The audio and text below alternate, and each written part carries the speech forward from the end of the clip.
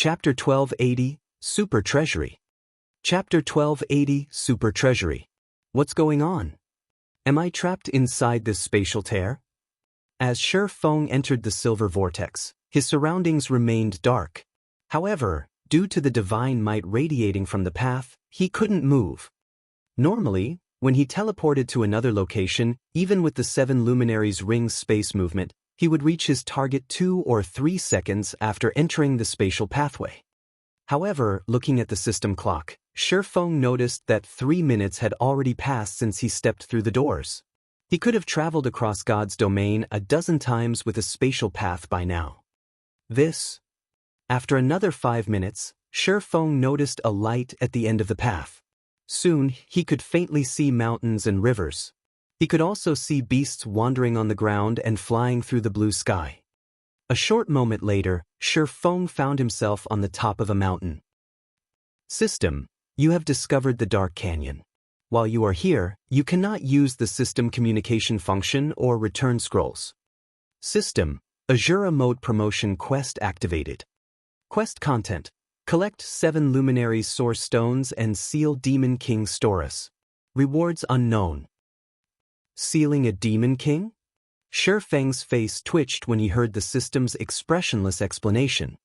Although he had known that this quest would be difficult, he hadn't expected it to be quite this hard. A Demon King was the equivalent of a Tier 5 legendary monster. It could wipe out entire cities. Current players were no match for such power.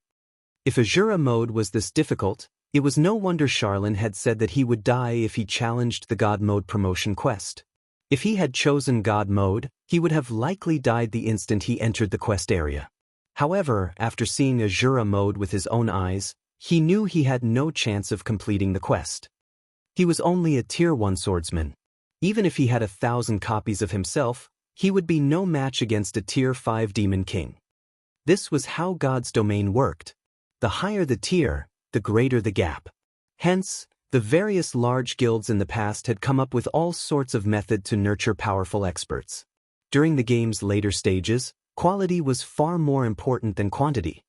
A Tier 5 player was more useful to a guild than 100,000 Tier 2 players. Not only could the Tier 5 player defend a city without help, but they could also lead teams to raid Tier 5 legendary monsters. Normally, one needed at least a 100-man team of Tier 3 players to raid Tier 5 monsters. Moreover, the players needed to know the monsters' weak points and target them appropriately with various tools and items. Otherwise, such monsters were impossible to raid. Asking him to deal with a Tier 5 Demon King alone was asking for the impossible. Fortunately, the quest content mentioned something about gathering 7 luminaries source stones. Shi Feng breathed a sigh of relief after he read the quest content again carefully. Shi Feng knew a little about the 7 luminaries source stone. It was even more precious than the 7 luminaries crystal. The stored mana was much more refined. However, unlike the 7 luminaries crystal, which contained every type of elemental mana, the 7 luminaries source stone was limited to one type. As a result, its usage was limited. It could only be used for special situations such as powering up certain sealing magic arrays. Since I've confirmed the quest contents, next up will be the search for the 7 luminaries source stones. Shi Feng gazed down at the massive canyon below him. The canyon was poorly illuminated. However, he could hear faint roaring and sounds of battle. A tall tower had been erected in the canyon center. This tower reached into the clouds, and it was several times taller than the mountain he currently stood on. A large number of flying monsters circled the tower. 9-headed vulture, demonic beast, high lord. Level 60. HP 30, 000, 000/30, 000, 000. With so many 9-headed vultures circling the tower, it was impossible to approach the building from above. Since flying isn't possible, I'll have to head down the mountain and investigate the canyon. Shi Feng then activated Wind Rider and rapidly descended the mountain. The mountain path leading to the peak was very narrow. There were also plenty of powerful demonic beasts lying in wait, hoping to ambush unsuspecting prey. Seeing this, Shi Feng sighed in relief. Fortunately, he hadn't chosen to walk down the mountain path. Otherwise, he would have fallen into these demonic beasts' trap and died. After Shi Feng dove into the canyon's depths, silence and darkness wrapped around him. Although he hadn't seen it from the mountaintop, the darkness hid a large courtyard, in the heart of which stood the tower. From above, Shi Feng spotted all kinds of high-tiered demonic beasts roaming the courtyard. Some of these demonic beasts even fought each other for territory. As soon as Shi Feng entered the massive courtyard shrouded in darkness, he felt his body grow heavy. At the same time, Wind Rider's effect was forcefully removed, and he plummeted. The gravity acting on his body grew stronger as he neared the ground. Fortunately, Shi Feng had the ring of gravity. Activating gravity liberation, he freed himself from the pull. The speed of his fall also decreased. In the end, he landed on the courtyard's stone tiles safely without attracting the surrounding monster's attention. System, you have discovered the Moonlight Courtyard. The Moonlight Courtyard? Shi Feng was stunned when he heard the system notification. So, this is where the rumored Moonlight Courtyard is located. The Moon God had built this courtyard. The Moon God loved gardening, as well as alchemical and magic array research. For example, the Moon Drip Magic Array was one of the Moon God's creations. It could break any curse in the world. Meanwhile, the Moon God had frequently used the Moonlight Courtyard to conduct research. Sure enough, Charlene did not trick me. I should be able to find a few God crystals. A hint of excitement flashed in Shi Feng's eyes as he read the system notification. As the Moon God's favored research location, there were bound to be many items the Moon God had left behind. Regardless of how powerful these items were, they would contain divine power if the Moon God had used them frequently and could be used in place of God crystals. In any case, he needed the God crystals to feed to the soul orb. If he came across a powerful treasure, he would reluctantly absorb it with the soul orb. Following which, Shi Feng stealthily moved through the courtyard. There were plenty of powerful monsters in the courtyard, and even the weakest among them was a level 60 chieftain. To avoid trouble, Shi Feng activated omniscient eyes to deal with his visibility problem and an invisibility potion to remain undetected. With his current strength, Shi Feng had no problems against a level 60+ chieftain in a one-on-one fight. However, as soon as the battle began, the commotion would attract the attention of nearby monsters. If that happened, only death would await him. As for using instantaneous movement magic scrolls and skills like space movement, Shi Feng had already tested them and found that he had access to none of them. In addition, this area barred flight. If he were surrounded, he would die. He needed to be very careful. After wandering around the courtyard for over 2 hours, Shi Feng finally got through the courtyard's outer area and entered the middle ground between the outer and inner areas. The inner area is so luxurious. Shi Feng wore a wistful expression as he gazed at the distant inner area. He could spot a herb garden in the inner area. Although the herb garden had existed since ancient times, due to magic arrays and divine ruins bolstering the garden, all of the herbs were healthy. Unfortunately, the demonic beasts were eating these herbs. Shi Feng noticed that many of the plants had already been devoured.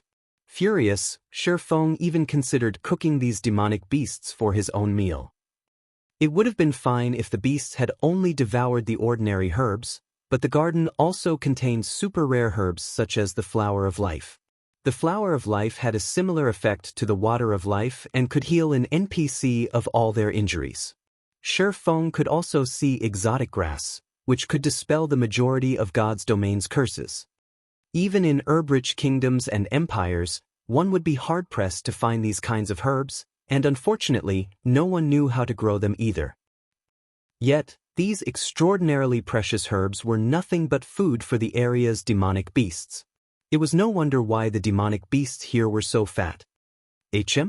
Moonlight fruit. Shi Feng suddenly noticed a tree that was roughly 30 meters tall. Hanging from the silver tree's branches, Shi Feng noticed a translucent fruit. When he saw this translucent fruit, his heart began to pound. In the past, the moonlight fruit had sold at one of the superpowers auctions. After that auction, not a single player throughout God's domain had forgotten the fruit's name. However, this wasn't because the fruit had sold for an astronomical price. Rather, it was due to the fruit's effects. When consumed, the moonlight fruit would permanently improve a player's physique. Chapter 1281, Exploring the Herb Garden. Chapter 1281, Exploring the Herb Garden. In God's domain, the moonlight fruit was one of the very few treasures that could permanently improve a player's physique. Although each fruit could only improve a player's physique by 2%, it was exceedingly valuable. Moreover, each player could consume a maximum of 5 fruits.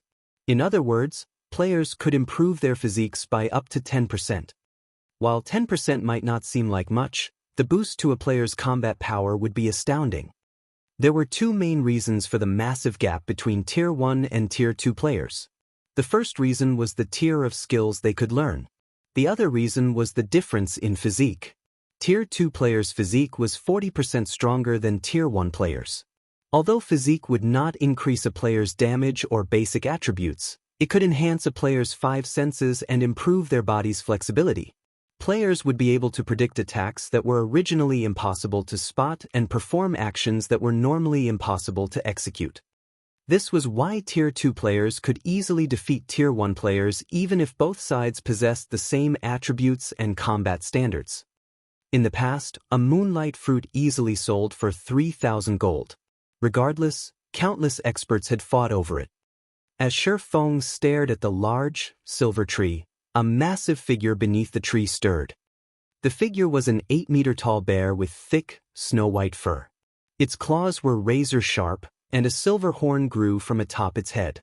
Currently, the bear slept peacefully beneath the tree. Occasionally, it would rub its back against the silver tree. Silver Moon Bear, Demonic Beast, Great Lord. Level 65. HP 74, 000/74, 000/000. Feng spotted a total of 6 silver moon bears resting beneath the tree. He also saw a large number, easily over 1,000, silver moon rats roaming the garden. Moreover, these monsters moved relatively close to each other. Silver Moon Rat, Demonic Beast, Lord. Level 62. HP 18, 000/000/18, 000/000. It doesn't seem possible to sneak my way there. Feng observed his surroundings, but he couldn't find an opportunity to get past the monsters to take the moonlight fruit. I guess that I'll have to clear out the area, taking the monsters down slowly. If I obtain the moonlight fruits, it'll help Fire Dance and the others get through their promotion quests. With Fire Dance and the others' strength, they would likely clear their hard mode promotion quests. However, the likelihood of them clearing hell mode was relatively low. Although there was only a 1-grade difference between the two, the rewards would impact their development. However, if he could improve their physiques, then they could clear the hell mode promotion quest more easily. Moreover, he had another reason to eliminate the demonic beasts in the garden. He needed to reach the courtyard's inner area safely. On the off chance he caused a commotion and were surrounded, he would undoubtedly die. Thinking up to this point, Feng quickly went into action. As a preventive measure, let's summon a demon. Thinking so, Feng took the Bible of Darkness from his bag. Although he was confident in defeating these Lord-ranked Silver Moon rats, it would take too much time and energy by himself. He needed some help. Originally, Feng had considered summoning his personal guards. However, as this was a special space, he would die from regret if they couldn't be unsummoned and died here. Unlike mounts and pets, personal guards could not be easily resurrected. Oftentimes, players chose to search for new personal guards rather than resurrecting their guards after death. Resurrection was simply too expensive. It cost even more than bronze and mysterious iron guards. Even Feng couldn't afford to resurrect a dead personal guard. Hence, unless absolutely necessary, he would not dispatch his personal guards. On the other hand, he would not mind even if the demons he summoned died. In any case, they would disappear after 5 hours. Following which, Feng summoned a level 60, Tier 2 Tomahawk Demon. The demon could be both a meat shield and DPS. After waiting for some time, the 5 silver moon rats standing around the herb garden's outer edge finally moved away.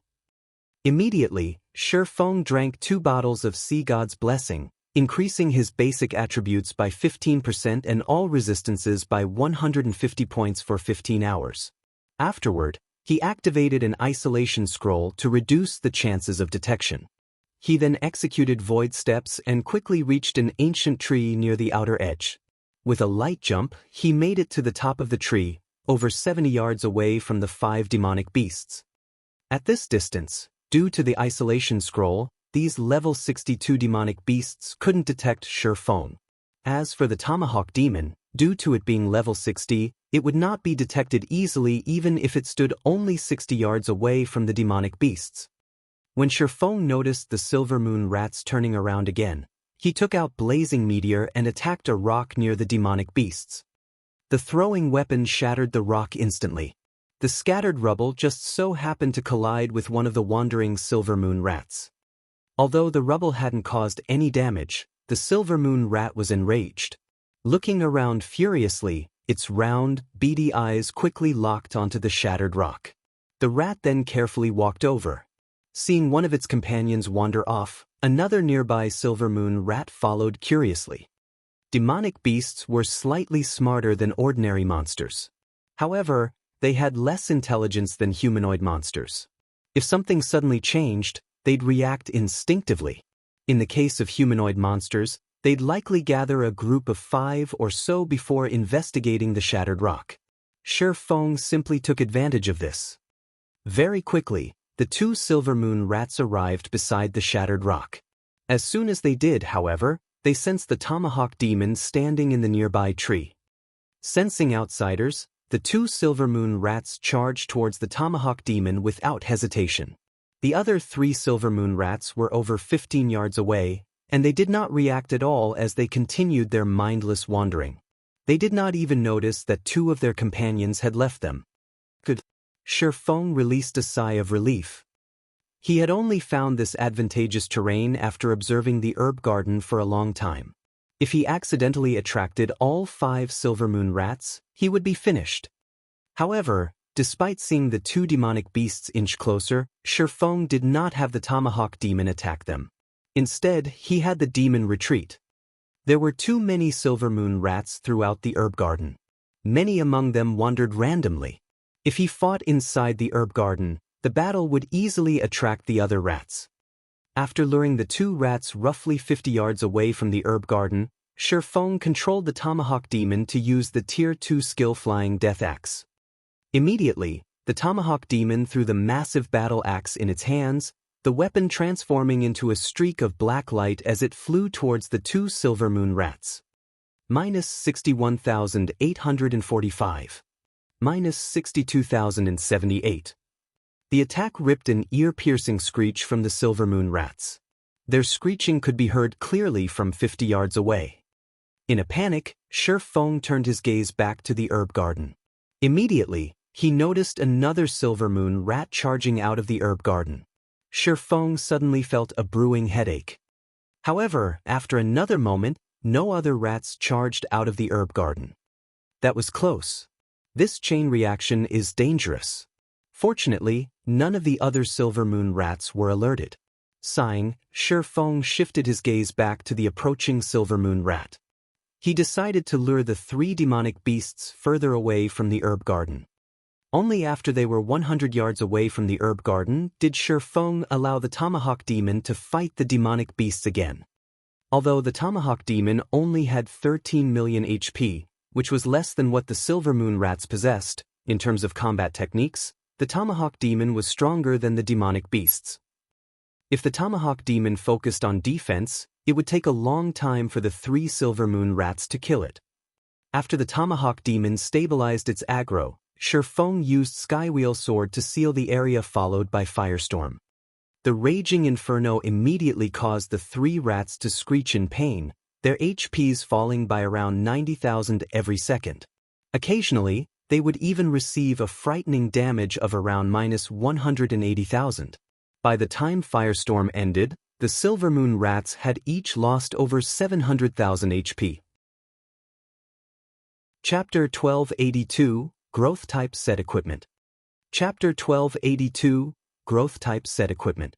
As expected of a god's home. This place is even more amazing than the Tower of Time. Shifeng shifted his gaze towards the demonic beasts in the herb garden as he held the 7 luminaries shard tightly. The Tower of Time was one of the 2 most famous towers in the Twin Towers Kingdom, as it was an Azura mode regional dungeon. Although the dungeon was a similar rank to the Stoneclaw Mountains, there was a huge difference between the two. The Tower of Time's bosses dropped 7 luminaries crystals. However, the Moonlight Courtyard was even more astounding. He had a chance to obtain 7 luminaries shards by killing the numerous Silver Moon rats here. On their own, 7 luminaries shards weren't particularly useful. However, they could be sold to NPCs for a high price. NPC merchants would be more than willing to purchase each shard for 1 gold. However, players weren't likely to sell their 7 luminaries shards to NPCs.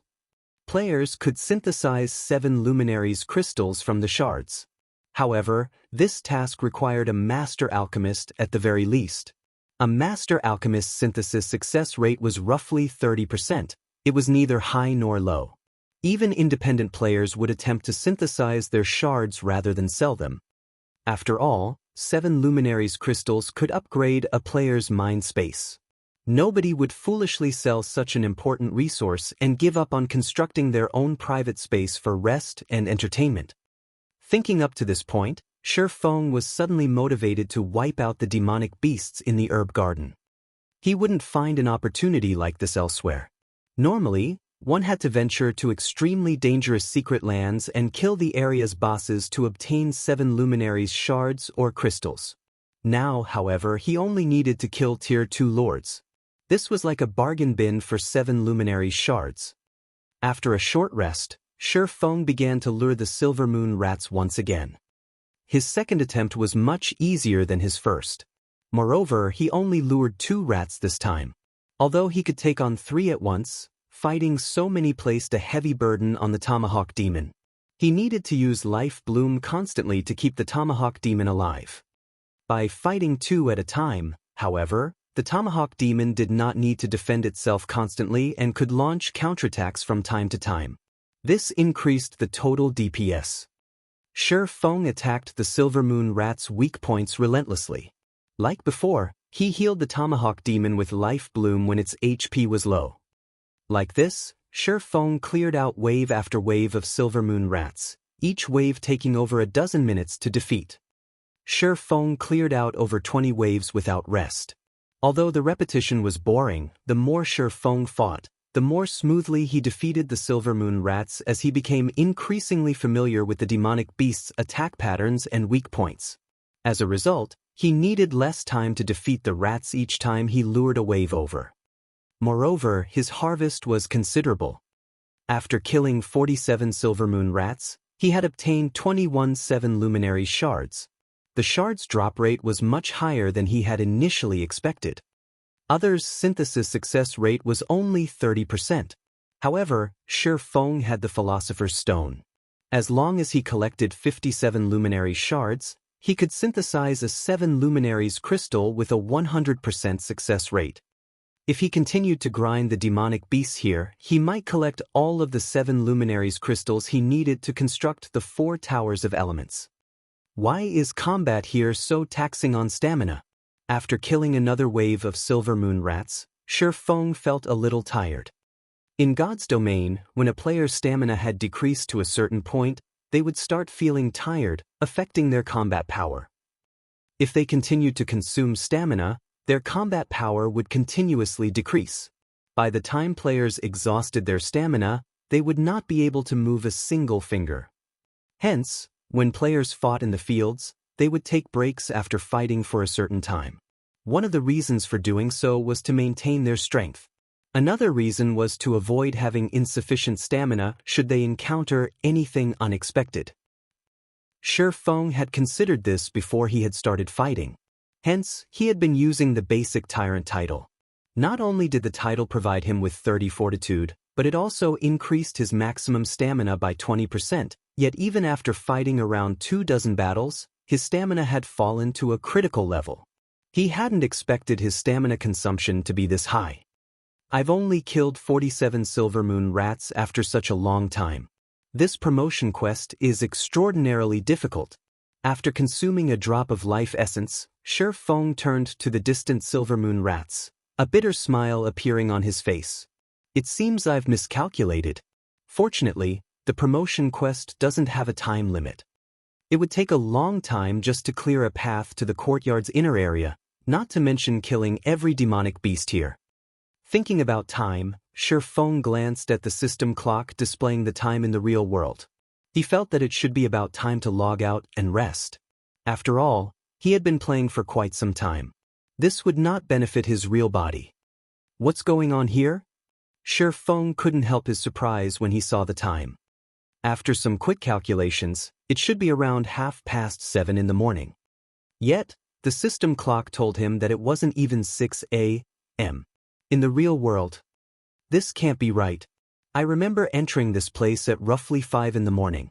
I've been grinding the rats for 5 hours now, so 2.5 hours should have passed in the real world. Even if my calculations are slightly off, it should still be past 7 o'clock, Shi Feng muttered in confusion. Following which, Shi Feng looked at the system clock displaying the in-game time. As he thought, he had been grinding for over 5 hours. Could the flow of time here be different from God's domain? Shi Feng suddenly thought of a possibility. In fact, this wasn't something new in the game. Although rare, when one entered certain secret lands, the flow of time was different. Following which, Shi Feng started comparing the time flow in the Dark Canyon and the real world. The moment he did, however, he was shocked. Time in the Dark Canyon flowed 10 times faster than in the real world. Shi Feng was stunned. After all, he had only ever heard about a 1 to 10 time dilation in the past. He had never experienced it before. The greatest time dilation he had experienced was a 1 to 6 ratio. 1 hour in the real world had been 6 hours in the game. On the continent of God's domain, the time dilation was only double that in the real world. Now, however, he experienced a 1 to 10 time dilation. Shi Feng finally understood why, after coming here, the system prevented access to the communication system and return scrolls. Contacting the outside world while experiencing such a high time dilation would be an impressive feat. This is wonderful. I won't have to worry about spending too much time in here. Shi Feng was ecstatic. However, although he was not in a hurry, he couldn't spend too much time on his promotion quest. After all, the contest on Thunder Island was rapidly approaching. He needed to prepare. He also needed to search for sufficiently powerful mysterious flames to extend the time he had left before he became a puppet. After Shi Feng rested, he grinded the silver moon rats once again. With the life essence's stamina recovery, his stamina consumption rate decreased to 1/3 of its original. He could now fight for much longer. While he fought the silver moon rats, Shi Feng summoned his second tier 2 demon, Hidden Thorn Demon. This type of demon was similar to an assassin. It possessed explosive power and control capabilities. This made killing the silver moon rats much easier for Shi Feng. Now, he could defeat 2 silver moon rats in 8 minutes. As Shi Feng grinded silver moon rats, he also discovered that, aside from dropping 7 luminary shards, the silver moon rats dropped equipment, though at a very low probability.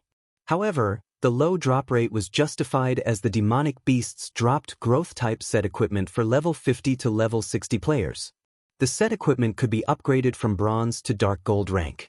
These items were far more valuable than ordinary level 60 dark gold set equipment. The silver moon rats dropped 2 variants of growth-type set equipment. One was the magic moon set equipment, meant for magical classes, while the other was the shadow moon set equipment for physical classes. Both were 7-piece sets. After grinding for over a dozen hours, Shi Feng had only obtained 3 set pieces, 2 for the magic moon set and 1 piece of the shadow moon set. Meanwhile, he had collected 91 7 luminary shards. As Shi Feng was about to enter the herb garden and lure more monsters, every one of the silver moon rats in the garden started to tremble. Shortly after these silver moon rats started trembling, the mana in the herb garden was pulled to a single point. Immediately, Shi Feng turned to the epicenter of this phenomenon. An evolution? Shi Feng's jaw dropped in astonishment. A silver moon rat, significantly larger than its counterparts, stood in the center of this phenomenon.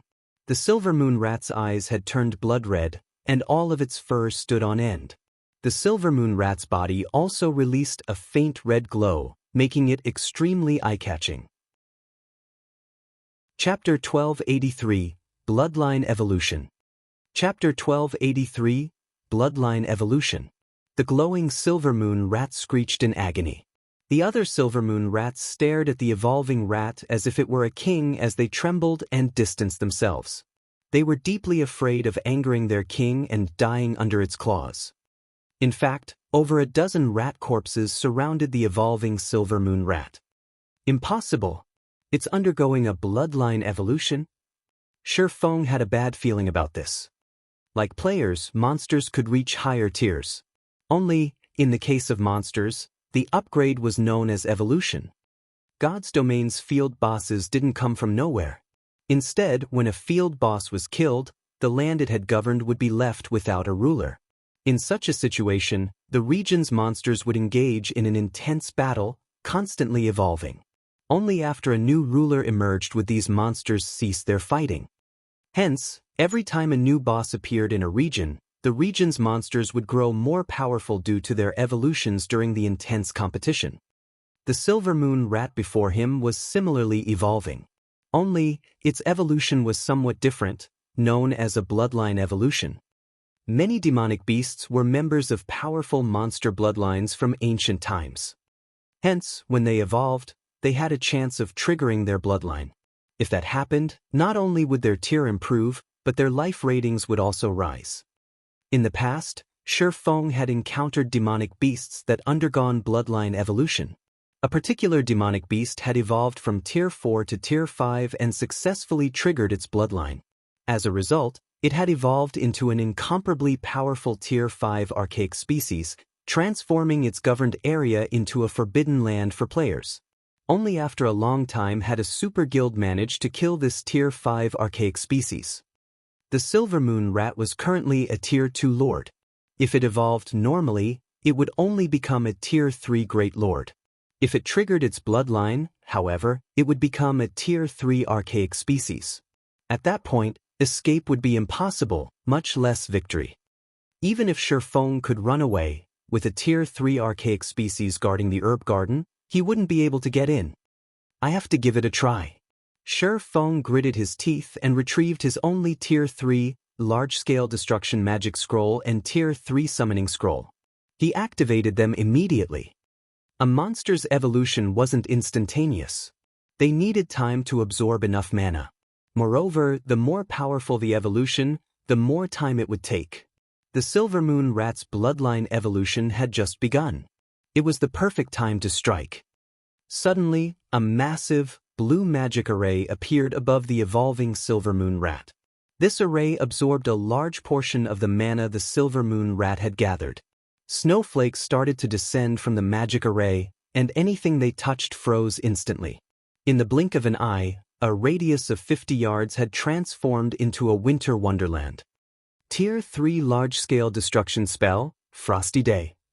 Not only could the spell cause a lot of damage, but it could also freeze all targets within the affected area for 10 seconds. Even if the freezing effect were negated, enemies would receive a debuff which reduced their movement speed and attack speed 50% and double their stamina consumption rate for 10 minutes. This one move had frozen all of the rats around the evolving silver moon rat. As for the silver moon rats that were outside of Frosty Day's range, due to the silver moon rat that was undergoing its bloodline evolution, they didn't dare approach the area. Instead, they turned tail and fled for their lives, giving Shi Feng an opportunity to attack the evolving silver moon rat. As for the evolving silver moon rat itself, the spell had taken over 1 million of its HP. Roar! The silver moon rat suddenly released a deafening roar. It began to transform. Not only did it grow larger, but its dark gray fur had also turned silvery white. Its single tail split into 3, and it now had 4 front legs rather than 2. A pitch-black horn protruded from its forehead. This is insane. It's forcing its evolution? Shifeng frowned. Chapter 1284, Soloing an Archaic Species. Chapter 1284, Soloing an Archaic Species. After completing its evolution, the silver moon rat had more than doubled in size. Now, it was 6 meters tall and loomed like a 2-story house. Its aura had also grown more intense, making it difficult for Shifeng to breathe. Meanwhile, its statistics had undergone an earth-shattering transformation. Silver Moon Rat King, weakened. Archaic Species, Great Lord. Level 64. HP 90, 000, 000/90, 000, 000. As Shifeng stared at the information, the Silver Moon Rat King vanished. In the blink of an eye, the Rat King appeared before Shifeng, its 4 front paws transforming into streaks of light as they slashed at Shifeng. So fast! Shifeng believed that in terms of speed, no player was his match in God's domain. However, compared to the Silver Moon Rat King, he was slow. Not to mention, the Rat King attacked with 4 limbs. Even if he could move faster, he couldn't dodge all 4 attacks. Defensive Blade. Ping. Over a dozen streaks of light slashed at Shifeng again and again.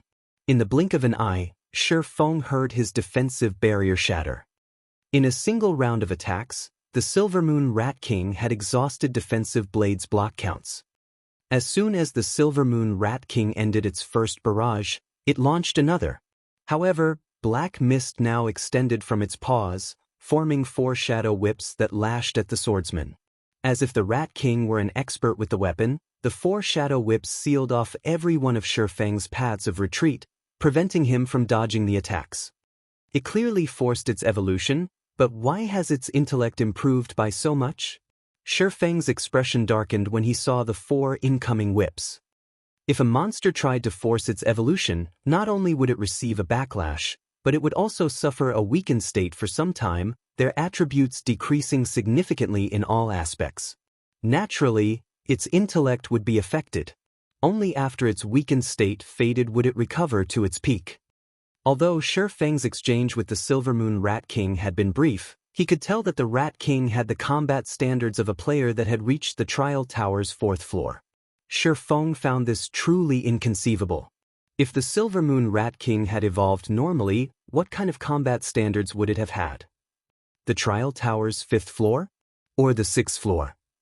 With such high attributes and superb combat standards, the Silver Moon Rat King would be an utter nightmare. Not even an entire team of experts would be a match for the Silver Moon Rat King, much less a 100-man team of level 60, Tier 2 players. It was much different than the Tier 5 archaic species Shifeng had faced in the past. Due to the lack of weaknesses, players had been forced to take the Tier 5 archaic species head-on. In the end, the Tier 5 archaic species had only died after a super guild had dispatched a team led by a Tier 6 god-ranked player. Against the Silver Moon Rat King's skill attack, Shifeng activated Divine Steps without hesitation. Immediately, 10 doppelgangers appeared around him. The instant the shadow whips descended, Shifeng switched places with one of the distant doppelgangers. In the end, the 4 shadow whips passed through Shifeng's doppelganger unhindered and struck the ground, slicing the packed dirt apart as if it were a cake. The grooves were roughly 6 yards deep and extended up to 50 yards. The attack's range and power rendered Shifeng speechless. After the skill ended, Shifeng swapped positions with another doppelganger and appeared beside the Silver Moon Rat King, the abyssal blade descending on the Great Lord. Chop! Minus 16,748. The Silver Moon Rat King reacted as it turned and snapped 2 shadow whips at Shifeng.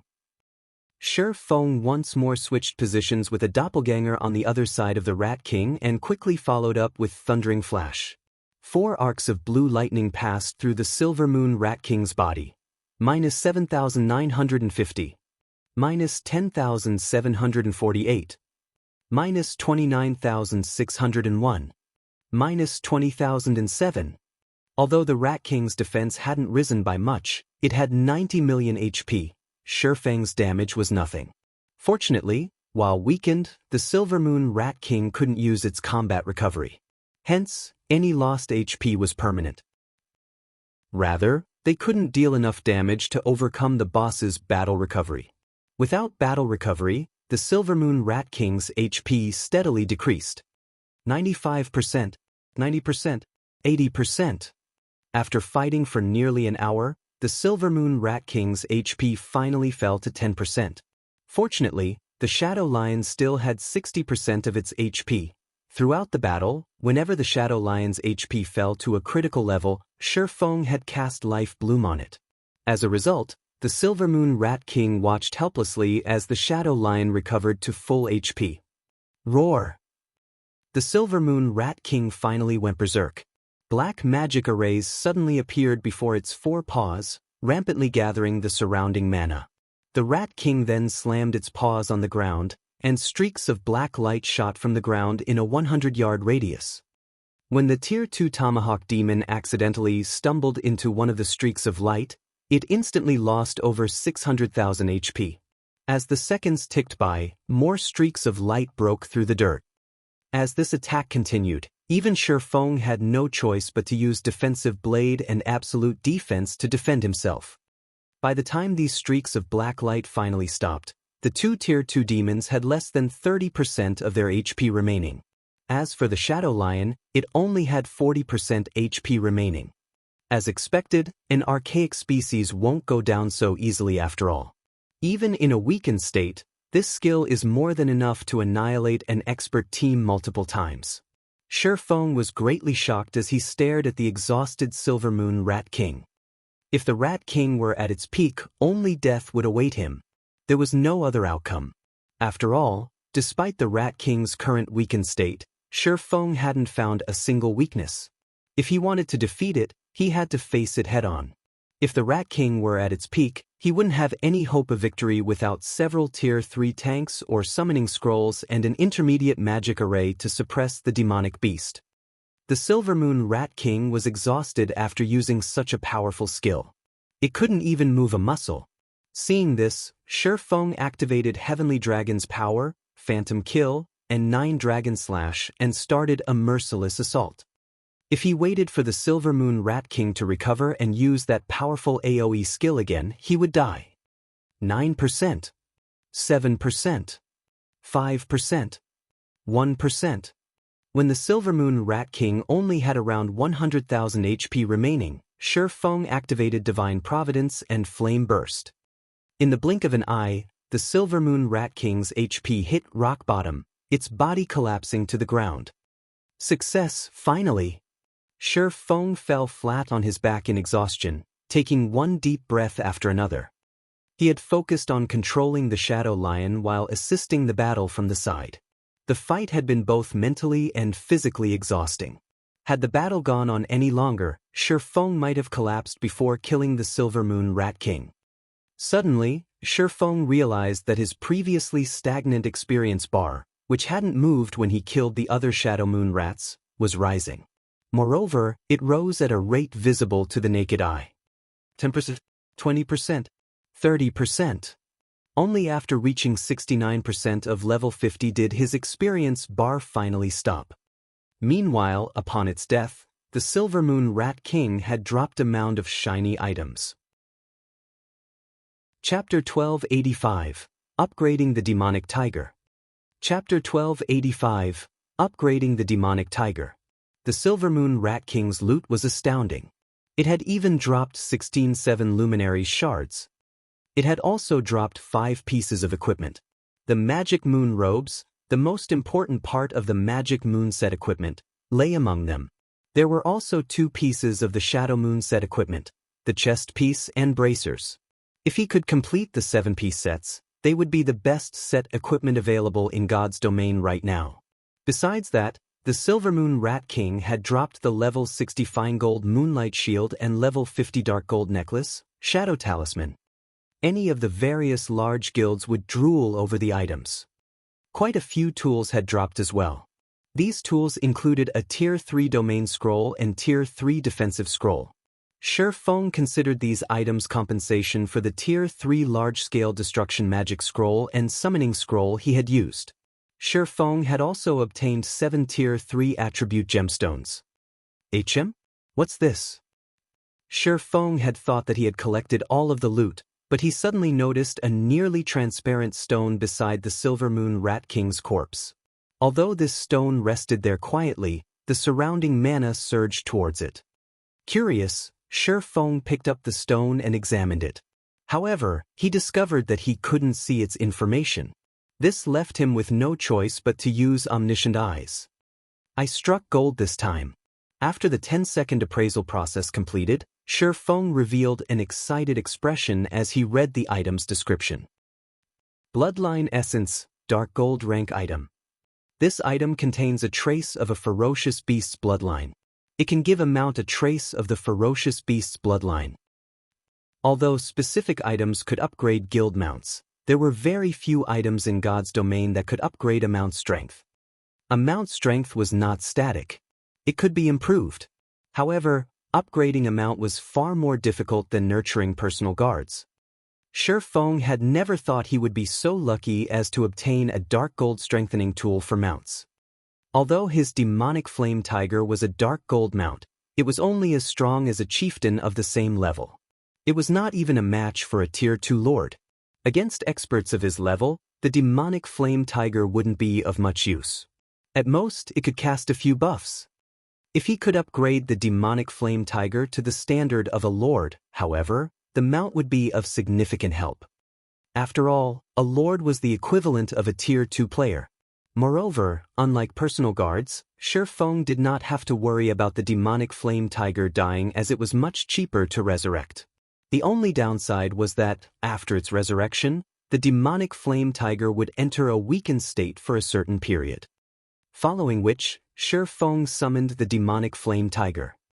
When the tall, mighty demonic flame tiger manifested, it obediently lay down beside Shi Feng and rubbed its furry head against his arm. How much strength you get from this depends on you now. Shi Feng then placed the bloodline essence before the demonic flame tiger's mouth. Seeing the translucent stone, the demonic flame tiger shone with hunger like a cat staring at a fish. Without hesitation, it licked the bloodline essence off of Shi Feng's hand and gulped it down. When the bloodline essence entered the demonic flame tiger's stomach, blood-red patterns began to appear across the feline's body. The surrounding mana surged into the demonic flame tiger.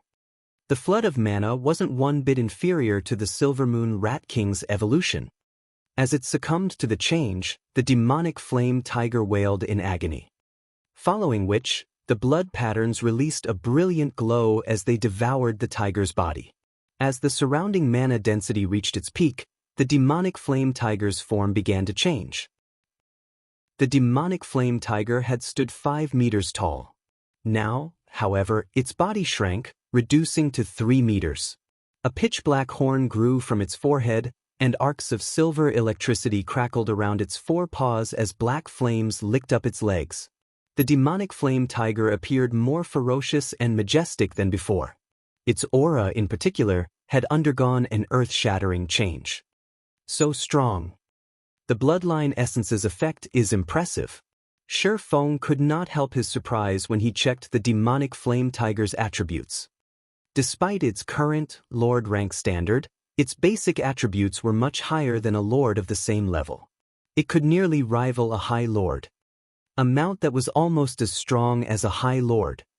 Just thinking about it excited Shi Feng. The strongest mount he had seen in the past had been on par with a great lord. It had belonged to a superpower's upper echelon and had been carefully nurtured. Countless resources had been spent on the mount's growth. Shi Feng had been jealous. After all, that player who had owned the mount had only been as strong as he had been, yet that player had such an impressive mode of transportation. Now that the demonic flame tiger was as strong as a high lord, as long as he nurtured it properly, it might become as strong as a great lord by the time he reached Tier 3. It would be a powerful ally. After all, his tiger now had a strand of a ferocious beast's bloodline. It was much stronger than monsters of the same rank. It's about time to log off and get some rest. Taking a look at the real-world clock, Shi Feng thought that this would be a good time to take a break. Following which, Shi Feng called up the system interface and logged out. As soon as Shi Feng exited God's domain, a series of notifications bombarded his virtual gaming cabin. Why are there so many messages? Shi Feng was slightly surprised. As his virtual gaming cabin had an anti-disturb mode, the system would temporarily block any messages from the real world. Only after he logged out of God's domain and woke from his slumber would the messages reach him. He had only been in God's domain for 3 days, yet he had over a dozen messages waiting for him. Some were from his assistant, Liang Jing, and some were from Big Dipper Group's chairman, Xiao Yu. He had also received an invitation from the White Tiger Dojo. Shi Feng glanced through one message after another. He quickly discovered that these messages focused on a single matter, the friendly competition that the White Tiger Dojo intended to host tomorrow. Xiao Yu's messages inquired about the participants' conditions, while Liang Jing's messages talked about the White Tiger Dojo's friendly competition. The White Tiger Dojo has splurged on the event. Shi Feng was slightly astonished as he read the competition's announcement. Not only had the various dojos and training centers in Jinhai City been invited to the competition, but the White Tiger Dojo had also involved 5 other nearby cities. Anybody could apply to join the competition. The participants weren't limited to the invited dojos and training centers. As long as one passed the qualifiers, they could take part. As a result, this competition was even more ambitious than Jinhai City's annual fighting competition. In addition, the White Tiger Dojo had changed the competition's rewards. Now, anyone who placed within the top 5 would receive prize money. First place would receive 5 million credits. Even 5th place would receive 500,000 credits. To the various dojos and training centers, this prize money was negligible. Rather, these organizations had their sights set on the Green God Company's invitation card. To the majority of the participants, however, the reward money was considerable.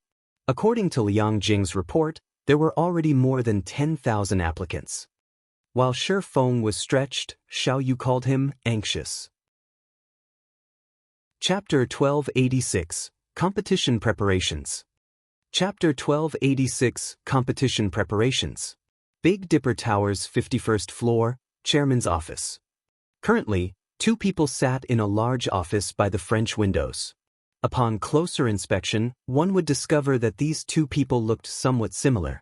Only, their auras were different. One radiated the energy that was unique to a martial artist, while the other's aura spoke of a high societal position. These 2 were none other than the Big Dipper Group's Xiao brothers. Big brother, I've looked it up already. To attract enough attention, the White Tiger Dojo has dispatched 3 experts from its main branch to participate in the competition. Are you sure we won't have any issues? Xiao Yan asked worriedly. The White Tiger Dojo was a titan in the fighting industry. The main branch's talents were all rising stars. Take Gan Xingting, who had defeated Chen Wu, for example. Despite being one of the White Tiger Dojo's advanced disciples, he didn't even qualify for the main branch's nurturing. It was clear how impressive the main branch's experts were. Moreover, the competition had an age restriction that barred those over 20, cutting out organizations such as the Big Dipper Dojo. He wouldn't have been worried if the age restriction had been set to 25. After all, Shi Feng would be able to participate if that were the case. Moreover, they had Fire Dance, who had defeated Gan Xingting in a single move. With those 2, the Big Dipper Dojo could easily secure first place, yet neither could participate this time. Xiao Yan was very familiar with the Big Dipper Dojo's members. Only a few among them could be professional fighters. Moreover, even if they participated in the city's annual fighting competition, they wouldn't rank within the top 100. How could these members possibly contend with the White Tiger Dojo's elites? To put it crudely, even in a 3-on-1 fight, their opponent would win in 3 moves or less. If they signed their members up for the competition, it wouldn't be a matter of winning or losing. It would be a matter of how badly they were humiliated. If they embarrassed themselves during such a grand event, it would impact the Big Dipper Dojo's future. Shi Feng's people have assured me that everything is in order. I've tried to ask the person himself, but he is still in the game and it wouldn't be wise to interrupt him. After all, he has already guaranteed success, Xiao Yu responded with a concerned expression. Big Dipper's future was at stake. He had tried to ask Liang Jing, but she had no information on these matters. Big brother, I think we should try to get an answer from him. The competition is tomorrow. If we can't win, I'd rather be absent than humiliate ourselves. If that happens, we won't have any chance against the White Tiger Dojo, Xiao Yin said. Alright, once Shi Feng leaves the game, I'll ask him. Xiao Yu agreed with his brother's logic. The White Tiger Dojo was obviously serious about branching out to Jinhai City and the several neighboring cities. Otherwise, it wouldn't have dispatched its elites to take part in the competition. After all, the qualifiers for national fighting competition would begin soon. Its elites should be either resting or preparing for that event. Taking part in this sudden competition would affect them. As Xiao Yu and Xiao Yan chatted, Xiao Yu noticed that the Do Not Disturb mode on Shi Feng's communication system had been removed. Immediately, he called the man. Chairman Xiao, what's with the early call? Has something urgent come up? Shi Feng asked curiously when he saw Xiao Yu's nervous expression on his quantum watch's display. The White Tiger Dojo's friendly competition is tomorrow. May I inquire about Instructor Shi's preparations? If you need any help, just say the word. We will do our best to assist you, Xiao Yu said. After grinding away half a day, Shi Feng finally cleared out the Silver Moon rats. Although the grind was boring, he had collected a total of 714 luminary shards. If he used the Philosopher's Stone, he could synthesize 14 luminaries crystals. He was now much closer to his goal of obtaining 40 units of 7 luminaries crystal. He also had 5 unique pieces of the magic moon set equipment. He had 4 duplicates as well.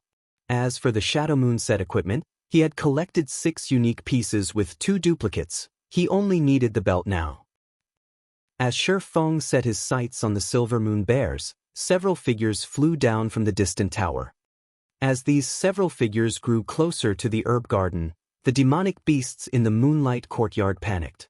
Even the Great Lord-ranked Silver Moon bears covered their heads with their paws and shuddered in fear, not even daring to glance at the distant figures. This is insane. Why are magic light dragonlings here? Shi Feng was astonished when he saw the 3 massive figures fly over him. Chapter 1287, Dark Shaman King. Chapter 1287, Dark Shaman King. The magic light dragonlings were pitch black and shrouded in a layer of black mist. Their skins sparkled faintly from time to time, resembling the night sky. The dragonlings' wingspan stretched over 20 meters, and a single flap was enough to create a strong gust of wind, the whistle echoing throughout the courtyard.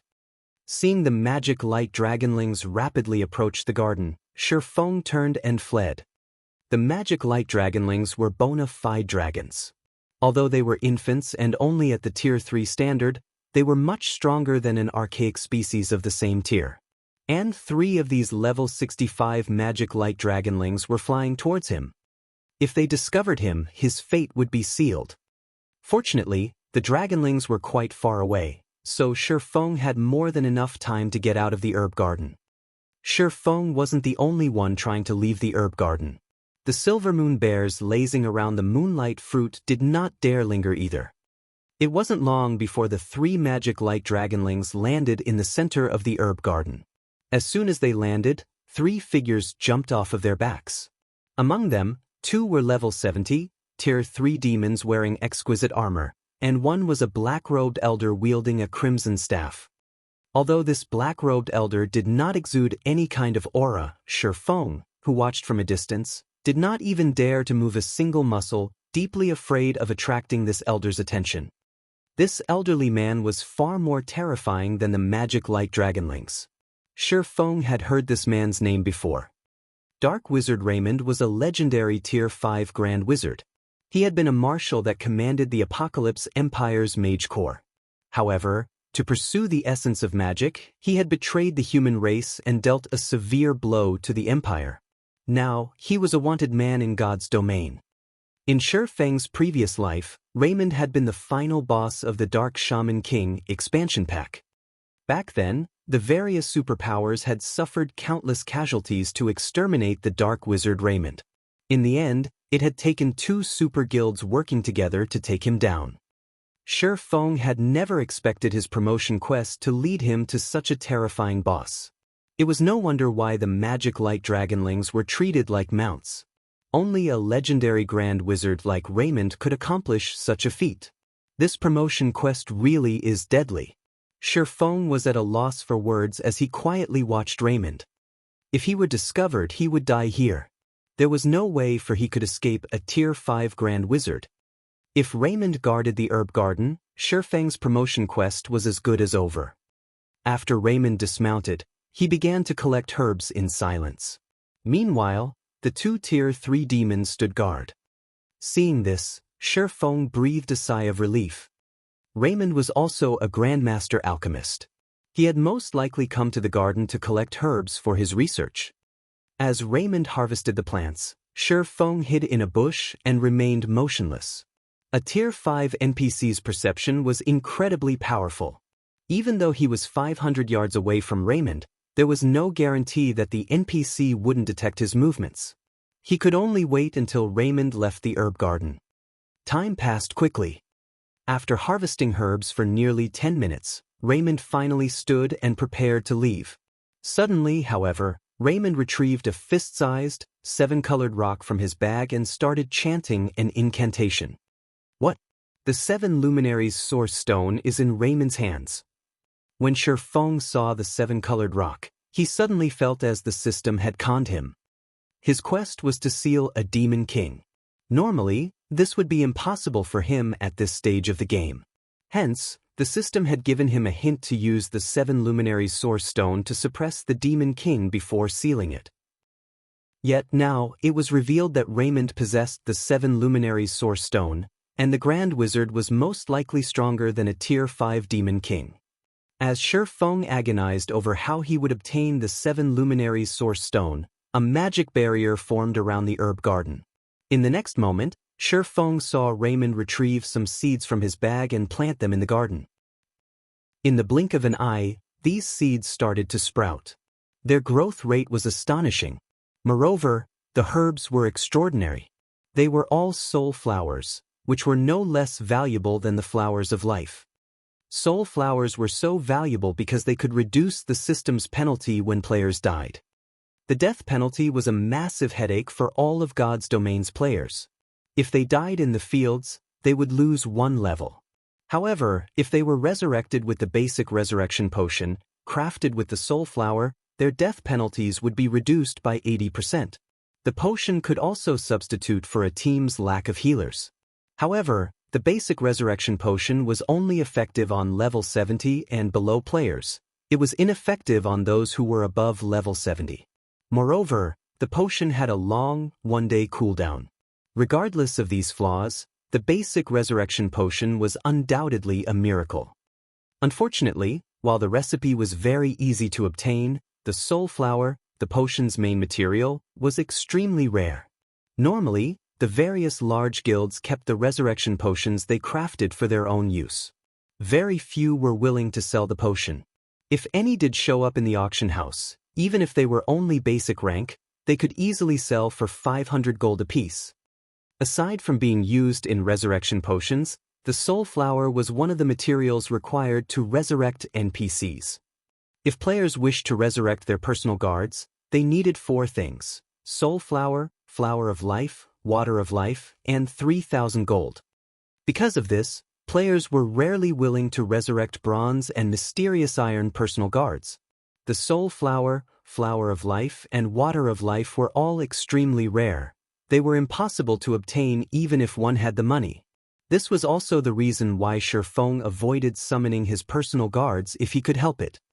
Shi Feng hadn't expected Raymond to have soul flower seeds. He certainly hadn't expected the man to have so many. If he could obtain these soul flowers, he could make a fortune.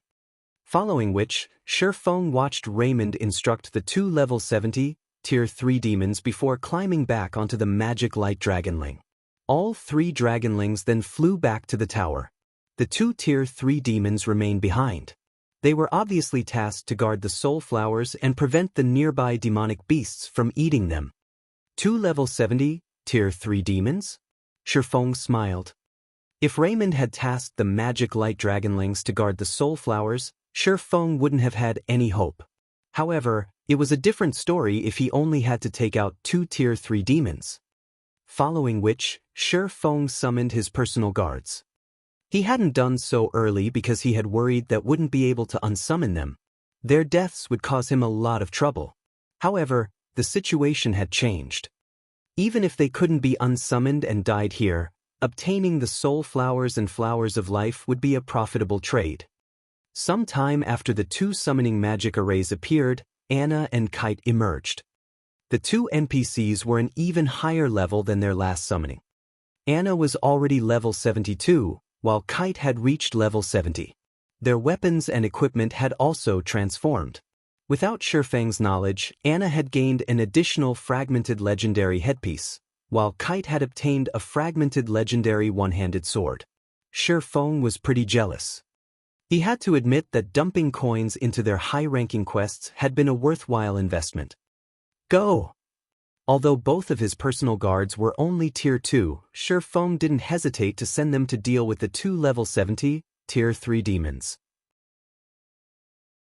In the blink of an eye, the demonic hunter lost over 500,000 HP. Kite was clearly superior in both strength and speed. After watching his personal guard's performance for a short moment, Shifeng joined the battle. Although both Kite and Anna could overwhelm the Tier 3 demons, the demons were different from the Silver Moon Rat King. Both had battle recovery, which allowed them to recover 350,000 HP every 5 seconds. It would take quite some time to kill them. After Shifeng, the demonic flame tiger, and the two Tier 2 demons joined the battle, their overall damage skyrocketed. When any of his allies began to run low on HP, Shifeng switched to the aura of water and cast Life Bloom. In less than half an hour, both level 70, Tier 3 demons fell. Once they died, Shifeng's experience bar had risen to 82% of level 50. Sure enough, only Great Lords grant EXP here. Glancing at his experience bar, Shifeng gained a general understanding on some of the Dark Canyon's rules. He then shifted his gaze to the loot dropped the two demonic hunters had dropped. Due to divine providence, the demonic hunters had dropped a total of 9 7 luminaries shards and 2 pieces of level 60 fine gold equipment. They had also dropped 2 small pouches. Opening the pouches, Shifeng discovered that they actually contained seeds. The 2 pouches combined contained a total of 27 seeds. The monsters here drop seeds? Shifeng was somewhat confused. This was the first time he had obtained seeds after killing a monster. Normally, one could only obtain seeds from NPC merchants or opening treasure chests. Following which, Shifeng curiously checked the seeds attribute panel. Mutated rainbow tree seeds.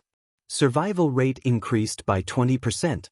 Amount of rainbow fruit produced during each maturity cycle increased by 30%. There is a chance to produce mutated rainbow fruit. What? These are rainbow tree seeds? Shifeng was momentarily stunned. Fruit trees in God's domain were different from herbs. They would not disappear once harvested. Instead, the tree would continue to bear fruit as long as one nurtured it properly. Only, the fruit's maturity cycle was a little longer than herbs. One could easily purchase an ordinary fruit tree's seeds from NPC merchants for relatively cheap. However, rare tree seeds were much more expensive, not to mention the rainbow tree seeds. In the past, one such seed easily sold for 400 gold. Unfortunately, rainbow trees had a very low survival rate of roughly 20%. Hence, if one wished to their own, it would cost around 2,000 gold. If one were unlucky, the seeds might cost them as much as 4,000 gold. The rainbow tree seeds were so expensive because rainbow fruits could produce rainbow wine. Not only was the wine delicious, but its effects could also rival the 100-berry wine. Moreover, the rainbow wine's effects lasted much longer. The mutated rainbow tree seeds, however, likely cost several times more than ordinary rainbow tree seeds. After all, the seeds boasted such a high survival rate. These trees would also produce more fruit than usual. Most importantly, they had a chance of growing mutated rainbow fruit. After Shifeng collected the loot, he chose to unsummon his personal guards, letting Anna and Kite return to their original locations. However, despite numerous attempts, the system notified him that he had failed to unsummon the NPCs. Sure enough, I can't send them back. It seems that I'll have to unsummon them after completing the quest. Shifeng could not help but sigh.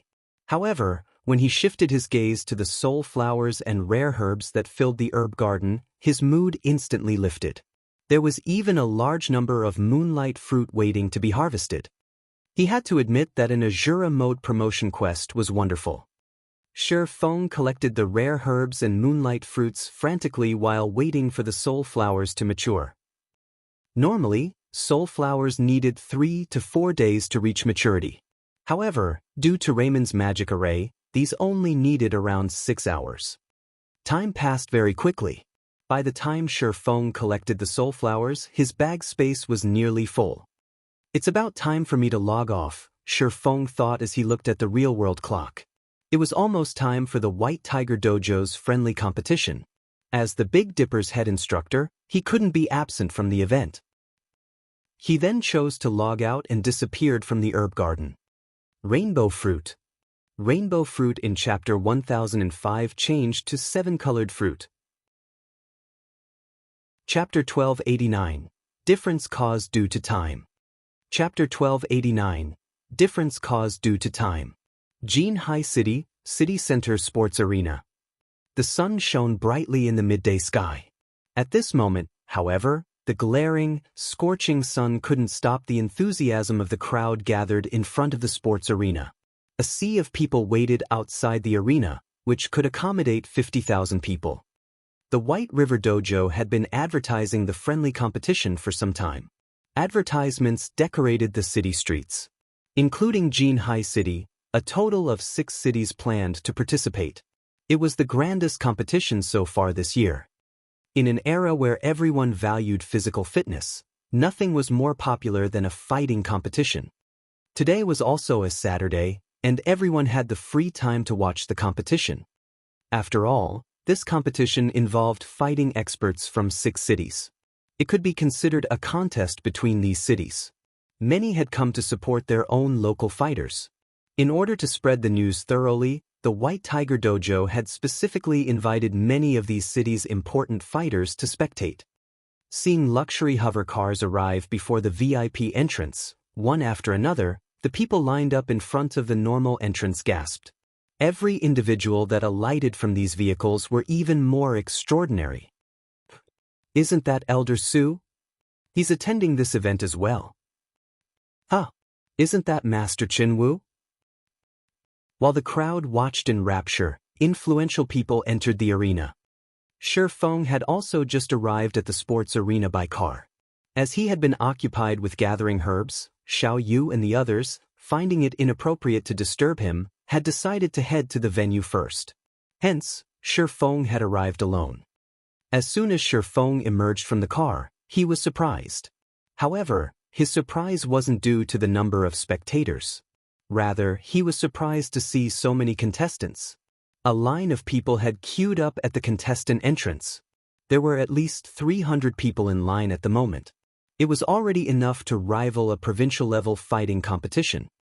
As Shifeng waited for Liang Jing to retrieve him, he noticed quite a few familiar faces in front of spectator entrance number 5. They were none other than Zhou Yuhu and his previous classmates. Brother Hu, you really are impressive. You even got your hands on entrance tickets.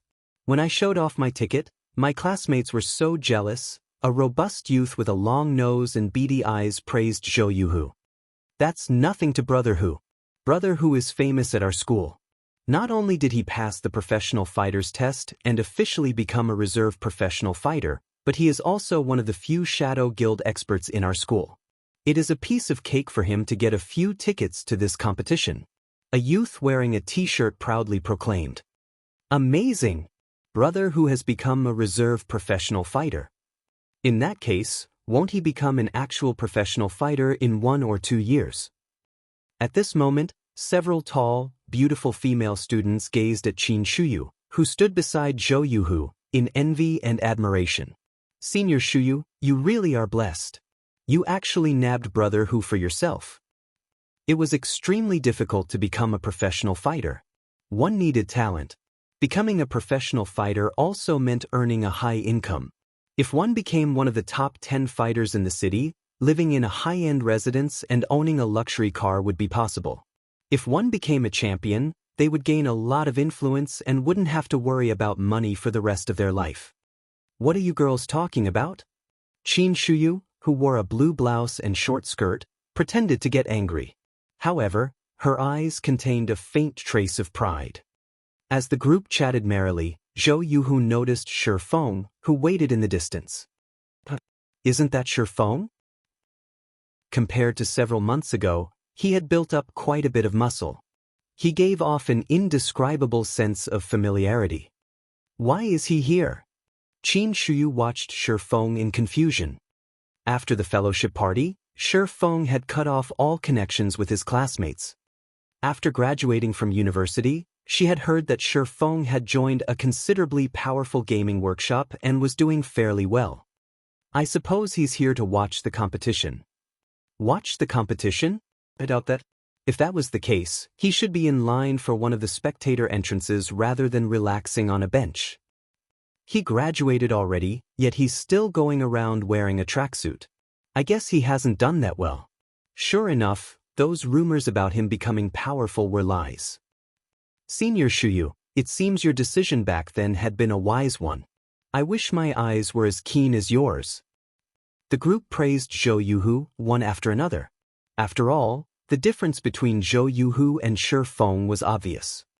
One was a nobody, working for some gaming workshop, while the other was an upper echelon in the well-known shadow workshop. Moreover, not only was Zhou Yuhu the envy of white-collar workers, but he was also a reserve professional fighter. As long as he could pass the city's qualifiers within 3 years, he would officially become a professional fighter. Every dojo and training center in the city would offer high pay to recruit him. Senior Shuyu, why don't we invite him to join us? We have an extra ticket. Letting it go to waste would be a pity. That's right. There are people willing to buy backroad tickets for 1,500 credits. It would be a loss to hold on to it. In any case, he must want one. We can sell it to him for 1,200 credits. Consider it doing him a favor. Zhou Yuhu and Qin Shuyu agreed with the suggestion. Obtaining these tickets hadn't been cheap. Even backroad tickets cost 500 credits through official channels. Originally, they had bought just enough tickets, but one of their party wasn't able to attend due to some urgent matter.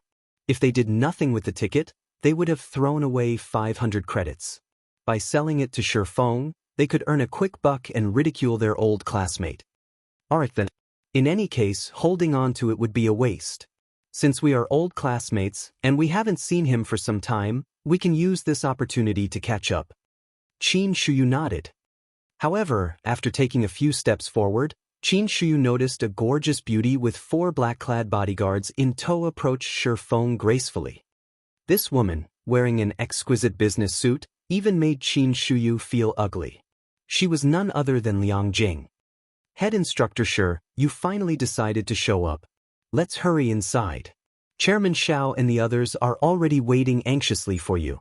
Had you been any later, they would have fetched your gaming cabin with you inside, Liang Jing grumbled when she saw Shifeng's leisurely behavior. Aren't I here now? Shifeng chuckled. Let's go. Hearing Shifeng's words, Liang Jing led him through the VIP entrance.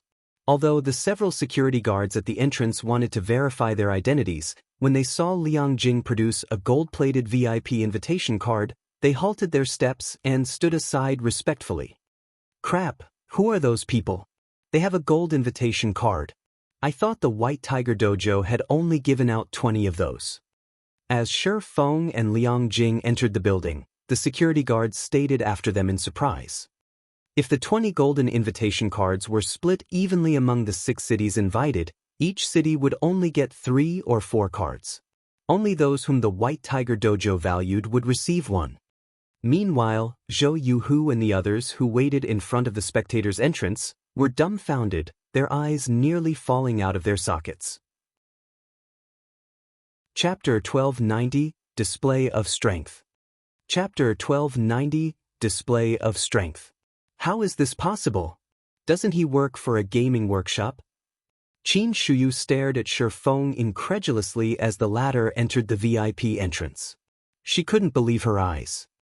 Every person she had watched go in through that entrance was an influential fighter in Jinhai City, yet Shi Feng boldly walked through the doors. Moreover, even the security guards had treated him with respect. How was he not doing well after graduating? He had risen to an entirely different level. So the rumors were true. Her companions' jaws had dropped as they stared at the VIP entrance. When they thought about how they had planned to sell Shi Feng a back row ticket, they realized the idea was laughable. Fortunately, they had not actually tried to sell him the ticket. Otherwise, they would have humiliated themselves. Senior Shuyu, aren't you very familiar with Senior Shi Feng? I'm very interested in gaming. If there is an opportunity, would you introduce us? A petite girl with big, round eyes and cherry-red lips asked Qin Shuyu with anticipation. If there is an opportunity, I'll introduce you, Qin Shuyu muttered, wearing an indescribably awkward expression. Meanwhile, in the sports arena's VIP hall, upper echelons from the various dojos and training centers, as well as influential figures from the various cities, had gathered, chatting merrily. Only, despite the sounds of laughter that filled the hall, an intense hostility snapped between them. When 3 of the White Tiger Dojo's people entered, practically every upper echelon shifted their gazes to the newcomers. Among these 3, the one leading the group was a middle-aged man in his mid-30s. The man gave off a peaceful aura. Of the 2 men beside him, one was Gan Xingting, the representative instructor for Jinhai City's White Tiger Dojo, while the other was Xie Qiwen, White Tiger Dojo's rising star. What? Jiang Tianyuan is here? Seeing as Jiang Tianyuan is attending, this competition must be quite important to the White Tiger Dojo. When the crowd saw the middle-aged man, Jiang Tianyuan, they spoke in hushed whispers. In the fighting world, Jiang Tianyuan had been a superstar in the past. He had participated in multiple international competitions and had placed quite well. During his youth, he had been practically unrivaled among his peers within the country. The White Tiger Dojo had raised him to the position of advanced instructor at a very young age. He had even become a hall master, managing over a dozen branches. Jiang Tianyuan was definitely one of the White Tiger Dojo's core upper echelons. Even the dojo's head hall master treated him with respect. The fact that such an important figure had set foot in a backwater city like Jinhai City proved that the White Tiger Dojo intended to do anything possible to win this competition. The minor dojos and training centers clearly had no chance of winning. Qiwen, are the arrangements for the competition complete? Jiang Tianyuan asked quietly after he greeted the various VIPs. Hallmaster, everything is complete. Once this competition is over, the White Tiger Dojo will secure all 6 cities, Xie Qiwen reported, smiling. Good then. Jiang Tianyuan nodded. However, I heard that the Big Dipper Dojo has a few skilled fighters. I've also heard that Lei Bao is now one of their instructors. Make sure our competitors do not grow complacent. Hallmaster, rest assured, we've investigated the Big Dipper Dojo's situation. Among their 20-year-old and younger members, none are exceptional. I am sure that some other dojo or training center will deal with Big Dipper before we have to, Xie Qiwen said confidently. If the woman named Fire Dance, who had defeated Gan Xingting in a single move, took part in this competition, they would have to take Big Dipper seriously. However, none of the dojo's new members had any talent to speak of, much less strength. Compared to the Big Dipper Dojo, the other dojos and training centers posed were a greater threat. Right, who have you chosen to be our 3rd representative in this competition? Jiang Tianyuan asked. I've heard that both Yu Ziping and Liao Huajie have performed considerably well thus far. Chapter 1291, Death Group.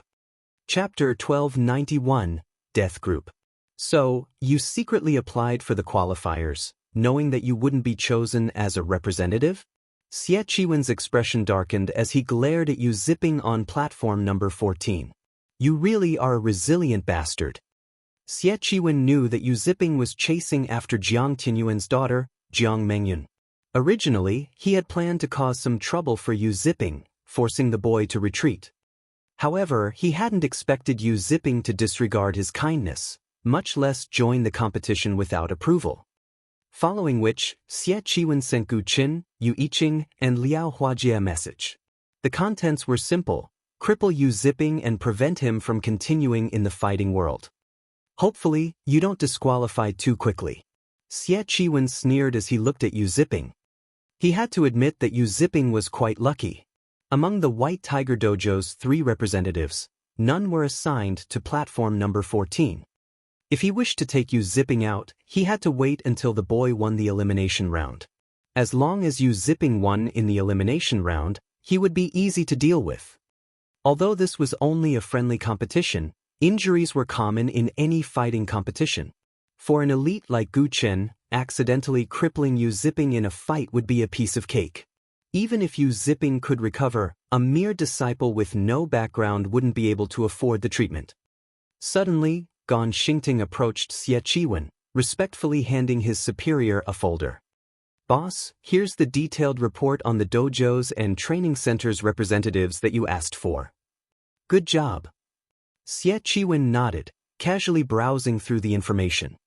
He was responsible for handling the occupation of the 6 cities. This was the first important task the White Tiger Dojo had assigned him. Naturally, his performance had to be flawless.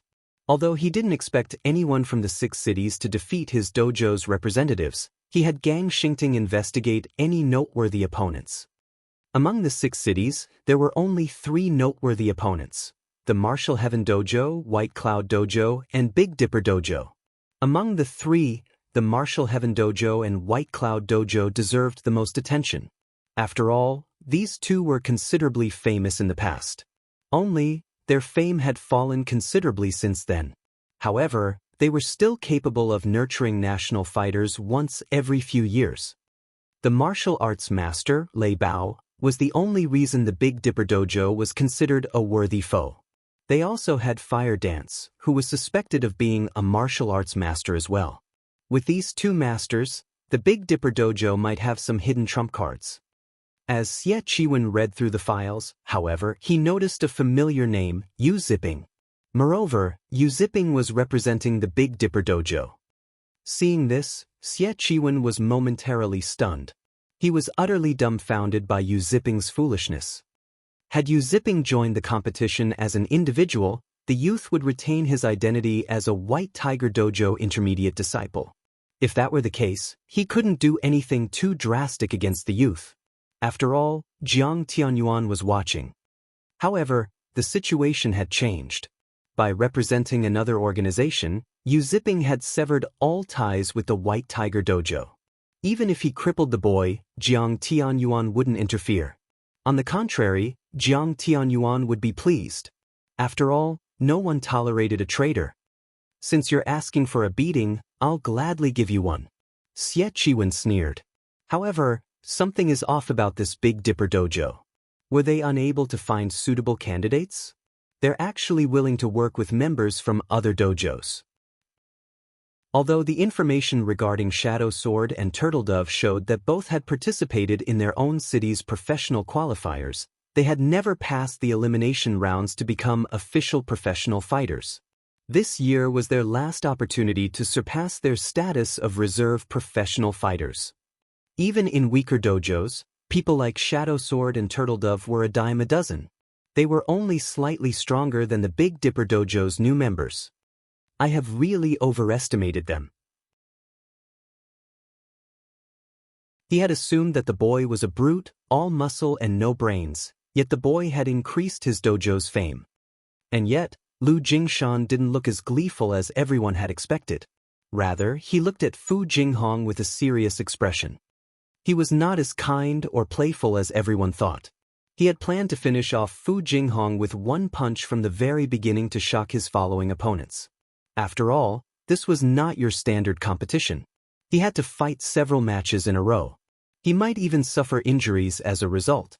Although the sports arena was equipped with excellent medical facilities and could help him heal small injuries very quickly, medicines and machines couldn't restore one's mental state. Hence, he had intended to finish his fights as quickly as possible. However, he had never expected Fu Jinghong to dodge his punch.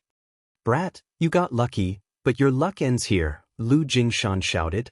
Immediately, he executed chaotic arrow strikes, his swiftest and most violent technique. He planned to overwhelm his opponent with brute force and speed. A wall of fists bombarded Fu Jinghong. Lu Jingshan's trademark chaotic arrow strikes. "That kid is doomed. It will take several months in the hospital to recover from his injuries." The audience could not help but pity Fu Jinghong when they saw Lu Jingshan's ruthless assault. As everyone thought that Lu Jingshan would send his opponent flying, Fu Jinghong reacted, blocking every one of the incoming punches. "Impossible! He can actually block that. Is he even human?" The audience in the VIP stands were shocked. This was especially true for the White Cloud Dojo elder. Lu Jingshan's punches were both swift and strong. This technique would even overwhelm national fighters, yet Lu Jingshan couldn't even hit Fu Jinghong. What refined skills! Jiang Tianyuan's eyes glowed as he watched Fu Jinghong's movements. The spectators were focused on Fu Jinghong's defense, but Jiang Tianyuan was fully aware of how difficult it was to block Lu Jingshan's chaotic arrow strikes so effortlessly. First, Fu Jinghong needed to predict Lu Jingshan's attack trajectories accurately. Then he needed to block the attacks from the correct angle. To achieve such a feat, one required an acute awareness of the fight and a wealth of combat experience. Jiang Tianyuan found it very difficult to believe that a youngster in his late teens could possess so much combat experience. "What? I thought he was just a reserve fighter?" Xiao Yu wore an incredulous expression as he watched Fu Jinghong move across the stage gracefully, his mouth hanging open. He then shifted his gaze to Shi Feng, and all of his resentment for the man vanished. He was surprised and elated. He had never thought that Shi Feng would find such a hidden expert. At the same time, his respect for Shi Feng grew. After the fight continued for another dozen seconds or so, Lu Jingshan gradually weakened. While chaotic arrow strikes could overwhelm his opponent, the move taxed his stamina. "I see that you have some hidden strength as well, brat. You nearly fooled me." Seeing the fight going nowhere, Lu Jingshan gave up on using chaotic arrow strikes and pulled away from Fu Jinghong. He tried to buy himself some time to recover his stamina with words. "If dodging is the only thing you know how to do, you will never defeat me." However, before Lu Jingshan finished speaking, Fu Jinghong charged forward. He had no intention of giving Lu Jingshan time to rest. Seeing this, Lu Jingshan sneered at his opponent's foolishness. Adjusting his stance, he responded with a horizontal kick. As Lu Jingshan's leg was about to strike Fu Jinghong, the young fighter representing the Big Dipper Dojo slid to a stop as if he had predicted the counterattack. As a result, Lu Jingshan's leg brushed past Fu Jinghong's clothing. Lu Jingshan's stance crumbled as his attack missed, revealing weak spots in his defense. Sneering, he muttered, "Although I've allowed you all to gain some fame, do you really think the championship will be that easy to win?" He hadn't expected the Big Dipper Dojo to have an expert capable of defeating Lu Jingshan. However, Gu Chen and Yu Qing had no cause for concern. Meanwhile, Shadow Sword, Fu Jinghong, was still dazed as he remained on platform number 1. "I won just like that?" Fu Jinghong muttered as he watched the medics carry away Lu Jingshan on a stretcher. He questioned his own performance. Was that really Lu Jingshan? He had challenged the city qualifiers twice before. However, he had been eliminated both times. Meanwhile, Lu Jingshan was an expert who actively participated in provincial-level competitions. The difference between them was like heaven and earth. Logically, he shouldn't have been able to win.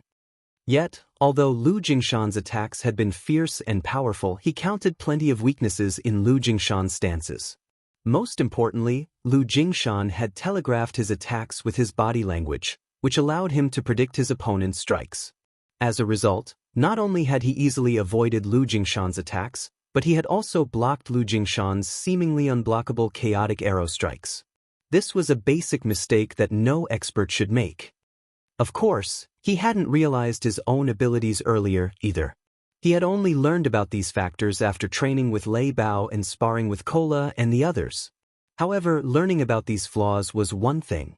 Putting this newfound knowledge to proper use was another altogether. To do so, he had arduously trained to execute void steps in God's domain and utilized the S-rank nutrient fluids to recover from the exhaustion, gradually increasing his brain activity. Only even after his training, Kola and the others still beat him mercilessly. Meanwhile, in the VIP stands, Shi Feng wasn't surprised in the least to see this outcome. Shadow Sword was immensely talented. He could easily see this in the young man's performance in God's domain. But there were a lot of differences between combat in God's domain and fights in the real world. If one wished to use their combat experience in the game in the real world, they needed to adapt. After all, one's body in the real world was different from their body in God's domain. There were minute differences between the way one controlled these two bodies. Of course, with proper guidance, one could adapt easily. Over the past 3 days, Shadow Sword had trained with Lei Bao continuously. He had also received plenty of nutrient fluids to aid his body's growth and repair. Most importantly, thanks to the S-rank nutrient fluids, his mental capabilities had evolved, allowing his 5 senses to become far more sensitive. Coupled with Shadow Sword's wealth of combat experience, it was only a matter of course for him to defeat someone like Lu Jingshan, who had very little combat experience. Once the match on platform number 1 ended, the matches on the other platforms began. The fights here were much more exciting than the city's annual fighting competition, so the audience's blood boiled as they watched. After watching Fu Jinghong defeat Lu Jingshan, who had been a favorite to win, the other fighters on platform number 1 weren't so desperate to win. If they didn't think that they could defeat their opponent, they simply surrendered. After all, they still had to participate in official competitions once this friendly competition ended. Unless absolutely necessary, they would avoid injury. Aside from platform number 1, some eye-catching experts emerged on the other platforms. The White Tiger Dojo's 3 experts, in particular, struck fear in their opponents, extinguishing their plans for overcoming the elimination round. Meanwhile, the match on platform number 28 ended within less than 5 seconds. A robust man that was 1.9 meters tall was thrown from the platform, tearing a gasp from the spectators. If the person responsible were a muscular man, they wouldn't have been surprised. However, the victor was a charming beauty with an hourglass figure. With a single punch, this beauty had sent a 1.9-meter-tall man flying over 3 meters away and off the platform's edge. The waiting fighters sucked in a breath of cold air when they saw this. Suddenly, they were afraid of this beauty. What kind of monstrous strength does she possess? Crap. Just who is she? Everyone began to evaluate the young woman. Meanwhile, the various dojos and training centers' upper echelons began to investigate this mysterious girl. When they discovered her identity, they nearly cried out in shock. This girl was actually one of the Big Dipper Dojo's representatives, Turtle Dove, Yu Qiao Qiao. Moreover, I heard that the Big Dipper Dojo is relatively new. It can definitely rival the Martial Heaven Dojo and White Tiger Dojo. When the organizers displayed the list of fighters who had advanced above the stage, the audience discussed the various establishments. Among the many dojos and training centers, only the White Tiger Dojo, the Martial Heaven Dojo, and the Big Dipper Dojo would be represented by all 3 of their fighters in the next round. Hence, many people started comparing the 3 dojos. When Xie Chiwen heard the chatter, he paled.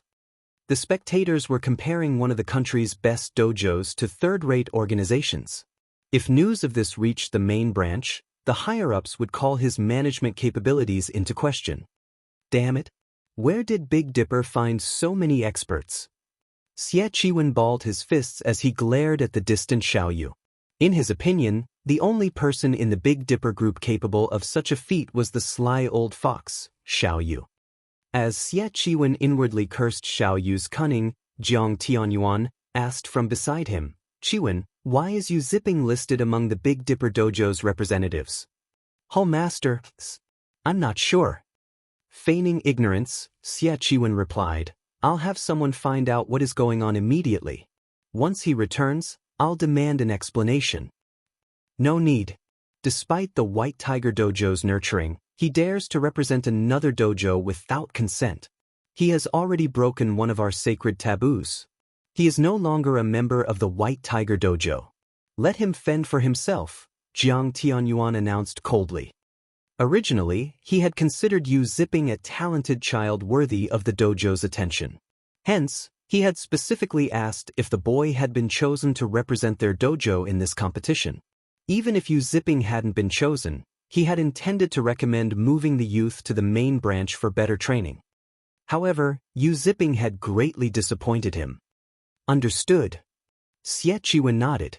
However, when Jiang Tianyuan looked away, he revealed a faint sneer. Yu Zipping had lost his protection from the White Tiger Dojo. It was obvious that Jiang Tianyuan's attitude towards Yu Zipping had changed significantly. After this, dealing with the boy would become easier. Once the competition ended, he would report Yu Zipping for violating his contract with the White Tiger Dojo.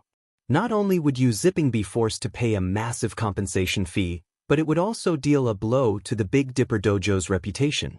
To protect itself, the Big Dipper Dojo might be forced to abandon Yu Zipping. Shortly after the elimination round, the 32 contestants that had advanced approached the sports arena's main stage to draw lots. The main stage was far more spacious than the surrounding platforms. Moreover, the virtual screens constantly broadcast the main stage, allowing all of the spectators to watch the fights. As the 32 contestants drew lots in sequence of their platform number, a petite, beautiful girl in a blue martial arts uniform walked up to Yu Zipping. This girl was none other than Yuqing. Yu Zipping, must you do this? Yuqing asked quietly. You know that Hall Master Jiang already plans to give Mengyun to Xie Chiwen. If you leave to join the Big Dipper Dojo now, you'll destroy your future. In the White Tiger Dojo, very few knew that Yuqing, who was only second to the goddess Tang Jingyao in terms of strength, had a friendship with Yu Zipping and Jiang Mengyun.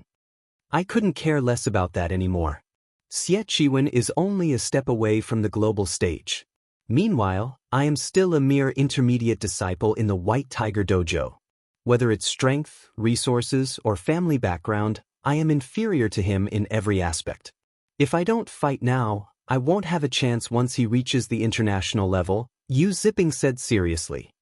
Even so, you shouldn't go about it like this. Yuqing was astonished when she saw Yu Zipping's determination.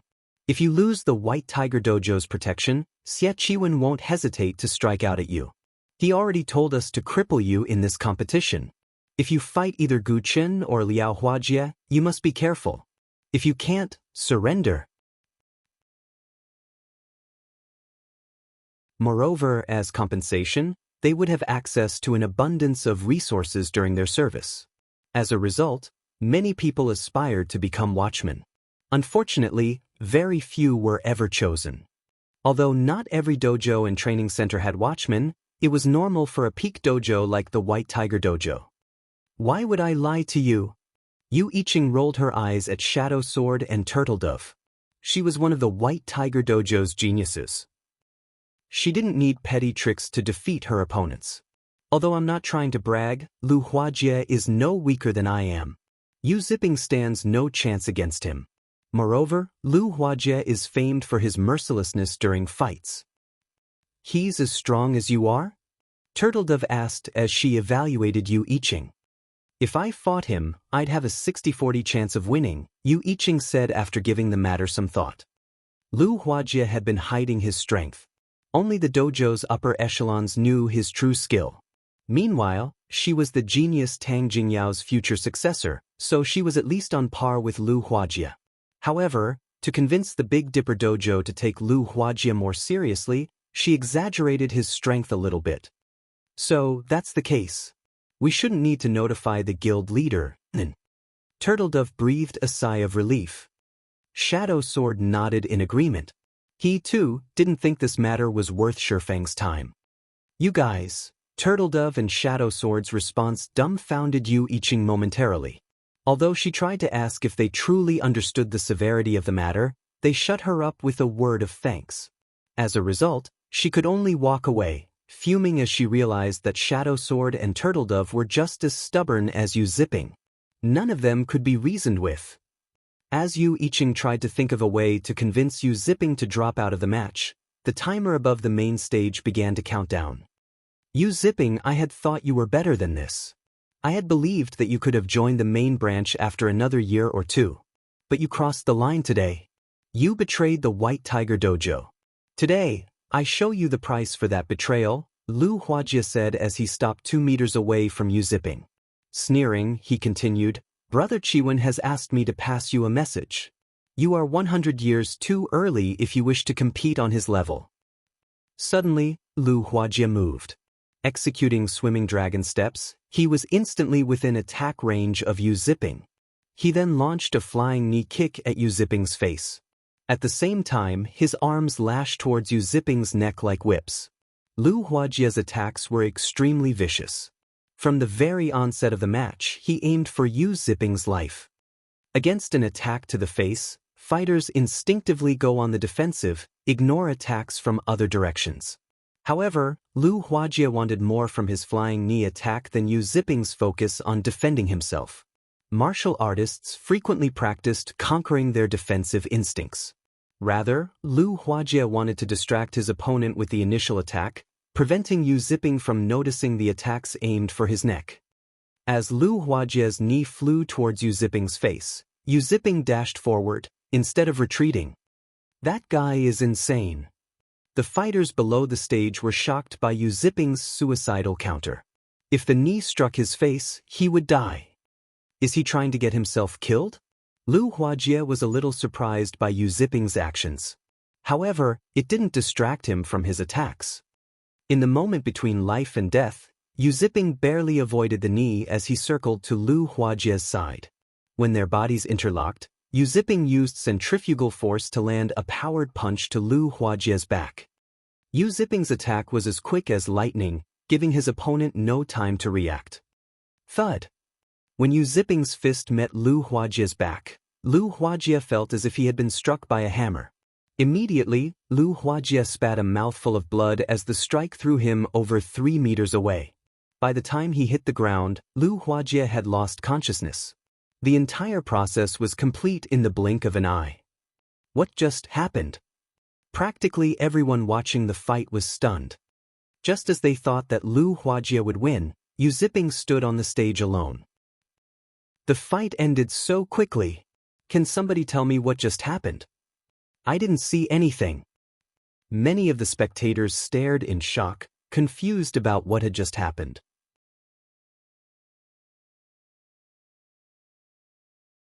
Chapter 1297, Limit Removal. Chapter 1297, Limit Removal. Although Yu Xiaoqiao and Yu Qing had just approached the stage and were waiting for the match to start, the various upper echelons in the VIP stands were exceptionally excited. Nobody had expected that this friendly competition would reach this point. This should have been a stage for the White Tiger Dojo to display its overwhelming might. Now, however, just getting into the semifinals was a problem. Meanwhile, Xie Chiwen wore a twisted expression. He had never thought that Guchen would be so useless as to lose to some unknown fighter. With this, the White Tiger Dojo's reputation was soiled. Meanwhile, as the person responsible for handling this competition, he couldn't escape blame. Xingting, contact Big Dipper immediately. If they are willing to forsake the competition, I will give them the Green God Company's invitation. We can both still benefit. If they refuse and Yu Qing takes the championship, they'll get nothing, Xie Chiwen quietly instructed Gan Xingting, who sat beside him. The current situation wasn't in his favor. Although Yu Qing was very strong, at the end of the day, she was no match for Guchen. Guchen had only lost to Evil Fire because he hadn't dared to go all out. It was difficult to guarantee that Yu Qing would not make the same mistake. Xie Chiwen did not want to take this risk. In any case, the dojo's and training center's main goal in this competition was the Green God Company's invitation card.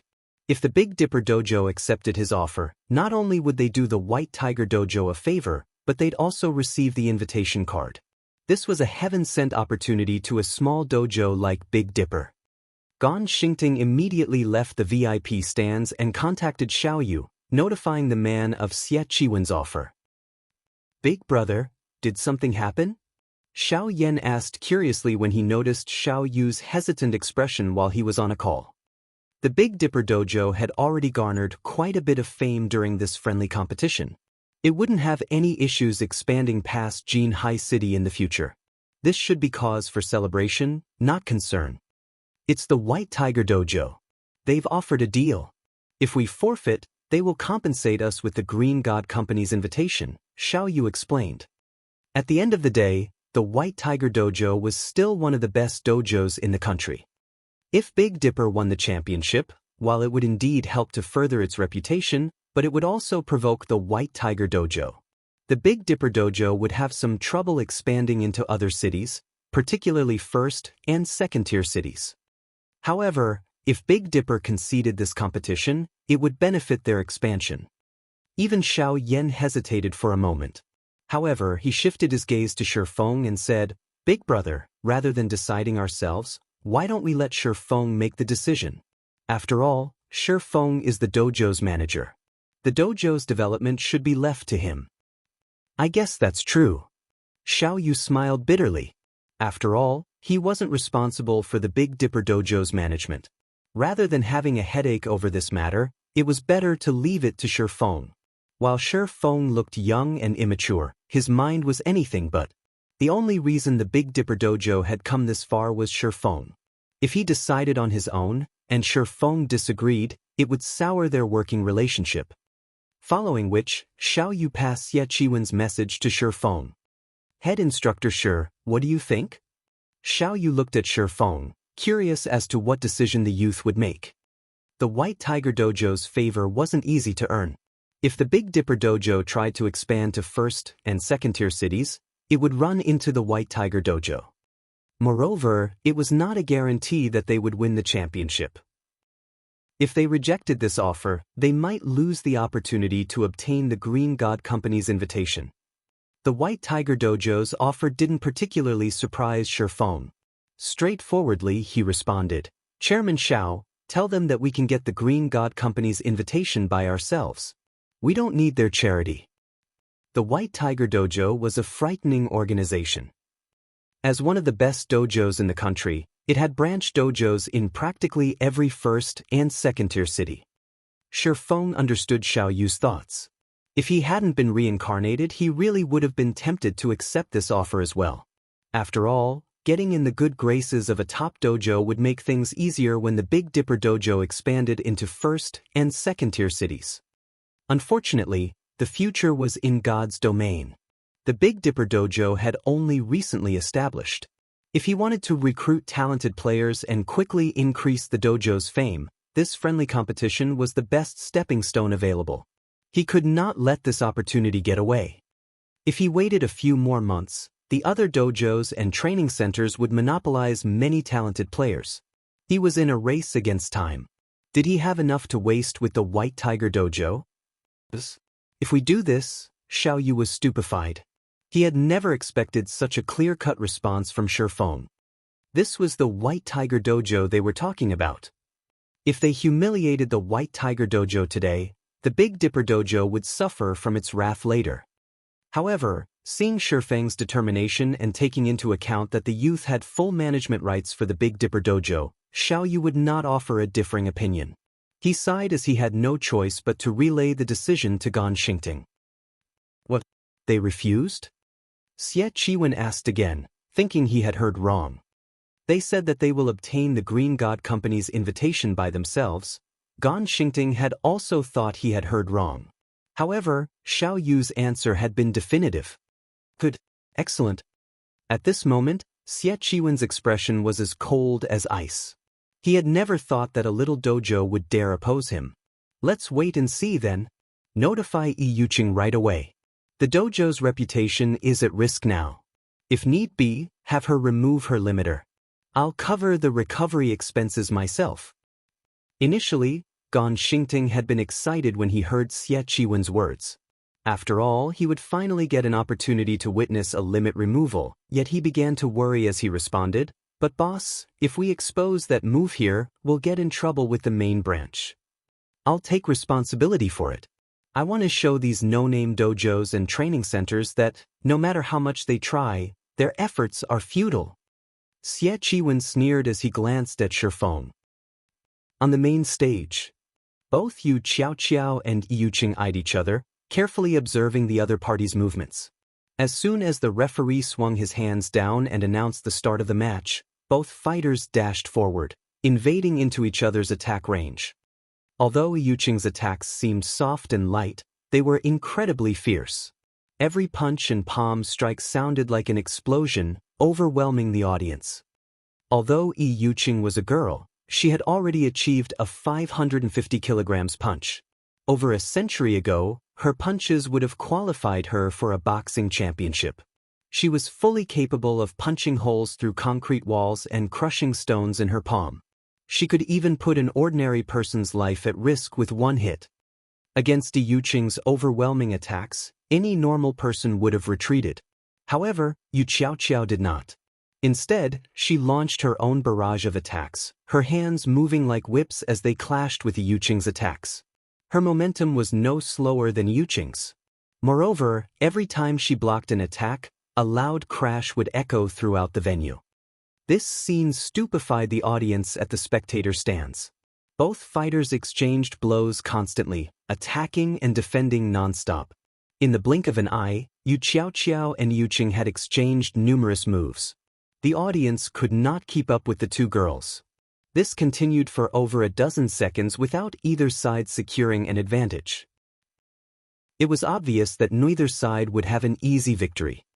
Seeing the fight going nowhere, Yu Qing backed away.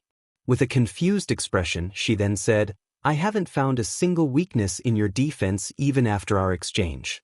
It really is hard to imagine why an expert like you would join a small dojo that has no history." In terms of strength and speed, she was clearly a cut above Yu Qiaoqiao. However, Yu Qiaoqiao continued to find holes in her defense, forcing her to parry or dodge and preventing her from exhibiting her full strength. Rather than a teenage girl, Yu Qing felt as if she faced a veteran fighter who had participated in fighting competitions for over a dozen years. She even felt that Yu Qiaoqiao's moves slightly resembled that of the savage Evil Fire. If not for witnessing Evil Fire's attack methods earlier, Yu Qiaoqiao would have caught her off guard. Yu Qing suddenly caught sight of Gan Xingting making hand gestures at her. These gestures were the White Tiger Dojo's internal sign language, which all main branch disciples had to learn. Has Xie Qiwen lost his mind? This is just a friendly competition. Is there a need to go so far? Yu Qing could not help her surprise when she saw Gan Xingting's gestures. Noticing that her opponents diverted attention, Yu Qiaoqiao took advantage of the distraction and advanced, using a superficial footwork technique. Following which, Yu Qiaoqiao seemed to flicker in and out of existence. By the time Yu Qing snapped back to attention, Yu Qiaoqiao had already circled to her side. Yu Qiaoqiao's fist flew towards Yu Qing's defenseless side. Since she had noticed the attack too late, Yu Qing couldn't dodge the fist normally. As Yu Qiaoqiao's fist was about to hit its mark, a black shadow darted and intercepted Yu Qiaoqiao's fist. Thud! Even the referee, who stood over 8 meters away, heard the dull sound. How? Yu Qiaoqiao looked at Yu Qing in shock. Her attack had been flawless. She had used the momentary distraction to circle to her opponent's side and attack from a blind spot. Yu Qing shouldn't have been able to defend herself. Yet, the palm that had caught her fist belonged to none other than Yu Qing. Most importantly, she had put her entire weight into that punch, yet Yu Qing had intercepted the hit. It felt as if she had punched a wall. It was unbelievable. You really are amazing. If I hadn't used limit removal, you might have defeated me with that blow. At this moment, Yu Qing sighed ruefully as she gripped Yu Qiaoqiao's fist. Originally, I had planned to save this move for the national competition. I never thought that I would be forced to use it so soon. However, since I have, this match is over. Saying so, Yu Qing squeezed Yu Qiaoqiao's fist. No matter how much Yu Xiaoxiao struggled, she couldn't break the hold. At this time, Yuqing clenched her free hand into a fist and punched her trapped opponent. The instant she threw her punch, a loud explosion rang throughout the arena. She was both faster and stronger than before. This was why other dojos and training centers had no hope against the top establishments. However, this kind of secret technique was extremely difficult to learn. Not everybody could master it. Both Gu Chen and Yuqing were known as geniuses in the White Tiger Dojo because they had grasped this secret technique. Hence, they were showered with attention and resources in the dojo. Normally, the dojo only permitted the use of limit removal during national competitions as the technique took a toll on the user's body. After all, one would need a lot of time and resources to recover. However, Xie Qiwen couldn't care less right now. He would rather get reprimanded and compensate Yuqing with S-rank nutrient fluids, dwindling his limited stockpile, than lose this friendly competition. Big Dipper, just you wait. I'll repay this debt sooner or later. Xie Qiwen glared at Shifeng and the others, plotting his revenge. Meanwhile, on Xiao Yu's side, we're finished. Yuqing has been hiding her strength all this time. With such strength, who could defeat her? Seeing Yuqing suppress her opponent, Xiao Yu began to have regrets. If he had tried to persuade Shifeng, they might have obtained the Green God Company's invitation card. Now, however, they would lose everything. The other upper echelons were similarly stunned. Rumors indicated that Gu Chen was stronger than Yuqing. Now, however, it would seem that the opposite was true. If they compared their own disciples against this young woman, the difference between them would be like the difference between an adult and a child. Hiding her strength, huh? When Shifeng saw the veins popping on Yuqing's arms and forehead, he realized something. The White Tiger Dojo sure is willing to splurge. They're using limit removal in such a small competition. Aren't they afraid that it would affect their performance in the national competition? At present, very few in the fighting industry knew about limit removal. In 10 years, though, the move would be common. This was all due to God's domain. After all, God's domain had the technology to develop the human brain's potential. With a well-developed brain, it wasn't unusual for someone to be capable of removing their body's limiters. It was likely that no one fully understood the pros and cons of the limit removal technique yet. As for Yu Xiaoxiao, who was currently overwhelmed, Shifeng wasn't worried. After all, limit removal wasn't unique to the White Tiger Dojo. Moreover, compared to the limit removal technique in Shifeng's past, the present techniques were laughably crude. Meanwhile, on the stage, just as Yuqing's fist was about to strike Yu Xiaoxiao's shoulder, Yuqing's fist suddenly froze. What's going on? Yu Yiqing was shocked when she couldn't move her fist. Before she realized it, Yu Xiaoxiao had caught her wrist. Not only that, but she had broken free of the latter's hold. It was as if her entire arm had frozen in place. Chapter 1299. Do you dare fight? Chapter 1299. Do you dare fight? What is she trying to do? Xie Qiwen frowned when he saw Yuqing's fist stop suddenly. Yuqing could have ended Yu Xiaoxiao right there and then, yet she had frozen. Xie Qiwen wasn't the only person confused. The others in the VIP stands were also baffled. Why had Yuqing held back? However, none of them knew that Yuqing was just as shocked. Although her punch hadn't contained her full power, her opponent shouldn't have been able to stop it, yet Yu Xiaoxiao had done just that. You really are impressive. You are the first person my age to stop my punch after I used limit removal. Yuqing could not help but praise Yu Xiaoxiao. However, you should give up. I cannot afford to lose this match. My strength is 50% higher than when this fight started. You have no chance of winning. Yuqing could not help but admire Yu Xiaoxiao. If not for her being a White Tiger Dojo disciple, she definitely would not have been a match for Yu Xiaoxiao. Saying so, Yuqing took half a step forward. Cracks began to appear on the stage beneath her feet. Her legs, waist, and shoulders twisting, Yuqing concentrated all of her strength into her fist. Half-step collapsing punch. In Yuqing's opinion, Yu Xiaoqiao had only caught her punch due to luck. It was very likely that Yu Xiaoqiao had grabbed her wrist before her fist accelerated. Although Yu Xiaoqiao currently had a firm hold on her wrist, if she went all out, Yu Xiaoqiao had no hope of stopping her. Moreover, her fist was less than 10 centimeters away from Yu Xiaoqiao. At this distance, Yu Xiaoqiao wouldn't be able to dodge the hit. Even diverting her attack trajectory would not be possible. Ping! Immediately, Yu Xiaoqiao took a step back, the stone floor beneath her feet cracking. Unexpectedly, however, Yu Xiaoqiao's firm on her opponent's fist was firm. She did not let Yuqing's fist get close to her shoulder. Yuqing was shocked. The young woman blocked her full-powered punch. As expected of a genius from the White Tiger Dojo.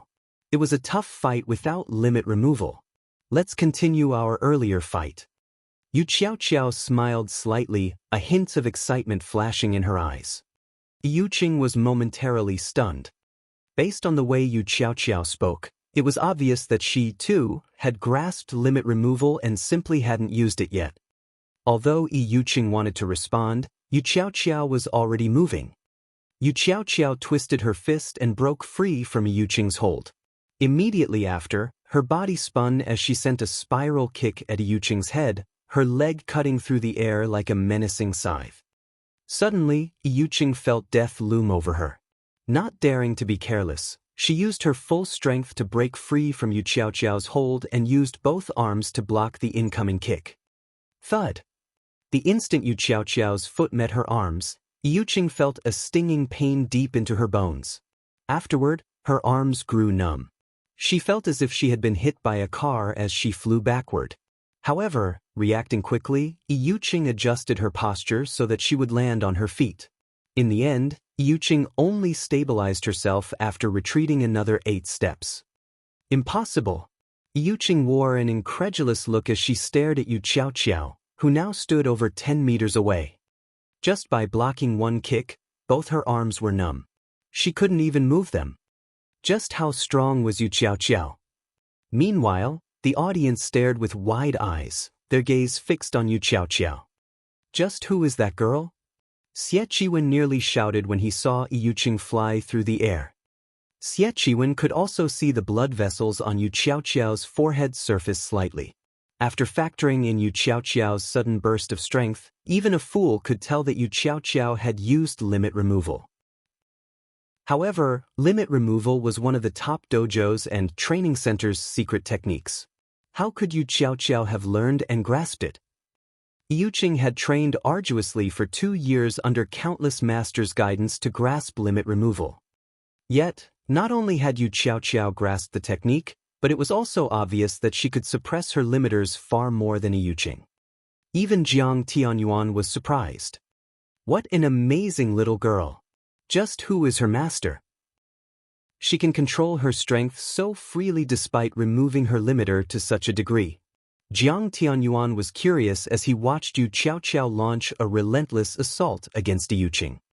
Although grasping limit removal was difficult, trying to exert the additional strength one received to its full potential was even more so. Only those on Xie Qiwen and Tang Jingyao's level could rival Yuqing's standards. It was no longer a matter of talent. Rather, one required careful guidance and a wealth of combat experience to achieve this. Back on the stage, the match between Yu Xiaoqiao and Yuqing was incomparably fierce. Every one of their actions shattered the stone floor. Yuqing, who wasn't a match for Yu Xiaoqiao's combat experience, had become even less of a match for her opponent. Every blow Yuqing exchanged with Yu Xiaoqiao hurt her to the bone. In the end, Yu Xiaoqiao found a massive weakness in Yuqing's defense as she launched a palm strike at the woman's shoulder, shoving Yuqing off the stage. Yuqing realized that this was Yu Xiaoqiao's way of showing mercy. Had she not taken pity on her opponent, Yuqing would have suffered more than just a fall off the stage. A genius? Yuqing looked up at Yu Xiaoqiao. Suddenly, she found that all of the praise she had received from others, calling her a genius, truly laughable. Ignoring all other aspects, Yu Xiaoqiao was leaps and bounds above her regarding her strength after executing limit removal. Her defeat was only a matter of course. After Yuqing fell off the stage, the referee announced the match's winner. Yu Xiao Xiao. As the referee announced the outcome, the arena fell silent for a moment. Then, loud cheering filled the venue. This breathtaking match had truly surprised every spectator. The Big Dipper Dojo's name etched itself deeply into everyone's mind. After all, among the 4 people taking part in the semifinals, 3 belonged to the Big Dipper Dojo. There were dozens of dojos and training centers from the 6 cities participating in this competition. Among them were the White Tiger Dojo and a large number of independent contestants. Sending all 3 representatives to the semifinals was a miracle. The Big Dipper Dojo? I am definitely going to apply to join it tomorrow. Many among the audience had already decided to join the Big Dipper Dojo no matter what. Even the contestants consider the option. Among those in the VIP stands, some celebrated while others worried. Xiao Yu was naturally ecstatic. With this, the Big Dipper Dojo's fame would spread throughout the 6 cities. Xie Chiwen, on the other hand, felt both rage and helplessness. He had never thought that his first attempt of benefiting the dojo would end so miserably. However, Xie Chiwen hadn't given up yet. There was still the savage Evil Fire. It was still possible that Evil Fire could secure the championship. This would be much better than letting the Big Dipper Dojo win. Now that the 4 semifinalists had been decided, due to this being a friendly match, as long as Yu Zipping defeated Evil Fire, the Big Dipper Dojo would win the competition. Everyone very much looked forward to the first match of the semifinals between Yu Zipping and Evil Fire. It took roughly 20 minutes to repair the stage. Once the repairs were complete, Yu Zipping and Evil Fire approached the stage. However, as the referee was about to announce the start of the competition, Evil Fire stopped him and said, "Wait. Contestant Evil Fire, is there an issue?" the referee asked curiously. "Before the match, I have something to say," Evil Fire, who looked like a brown bear, said, grinning. "All right, but I can only give you 1 minute." The referee nodded. 10 seconds will be enough." Evil Fire laughed. He then received the microphone and shifted his gaze to Shi Feng in the VIP stands. Chapter 1300, Black Flame's Fame. Chapter 1300, Black Flame's Fame. Evil Fire. This is interesting. As Shi Feng looked at Evil Fire, he tried to remember his past. He hadn't actually heard this name before, yet based on the skill Evil Fire displayed, Shi Feng concluded that the youth was extraordinary. Evil Fire should be someone powerful in God's domain. Otherwise, the youth wouldn't have here to challenge him so confidently. Evil Fire's words echoed throughout the sports arena. Meanwhile, everyone else in the venue had fallen silent. Everyone was stunned. Nobody could have imagined that Evil Fire's goal in this competition was to challenge someone. He hadn't even challenged someone in the real world, but someone in God's domain. What's going on? Crap, he's challenging someone to a fight in a game? Why can't he just do that in the game? Did he really have to do this here? What do you know? He is talking about Black Flame. Who is Black Flame? Is he someone amazing? You don't play God's domain, so you might not know, but Black Flame is the guild leader of Starmoon Kingdom's #1 guild. The Secret Pavilion even gave him the title Sword King. He is a mythical existence, and countless experts in God's domain want to challenge him. However, why would someone as important as Black Flame accept every challenge? Moreover, Black Flame's whereabouts are always a mystery. He's incredibly hard to find. I never thought that the Big Dipper Dojo would be related to Zero Wing. This is going to be interesting. Since Evil Fire is so strong in the real world, I wonder how strong he is in God's domain? This is interesting. I am definitely going to watch the fight between Evil Fire and Black Flame. I doubt Black Flame will agree to it. After all, he is Zero Wing's guild leader. This is where Evil Fire is smart. Big Dipper's head instructor is one of Zero Wing's upper echelons, so Big Dipper and Zero Wing must have a close relationship. Meanwhile, Evil Fire put his strength on display for everyone to see. Now that he has challenged Black Flame in front of so many people, he'd be hard to ignore. If Black Flame refuses the fight, Not only will this smear Zero Wing's reputation, but it might also affect Big Dipper's reputation. Although many among the audience had no idea who Black Flame was, those who did promptly explained. Very quickly, everyone became familiar with the name. At the same time, they grew curious about how strong this Black Flame was. After all, someone as strong as Evil Fire had issued this dramatic request. For some time, this unexpected announcement boosted Big Dipper and Zero Wing's fame for some time. This little bastard. He used my friendly competition to challenge someone in a game. Xie Chiwen glared at Evil Fire, rage burning in his eyes. He wanted nothing more than to murder the youth with his own hands. Had Evil Fire simply challenged Black Flame, he would not have minded it as much. The issue was that Evil Fire had defeated Gu Chen. Gu Chen was one of the White Tiger Dojo's geniuses, yet Evil Fire used the fame of his victory as a stepping stone to challenge Black Flame. This was a slap in the face for the White Tiger Dojo. Meanwhile, Shadow Sword and Turtle Dove, standing beside the main stage, were furious. This bastard overestimates himself. He dares to challenge the guild leader. Jinghong, make sure that you take care of him later. Turtle Dove's gaze burned with rage. If she didn't have to recuperate after using limit removal, she'd take care of the brat herself. Leave it to me. I'll make sure this kid spends several months in the hospital after the competition. Shadow Sword nodded seriously. In God's domain, challenging a guild's leader was the equivalent of declaring war on the entire guild. They could not let such an insult slide. If you step off of the stage, you will forfeit the match. I have already achieved my goal. Consider this match my loss, Evil Fire responded nonchalantly. Saying so, Evil Fire descended the steps. He paid no attention to the competition's outcome. Everyone was stunned. He surrendered? He's not going to continue? Crap. He's too cool. Doesn't he want the 5 million credits? Does he need to go this far? Did he really join this competition just to challenge Black Flame? The audience was shocked as they watched Evil Fire leave the arena, ignoring the championship prize. Not many had the opportunity to earn 5 million credits. Meanwhile, due to Evil Fire forfeit, Yu Zipping won the match.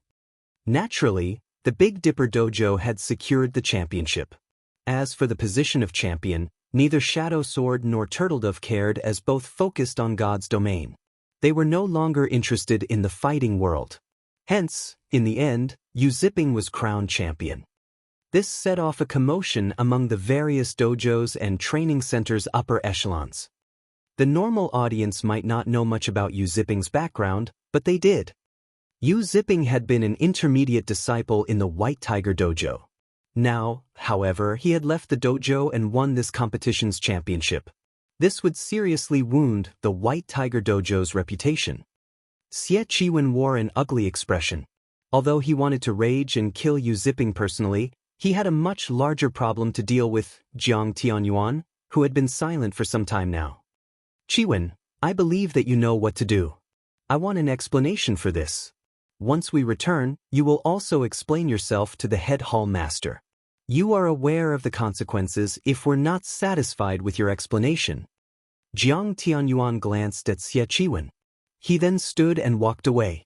Although he hadn't reprimanded Xie Chiwen with his words, his chilling tone stole the strength from Xie Chiwen's legs. Jiang Tianyuan's anger was reasonable. After all, Yu Zipping's performance today had been shocking.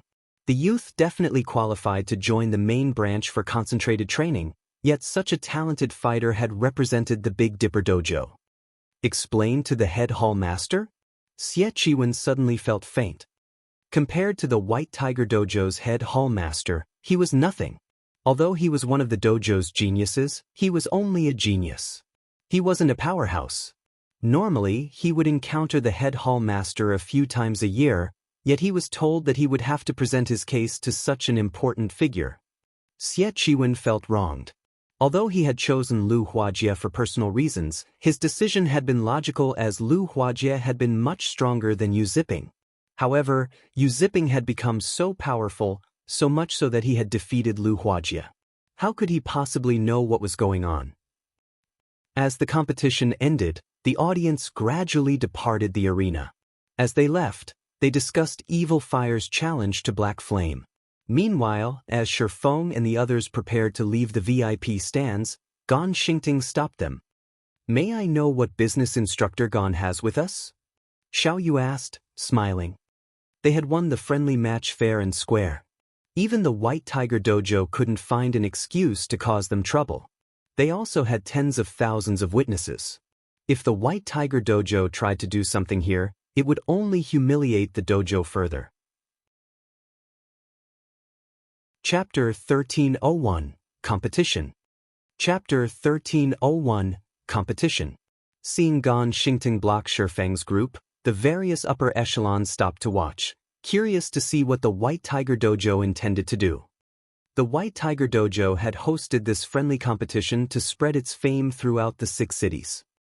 Yet, the Big Dipper Dojo had benefited. It would be a lie to say that the White Tiger Dojo was not furious. Ignoring the stares, Gan Xingting glanced at Shifeng before turning to Xiao Yu. Displeased, he said, "Hall Master Jiang would like to invite Head Instructor Shi for tea. May I know if Head Instructor Shi is free?" An invite from Hall Master Jiang. Everyone who heard this was momentarily stunned. Jiang Tianyuan stood at the peak of the fighting industry. He was practically a living legend.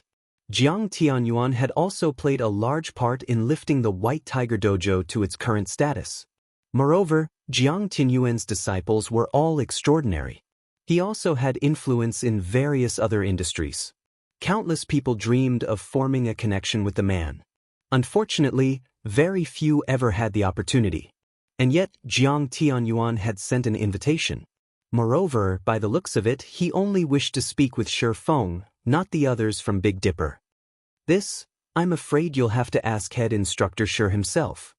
Xiao Yu frowned before turning to Shifeng.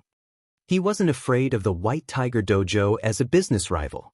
However, he was afraid of the White Tiger Dojo using other methods to deal with them. One such example was poaching Shifeng. In fact, these situations were common. The Big Dipper Dojo's achievements were all thanks to Shifeng. Now that Jiang Tianyuan wanted to meet with the man, Xiao Yu felt threatened. If Jiang Tianyuan poached Shifeng, developing the Big Dipper Dojo and the Big Dipper group further would be out of the question. The White Tiger Dojo possessed wealth and influence. Even if Shifeng became one of its branch hall masters, he would enjoy far more benefits than the Big Dipper group could ever hope to offer. However, it also would not do to refuse Jiang Tianyuan. After all, Jiang Tianyuan had taken the initiative to invite Shifeng. If they refused to meet with him, Jiang Tianyuan would consider it disrespect. If that happened, even if Jiang Tianyuan didn't act personally, his followers would be more than enough to make the Big Dipper group suffer. Hence, Xiao Yu could only leave the decision to Shifeng. "Lead the way," Shifeng responded calmly and without hesitation. They were bound to meet sooner or later. After all, if he wanted Yu Zipping to join Zero Wing, he would have to overcome the hurdle known as Jiang Tianyuan first. Following which, Gan Xingting led Shifeng to the arena's top-floor lounge. "Big brother, what do we do? If Jiang Tianyuan offers Shifeng something that he can't refuse, the Big Dipper Dojo will be finished," Xiao Yin asked anxiously as he watched Shifeng walk away. He had to admit that Shifeng had already become irreplaceable in Big Dipper. If Shifeng left, Big Dipper would backslide. "We can't let Jiang Tianyuan poach him. No matter what it takes, we must convince him to stay. I heard that he and Ruashi are close. Think of a way to convince her to help us. At most, we'll concede a slightly higher percentage of our profits when negotiating with the Zhao group." Xiao Yu was determined to compete with the White Tiger Dojo. In the top-floor lounge. As soon as Shifeng entered the room, he sensed 4 piercing gazes locking onto him. The origins of these ominous looks stood beside Jiang Tianyuan. 3 of these people were men, and 1 was a woman. All 4 wore black suits and appeared to be Jiang Tianyuan's bodyguards. Although they only stood there, they radiated a chilling aura. It was very obvious that they weren't like the pampered children, Gu Chen and Yu Qing. These people must have experienced many trials and tribulations. Moreover, their auras were even more intense than Lei Bao's. Of course, That was not to say that these 4 people were stronger than Lei Bao. It was simply because Lei Bao kept his aura hidden. Shi Feng didn't doubt that, if he showed the slightest hint of a threat, these 4 would immediately move to kill him. The White Tiger Dojo really is impressive. They've even hired such extraordinary bodyguards. Shi Feng swept his gaze across these 4 people, noticing that they all had falcon tattoos on the back of the hands. This mark belonged to none other than the Black Falcon Alliance. The Black Falcon Alliance was a globally renowned mercenary alliance. Anyone who wanted this tattoo had to earn the Black Falcon Alliance's acknowledgement first. The organization's ordinary members simply weren't worthy. As Shi Feng entered the room, Jiang Tianyuan smiled as he gestured to the sofa before him and said, "Sit." Only then did the 4 Black Falcon bodyguards relax a little. However, their gazes never once left Shi Feng. Shi Feng ignored the gazes as he approached Jiang Tianyuan. Seeing Shi Feng's reaction, Jiang Tianyuan inwardly praised his guest. He was very familiar with his 4 bodyguard strength. If all 4 worked together, even an internal force expert wouldn't walk away unscathed. Very few youngsters like Shi Feng could remain unperturbed under their attention.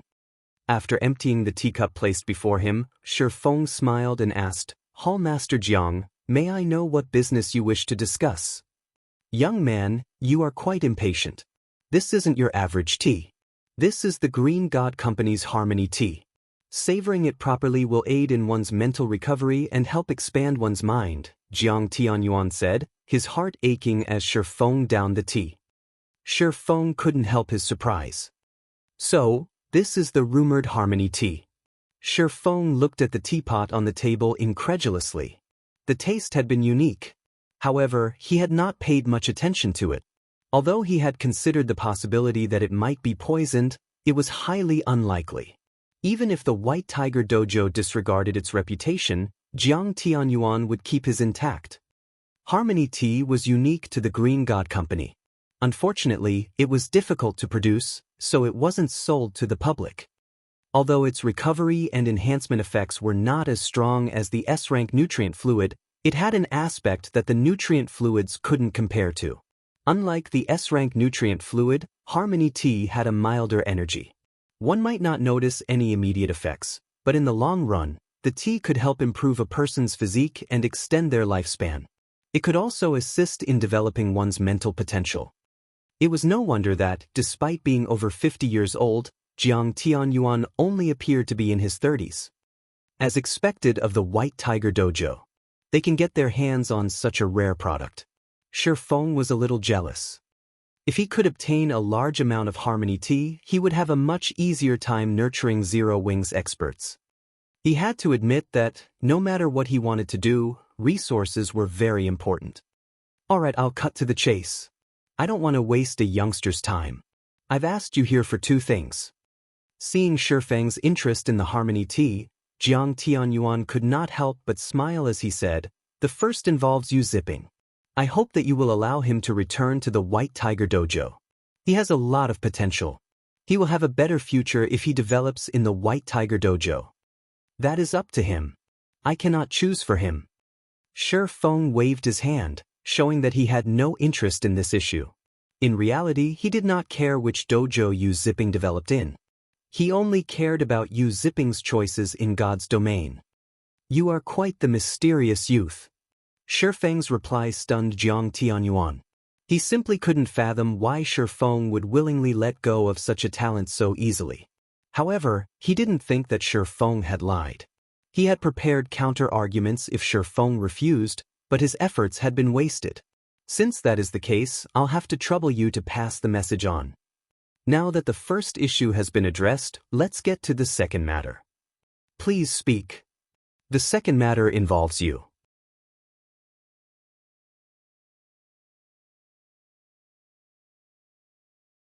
Even when the Black Falcon Alliance hired advanced instructors from the White Tiger Dojo to teach 300 of their elite members, it didn't pay 1 million credits per month. Shi Feng's demand was simply daylight robbery.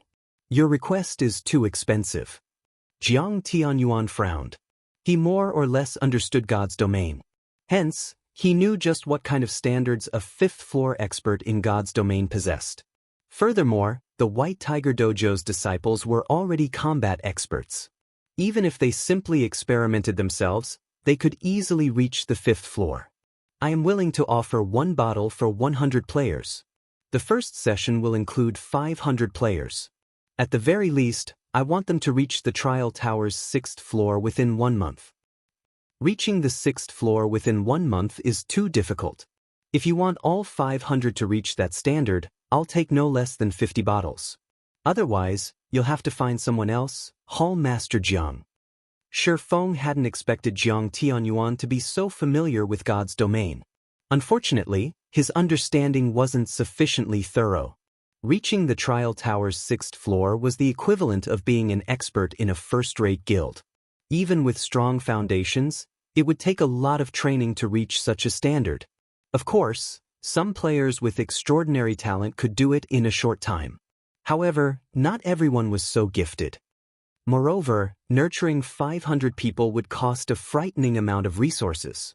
The Blackwater Corporation had invested an astronomical amount of manpower and resources to nurture their experts, yet the White Tiger Dojo wanted to offer a few bottles of S-rank nutrient fluids to achieve the same. If he only charged 1 bottle per 100 people, he would very quickly go bankrupt. Seeing Shi Feng unwilling to yield, Jiang Tianyuan fell silent for a moment. We can't possibly part with so many bottles. I can offer 10 at most. We can pay for the rest with credits, Jiang Tianyuan said, yielding slightly.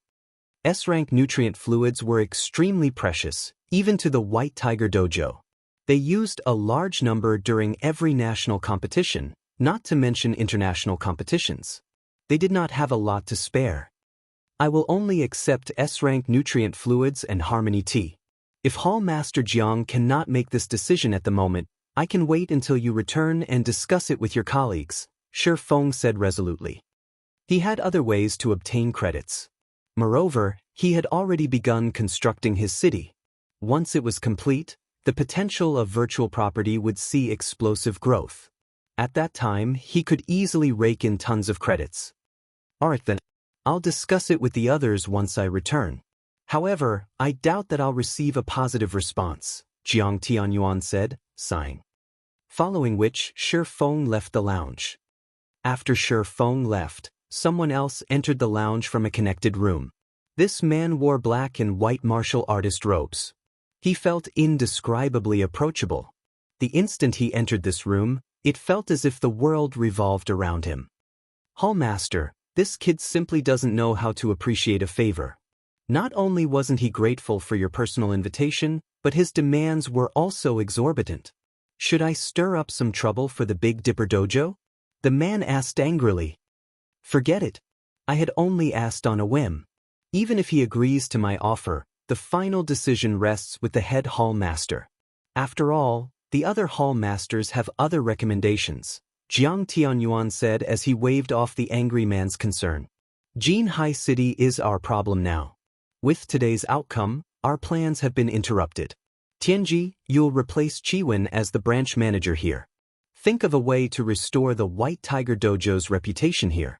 Also, lead the first batch of disciples in God's domain and introduce them to the game. Help them acclimate to the game's mechanics.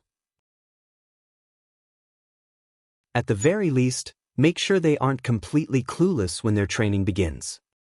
Hallmaster, rest assured, I have already seen to the necessary preparations. Every disciple has already been given an advanced virtual gaming helmet, while advanced disciples have access to virtual gaming cabins. By the time the other hall masters make their move, we will have gained a stable foothold in God's domain, the man named Tianji said, laughing. As soon as Shi Feng returned to the Greenwater Villa, he logged back into God's domain. He had just discovered some clues on how to proceed with his Tier 2 promotion quest. Meanwhile, Evil Fire's challenge posed too much of a threat.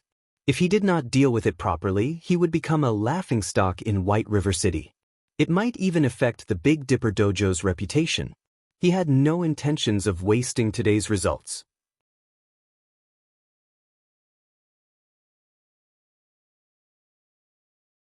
Chapter 1303, Secret Alchemy Technique. Chapter 1303, Secret Alchemy Technique. In the quiet herb garden, Shi Feng discovered quite a few level 65, Tier 3 demonic guards and two-headed demonic hounds in the courtyard as he logged in. Unlike the demonic beasts wandering about, these demonic guards patrolled the inner courtyard in groups of 10, with 2 demonic hounds accompanying each group. Now, it was practically impossible to reach the tower safely. Demonic Guard, Dark Creature, Demon. Level 65.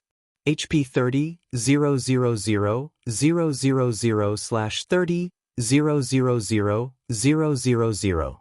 Two-headed demonic hound, Dark Creature, Great Lord. Level 65.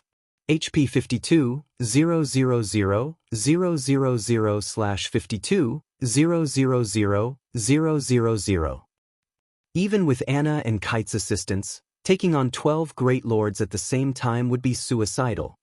What a tight security. This quest really isn't giving me any chances to break through.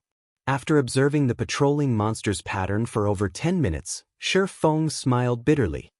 Because he had ransacked the herb garden earlier, Raymond wouldn't give him a second chance. Demons were far more intelligent than demonic beasts. Even if he attracted only one demon's attention, the entire squad would charge at him. They would not give him any opportunities to pick them off one by one. Moreover, several squads patrolled the inner courtyard. The moment he set foot in the inner courtyard, he wouldn't have to face just one squad. At the very least, 3 or 4 squads would chase him down. Demons were very similar to NPCs. They were capable of cooperation. Hence, the more demons in an area, the more combat power they could exhibit. Even a 1,000-man team couldn't defeat so many Tier 3 demons at the same time, not to mention one person. It is impossible to reach the tower by force. I have no choice but to find a different way. Shi Feng temporarily gave up on the idea of breaking through the patrols. He then shifted his gaze to other locations. The inner courtyard was very large. Although there was only one main entrance, there were quite a few side entrances leading to the inner courtyard. Only, these side entrances were not as convenient as the main entrance, which led directly to the tower. As Shi Feng was about to move towards one of the side entrances to take a look, a noise in the courtyard distracted him. Turning, Shi Feng noticed 6 massive figures moving rapidly towards the herb garden. These figures didn't notice Shi Feng as they dashed towards the Silver Moon Tree. These 6 massive figures were none other than the Silver Moon Bears that had fled earlier. After returning to the Silver Moon Tree, the Silver Moon Bears lazed about. These Silver Moon Bears still dare to return? Shi Feng was slightly confused as he watched the Silver Moon Bears snooze peacefully. Although he had already killed off the Tier 3 demonic hunters that had guarded the garden earlier, the magic barrier Raymond had erected was still present. This magic array was a powerful deterrent against demonic beasts. This was also why Shi Feng could log out of the game without worry. Yet, the 6 Silver Moon Bears had resisted and barged into the herb garden. Shi Feng had previously assumed that the Silver Moon Bears had stayed close to the tree to protect the moonlight fruit. However, it would seem that was not the case. After all, he had already plundered everything the Silver Moon Tree had to offer. HM? That's not right. Why do these Silver Moon Bears seem a little larger than the ones I saw from before? Seeing the slumbering Silver Moon Bears, Shi Feng activated Omniscient Eyes. Silver Moon Bear, Demonic Beast, Great Lord. Level 65. HP 80, 000, 000/80, 000, 000. These bears actually had 6 million more HP than the Silver Moon Bears he had encountered earlier. Why have they grown stronger? Shi Feng was slightly confused. Monsters didn't grow stronger unless they underwent an evolution or became a mutant. However, it was very clear that neither scenario had happened to these bears. Could there be something special near the Silver Moon Tree? But I don't think I felt anything different when I was harvesting the moonlight fruits. Shi Feng's curiosity grew. However, no matter how he racked his mind, he could only think of one possibility. There was no other explanation for why these silver moon bears would return to rest beside the silver moon tree shortly after he had killed the demonic hunters. Shi Feng then slowly approached the silver moon tree. As he walked, he surveyed his surroundings using omniscient eyes constantly to spot for anything hidden. Although his senses did not pick up on anything when he had harvested the moonlight fruit, something may have hidden from his 5 senses. The yards. 75 yards. 70 yards. When Shi Feng was almost within the silver moon bear's detection range, he heard the sound of a system notification. System, you have discovered an ancient teleportation array. System, transferable locations, outer courtyard entrance requires 107 luminary shards, demon ceiling towers first floor main hall requires 207 luminary shards, demon ceiling towers research area requires 507 luminary shards. So, the 7 luminary shards serve this purpose as well. Realization dawned on Shi Feng when he heard the system notification. He thought the high teleportation fees were utterly fraudulent. Just teleporting to the demon ceiling tower's first floor cost 207 luminary shards. He could synthesize 4 7 luminaries crystals with that amount. Currently, he only had 714 shards on him. He had no other choice. Either he paid the exorbitant fee or fought his way through the horde of demons. Shi Feng chose to teleport to the research area without hesitation. Although the price of 500 shards was high, the moon god was famed for its knowledge in alchemy and magic arrays. Every one of the moon god's recipes that circulated the world was extremely valuable. The various grandmaster alchemists coveted every one of these items. Needless to say, the moon god's research area would be extraordinary. Shi Feng naturally could not pass up the opportunity to ransack the moon god's research room just to save some 7 luminary shards. Immediately, Shi Feng's vision blurred. In the blink of an eye, he found himself inside a spacious, crystal hall. The walls gave off a faint, blue radiance. Even without sunlight, light filled the hall. System, you have discovered the research area. This is the research room? Shi Feng was slightly surprised as he surveyed his surroundings. There were 3 paths out of the hall, and each one led to a different location. One led to the alchemy room, another led to the research room, and the last was a hallway leading out of the research area. Shi Feng was immensely excited. As a god's private tower, there was bound to be treasure. Immediately, Shi Feng set off to explore the area. The moon god's alchemy room was like a whole new world. The room was as large as a football field, and there were all sorts of research materials and foundational books. There were also plenty of alchemy tools. Although the majority of the books and tools had been damaged beyond recognition due to the passing of time, the items that survived fascinated Shi Feng. Any random alchemy tool he picked up was at least secret silver rank. If sold on the market, they could easily fetch over 10 gold.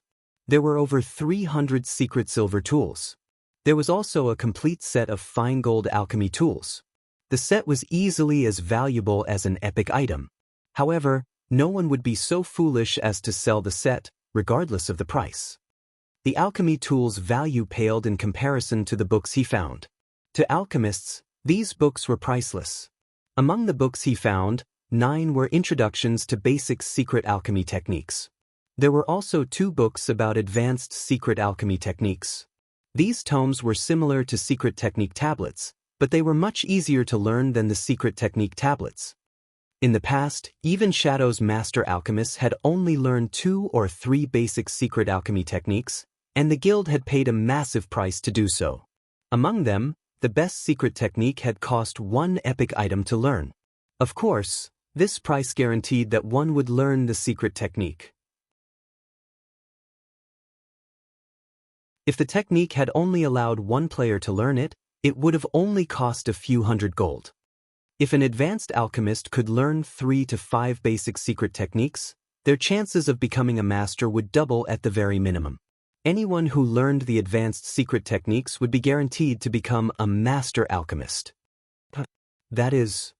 Suddenly, Shi Feng noticed the surrounding mana flowing towards a dilapidated stone table a short distance away. The mana flow was slow and weak.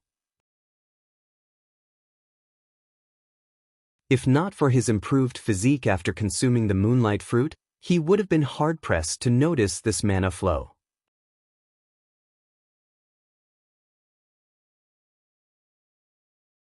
Chapter 1304, Treasure Transforms. Chapter 1304, Treasure Transforms. A thick layer of dust covered the stone tablet, and mana circulated around it.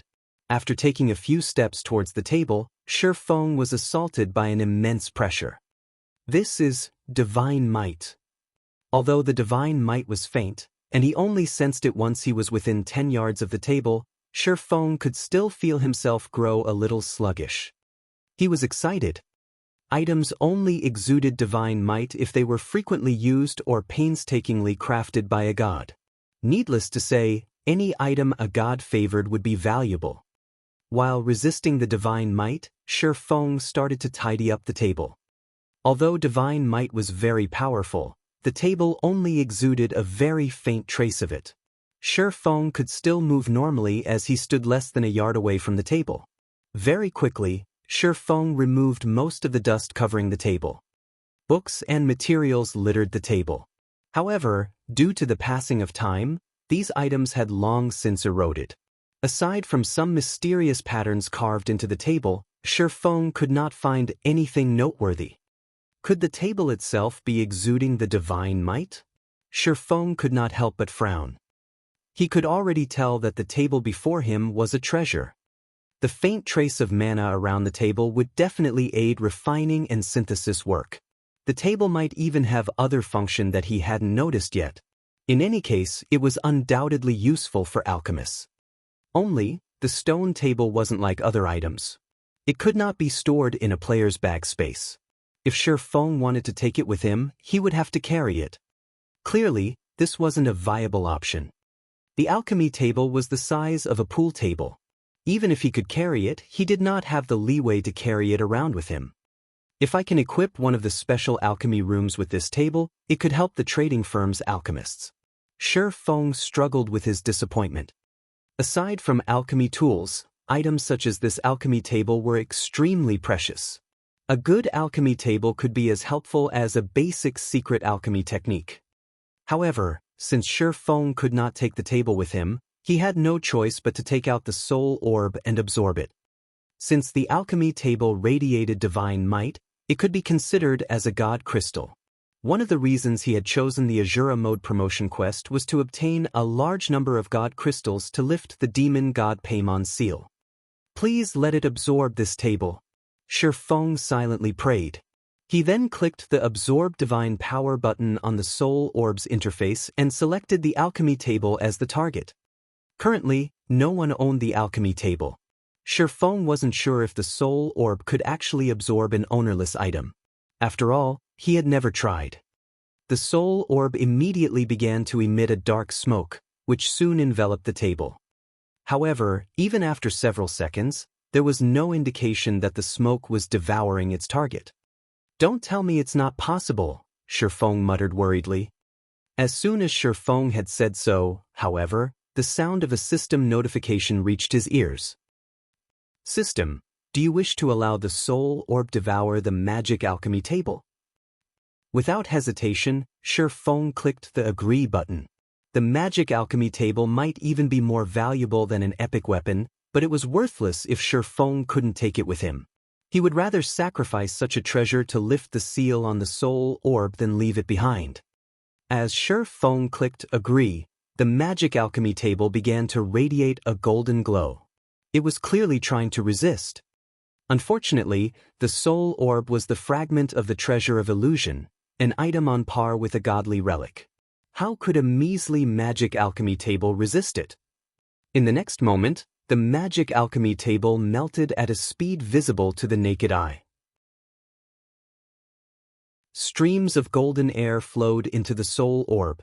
In less than a minute, the magic alchemy table had vanished. Meanwhile, the Soul Orb statistics had changed slightly.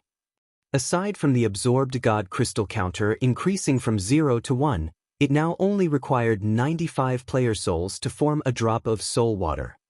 Absorbing God crystals has other effects? Shi Feng could not help his surprise. He was instantly ecstatic. If he didn't need to absorb as many souls, he could craft soul water much faster. Once he finished absorbing the magic alchemy table, he activated omniscient eyes to search the room once again. If he relied only on his 5 senses, it would take him a long time to find other items like the magic alchemy table. He might even miss some. With the omniscient eyes, however, nothing within 100 yards of him could hide. Charlene didn't lie to me. A god's previous residence has plenty of god crystals to offer. After activating omniscient eyes, Shi Feng discovered another potential god crystal. This one was a broken chair. Shi Feng hadn't noticed the divine might radiating from it earlier due to a suppression magic array, and since it was a broken chair, he hadn't paid any attention to it. Following which, Shi Feng absorbed this broken chair, increasing the god crystal counter to 2. To ensure that he didn't miss any god crystals, Shi Feng scoured the alchemy room. He scanned the entire room with omniscient eyes again and again. This is surprising. A single room had 4 god crystals. This is a huge harvest. Shi Feng's eyes burned with excitement when he saw that the soul orb only needed 6 more god crystals to remove Paymon's seal. He only needed 80 souls now to produce a drop of soul water. The soul orb had been one of the 7 treasures. However, due to demon god Paimon, it couldn't exert its true strength. The flower of 7 sins had nurtured hundreds of experts in the past, even without unlocking the soul orb's full potential. If Shi Feng could use the soul orb without fear of repercussions, the outcome would be incredible. After sweeping through the alchemy room, Shi Feng made his way towards the research room. The research room was far more luxurious than the alchemy room as it had been used to invent high-end alchemical products. Until now, the only known location that could help players surpass the master threshold to become grandmasters were Titan City's special rooms. As soon as Shi Feng entered the research room, he froze. Why is he here? Shi Feng felt as if he had just fallen into a death trap when he saw the familiar figure wandering around the research room. This figure was none other than the dark wizard Raymond.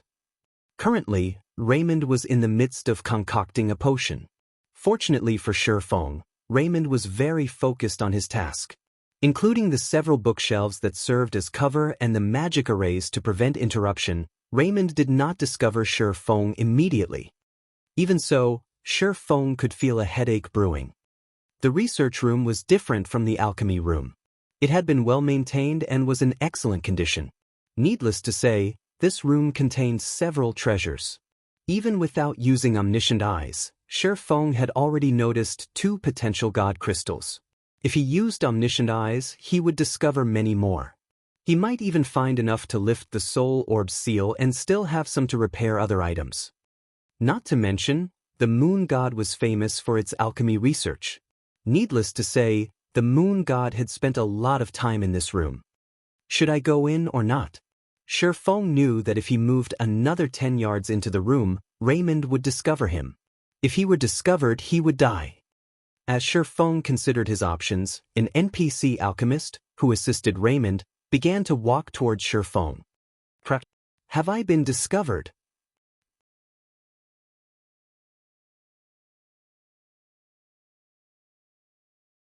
Chapter 1305, Perfecting Sword's Orbit. Chapter 1305, Perfecting Sword's Orbit.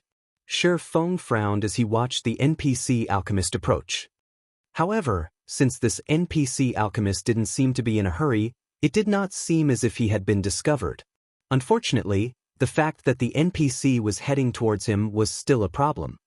Although the alchemist before him wasn't as terrifying as Raymond, it was still astoundingly powerful. Baron Woka, Human, Great Mage. Level 70.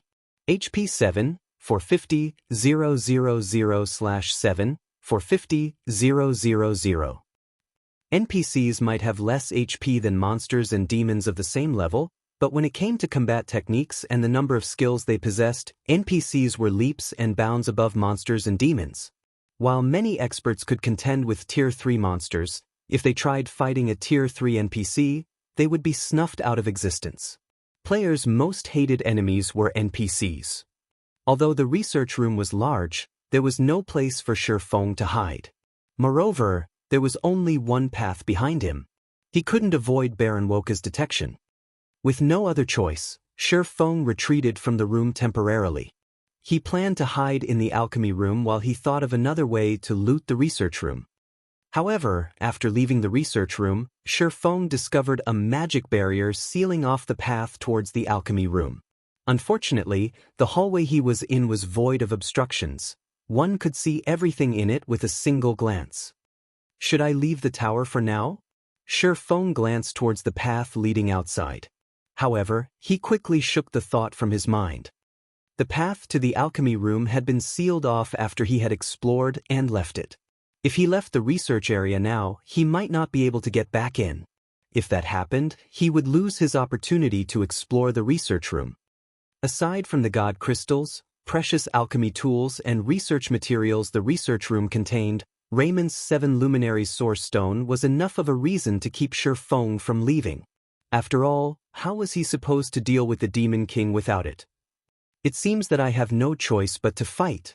Shi Feng's gaze drifted back to the research room's door. With the situation as it was, both of his available options would lead to his death. His only hope was to defeat Baron Woka. He'd fail his quest if he didn't. Following which, Shi Feng summoned Anna and Kite. When he had used the teleportation array to enter the tower earlier, Anna and Kite hadn't teleported with him. They should both still be in the herb garden, so he needed to summon them once again. Although Anna and Kite were not as high-tiered as Baron Woka, their combat power was no weaker than an ordinary Tier 3 NPCs. Shi Feng had only wanted to avoid a fight with the NPC alchemist for fear of attracting Raymond's attention. If Raymond noticed him, only death would await him. However, now that he had retreated quite a distance away from the research room, he didn't need to hold back. I can't summon them? Shi Feng looked at the 2 unresponsive summon guard scrolls in his hands, his chest tightening. Suddenly, the door to the research room opened slowly. The hallway was less than 40 yards long. As soon as the Baron Woka left the research room, he noticed Shi Feng. Despicable intruder! You dare intrude on this holy land. Guards! Baron Woka shouted. Baron Woka was very loud, and his voice echoed throughout the research area. Damn it! Shi Feng hadn't considered that Baron Woka would call for reinforcements. Not only couldn't he summon his personal guards, but now, he also had to deal with more enemies. Fortunately, a magic array isolated the research room from the outside world. No one within the room would hear them out here. Shi Feng reacted quickly. Immediately, he activated the aura of time's absolute time, preventing all enemies within range from using any spells or tools. NPCs were no exception. Heavenly Dragon's Power. Blade Liberation. Instant Strike. Shi Feng wouldn't be careless against a Tier 3 NPC. Moreover, now that Baron Woka had called for reinforcements, he would die if he didn't end this before more enemies showed up. He instantly activated Twofold Berserk, his basic attributes skyrocketing. With the buff, his basic attributes far surpassed any Tier 3 player of the same level. In the blink of an eye, Shi Feng appeared before Baron Woka.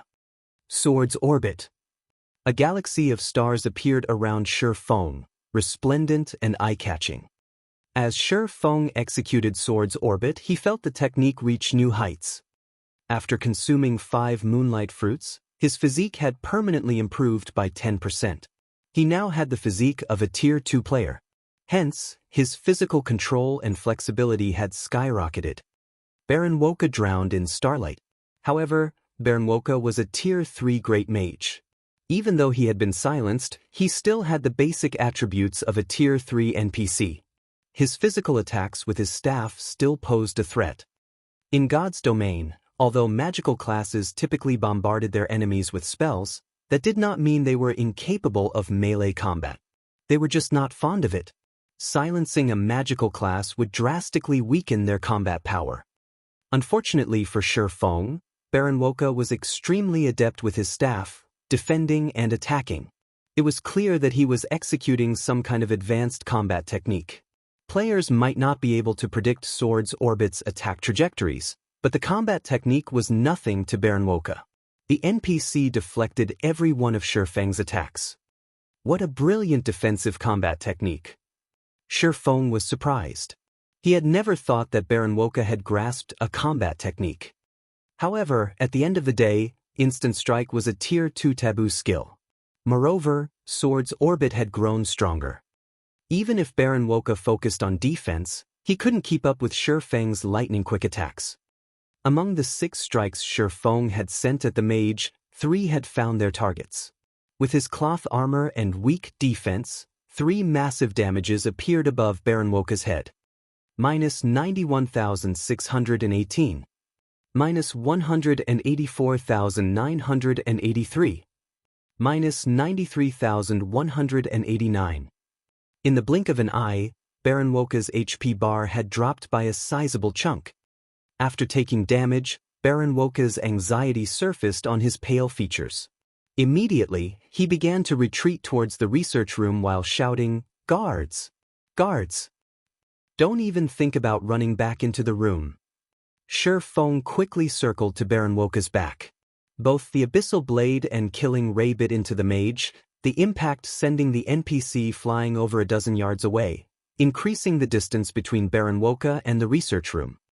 Realizing that he was in trouble, Baron Woka wisely fell in the opposite direction. However, Shifeng didn't give the NPC the opportunity to get away as he pointed the abyssal blade at the NPC. Abyssal bind. Suddenly, 9 pitch-black chains emerged from the ground and bound Baron Woka, holding him still for Shifeng. Phantom kill. 9 dragon slash. Unable to defend himself for 3 full seconds, Baron Woka's HP decreased rapidly. 95%, 90%, 80%. However, despite dealing frightening amounts of damage, Shifeng did not feel the pressure on him decrease in the slightest. When absolute time's 30-second duration ran out, Baron Woka would be able to save himself. Shifeng needed to kill the NPC before he ran out of time. Furthermore, absolute time was only fully effective against enemies of the same tier. Against Baron Woka, it wouldn't be as effective. According to Shifeng's estimates, he'd be lucky if the skill silenced Baron Woka for half of the duration. Trying to kill Baron Woka in 15 seconds would test Shifeng's explosive power. When Abyssal Bind and Instant Strike's duration ran out, Baron Woka sneered at his enemy. "Despicable intruder, I'm going to offer you to Lord Raymond as a guinea pig." Baron Woka retreated while blocking Shifeng's attacks, which had slowed significantly. "Guards! Get over here and save me." Baron Woka was only 20 yards away from the hallway's exit. Shifeng had only dealt so much damage and overcome Baron Woka's defensive technique due to Instant Strike increasing his attack speed by 500% and damage by 400%. Now that the taboo skill was on cooldown, Baron Woka had a much easier time defending himself. Even against Shifeng and his doppelganger, Baron Woka easily blocked half of the attacks. When Baron Woka's HP fell to 43% and the NPC was about to leave the hallway, Shifeng used everything he had left. Abyssal Curse. Suddenly, as if Baron Woka had just stepped in muck, he couldn't move or attack. Dragon Breath. Divine Providence. Both Shifeng and his doppelganger used flame bursts simultaneously and dealt a total of 30 devastating attacks. Every attack devoured over 100,000 of Baron Woka's HP. Eventually, the NPC alchemist's HP fell to 0. Baron Woka glared at Shifeng with reluctance as he collapsed to the ground.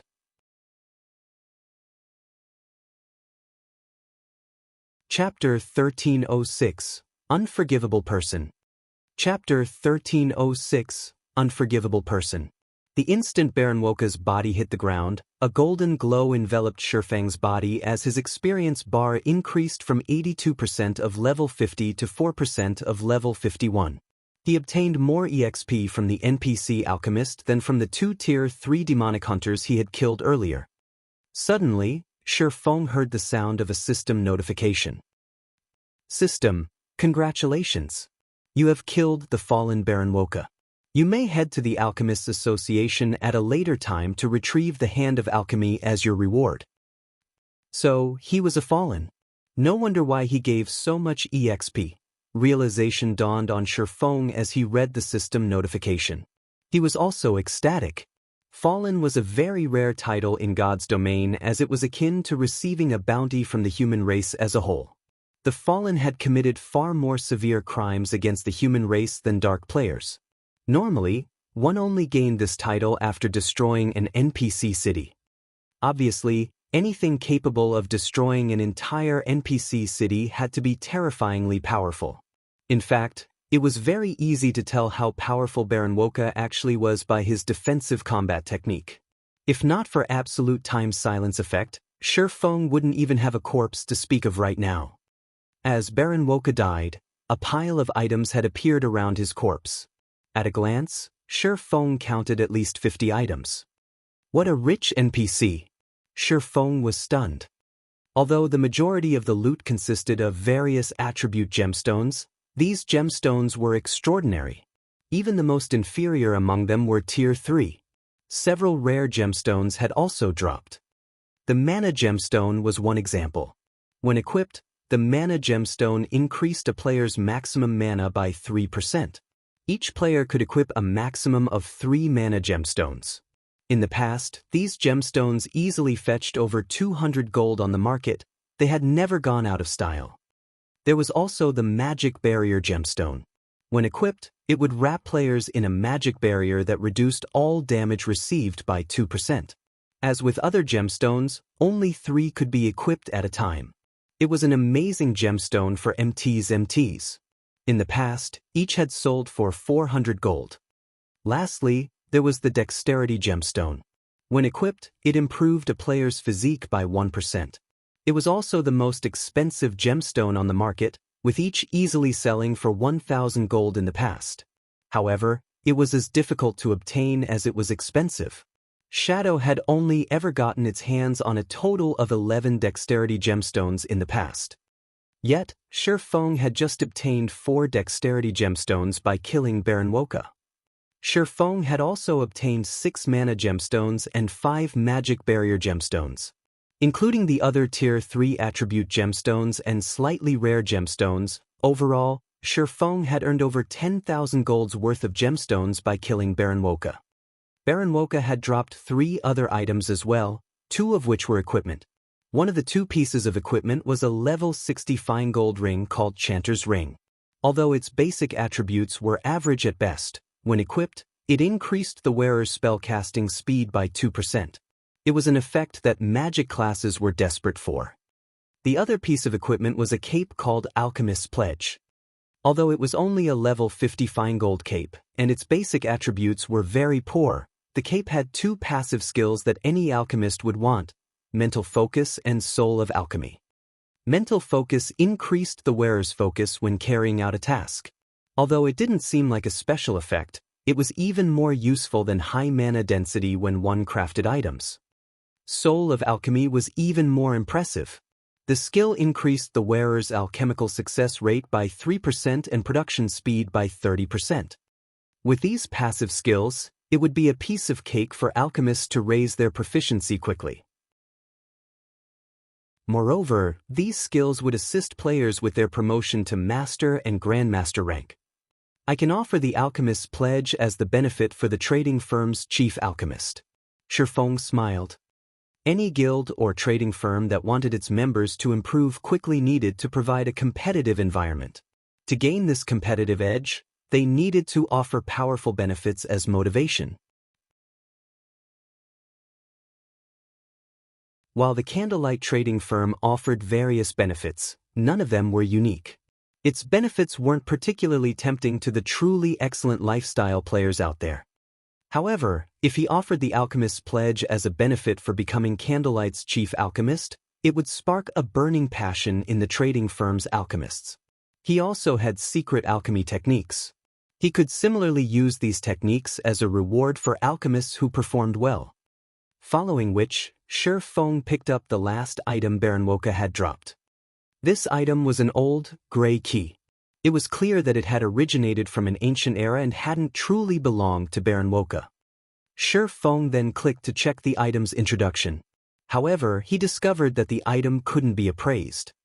Cannot be appraised? What kind of key is this? Shi Feng's curiosity grew.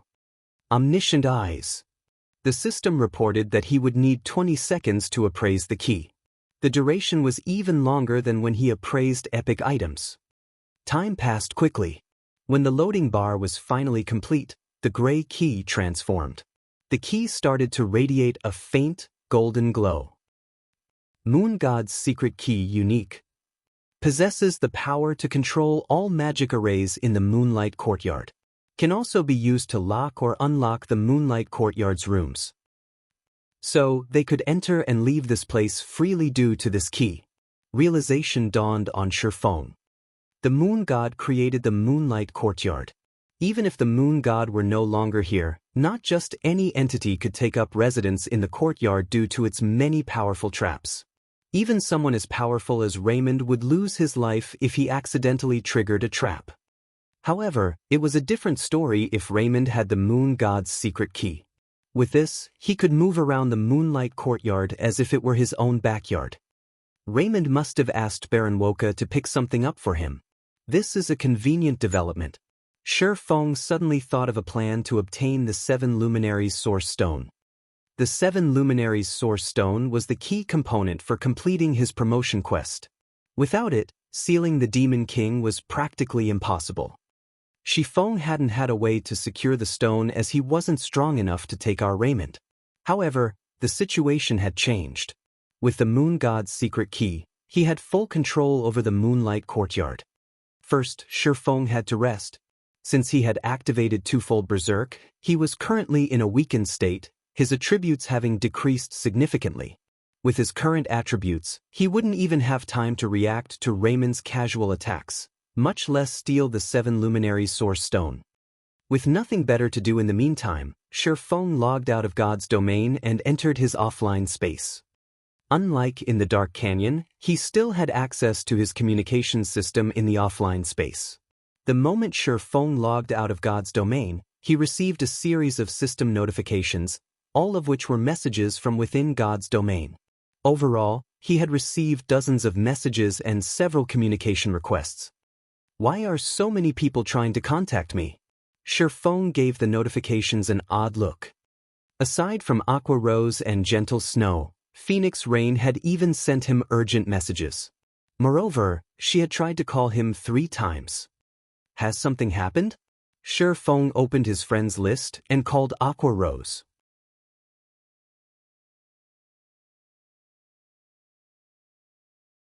Chapter 1307. Qualitatively Changing a Town. Chapter 1307. Qualitatively Changing a Town. Inside the dim offline space, a few seconds after Shi Feng made the call request, Aqua Rose connected to the video call. Currently, the video showed Aqua Rose out in the field, a slightly anxious expression on her face. Moreover, the sounds of an intense battle seemed to come from every direction. Guild leader, your communication system is finally up, Aqua Rose said, sighing with relief. Her frown relaxed slightly. I was prepared to send Blackie to go and knock on your cabin. Has something happened? Shi Feng asked as he examined Aqua Rose's tired expression. He had logged back into God's domain a short time ago, and before he had returned, he hadn't received a single message, yet as soon as he logged out, so many people had tried to contact him. Whatever Aqua Rose wanted to talk about, it must be important. Otherwise, with Aqua Rose's capabilities, she would have solved the problem without contacting him. Since Gentle Snow had joined Zero Wing, Aqua Rose had a much easier time managing the guild's affairs. This was even after taking into account the guild's expansion. In fact, Aqua Rose and Gentle Snow were so capable that they could solve many issues without his help. Hence, he had been able to challenge his promotion quest without worrying about his guild. Not long ago, Heaven's Burial gained access to Evernight City. They've turned the Frozen Scar map into an Azura mode regional dungeon. Based on the information Evernight City published, a guild can gain access to the city once they kill the Frost King, the regional dungeon's final boss. Every large guild is focusing on raiding the regional dungeon. Quite a few superpowers have set their sights on this dark city. The competition in Frozen Scar is intense. I suggest that we pull Snow away from Lake Heart City and gather Zero Wing's forces in Frozen Scar. However, Snow has reported that the situation in Lake Heart City has started to improve, and she can't step away at the moment. I led a portion of our main forces into Frozen Scar, but we're having difficulty competing with those superpowers. Moreover, quite a few dark players have been slaughtering players around White River City, striking fear into the residents' hearts. Some players have even migrated to Star Moon City. We've dispatched quite a few experts to deal with the situation, but that means that I have even less manpower at my disposal. Evernight City was the only dark city in Star Moon Kingdom. It offered a few privileges that most ordinary NPC cities lacked. One of which was a teleportation array connected to Evernight City, which guilds could gain access to once they had enough reputation. The city would build this array in one of the guild's towns or cities, allowing the guild's players to teleport from the guild town or city to Evernight City with ease. Moreover, as a guild increased its status in Evernight City, it would gain access to more teleportation arrays. Ordinary NPC cities didn't have such a privilege to offer. Not only was this convenient for guilds, but it would also aid in their development. There wasn't a lot of distance between Star Moon City and Evernight City. Many players could use Evernight City as a waypoint to reach farther guild towns and grind in the nearby high-level maps without traveling for dozens of hours. Rather than put down roots in a particular guild town permanently, players could treat it like a temporary rest point, moving their operations at a moment's notice if necessary. Independent players would swarm to a guild town tethered to Evernight City, boosting the town's development. Access to Evernight City? Shi Feng immediately came to a realization. It was no wonder why Aqua Rose was so nervous. Even Phoenix Rain had tried to contact him several times. If Zero Wing could gain access to Evernight City and secure a teleportation array for Stone Forest Town, it would transform the town.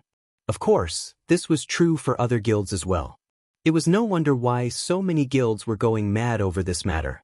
Even the various superpowers wanted in on the action. Guild leader, I'd like Snow to shift her focus away from Lake Heart City for now. If the other guilds kill the Frost King, it will become very difficult for us to gain access to Evernight City, Aqua Rose explained. No. Snow has to keep her focus in Lake Heart, Shi Feng said, shaking his head. As for you, give up on raiding Frozen Scar for now. Give up? Shi Feng's decision stunned Aqua Rose. Stone Forest Town had only become the #1 town in Star Moon Kingdom after overcoming many challenges. If they let the another guild kill the Frost King before them, they might not be able to maintain Stone Forest Town's position. That's right. Give up on raiding the Frost King. Instead, figure out a way to raid Blizzard Fortress, the team dungeon in the Frozen Scar. Try to get the first clear if possible. Shi Feng nodded.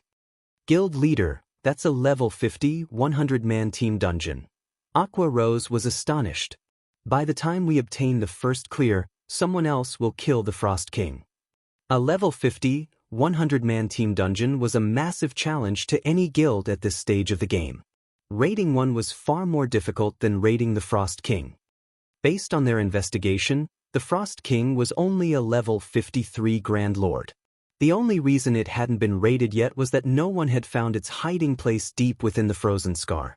Players needed to kill many monsters and bosses in order to reach the final boss. Taking into account the Frozen Scar's severe environment, which increased players' stamina consumption by several times, progress to reach the Frost King was quite slow. They would be crazy to ignore the Frost King, the easier raid target, to challenge the Blizzard Fortress instead. The Frost King is an Ice-type boss. Fighting it without very high ice resistance is nearly impossible, but the weapons and equipment that drop in the Blizzard Fortress are somewhat unique. Almost every item offers high ice resistance. If we have these items, it'll be much easier to raid the Frost King. In any case, with so many guilds in the running, the competition won't conclude for some time. We'll use this opportunity to bolster our team's strength. It won't be too late to raid the Frost King once we've done so, Shifeng said, smiling. He did not bother to explain further details. Alright, I understand. I'll try to raid the Blizzard Fortress as quickly as possible. In reality, Aqua Rose still had her doubts. She knew that they had tons of sea gods' blessings in the guild warehouse. The potion could significantly increase a player's resistances. However, since Shifeng had given her an order, it wouldn't be wise to insist against it. She could only try to raid the dungeon as quickly as possible. Following which, Aqua Rose disconnected the call. Meanwhile, Shifeng smiled wryly at Aqua Rose's confusion. He could not reveal too much information. After all, no one had actually raided the Frost King yet. He couldn't just come out and say that players needed a minimum of 300 points of ice resistance to raid the boss. With such a high requirement, not even stacking 2 bottles of Sea God's Blessing would be enough. They needed other weapons and equipment to supplement for the missing points. Otherwise, players wouldn't stand a chance against the Frost King. Many guilds had contested for the right to enter Evernight City in the past as well. Similarly, these guilds had focused on clearing a straight path towards the Frost King, expending tons of manpower and resources in the process. However, only after encountering the Frost King did everyone realize how much of a nightmare the boss truly was. In the end, despite only being a Grand Lord, the Frost King had wiped out an army of hundreds of thousands of elite players, transforming them into ice sculptures. However, the fact that Heaven's Burial had gained access to Evernight City concerned Shifeng. When Evernight City had surfaced in the past, over 20 days had passed before the first guild had gained access to the city, yet it had only been a few days, and Heaven's Burial had already entered the city. It was inconceivable. To make matters worse, the first guild to gain access enjoyed additional benefits, which would make it far easier to gain guild reputation in Evernight City. It wouldn't be long before Heaven's Burial connected its guild town to Evernight City. This won't do. I need to hurry. After a 2-hour nap, Shifeng logged into God's domain once more.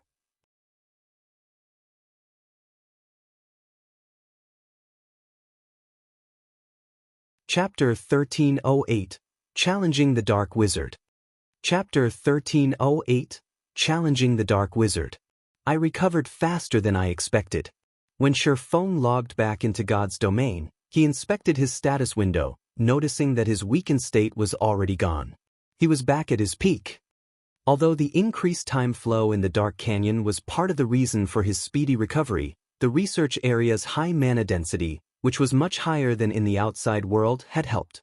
As a result, his weakened state's duration had decreased significantly. Following which, Shifeng took 2 Sea God's Blessing bottles from his bag and consumed them, his resistances, particularly magic resistance, increasing by a total of 150 points. He then retrieved an acceleration scroll and gave himself the acceleration buff. Following which he switched his Swordsmanship Master title to the basic Tyrant title, increasing his fortitude by 30 points, stamina by 20%, and all basic attributes by 5%.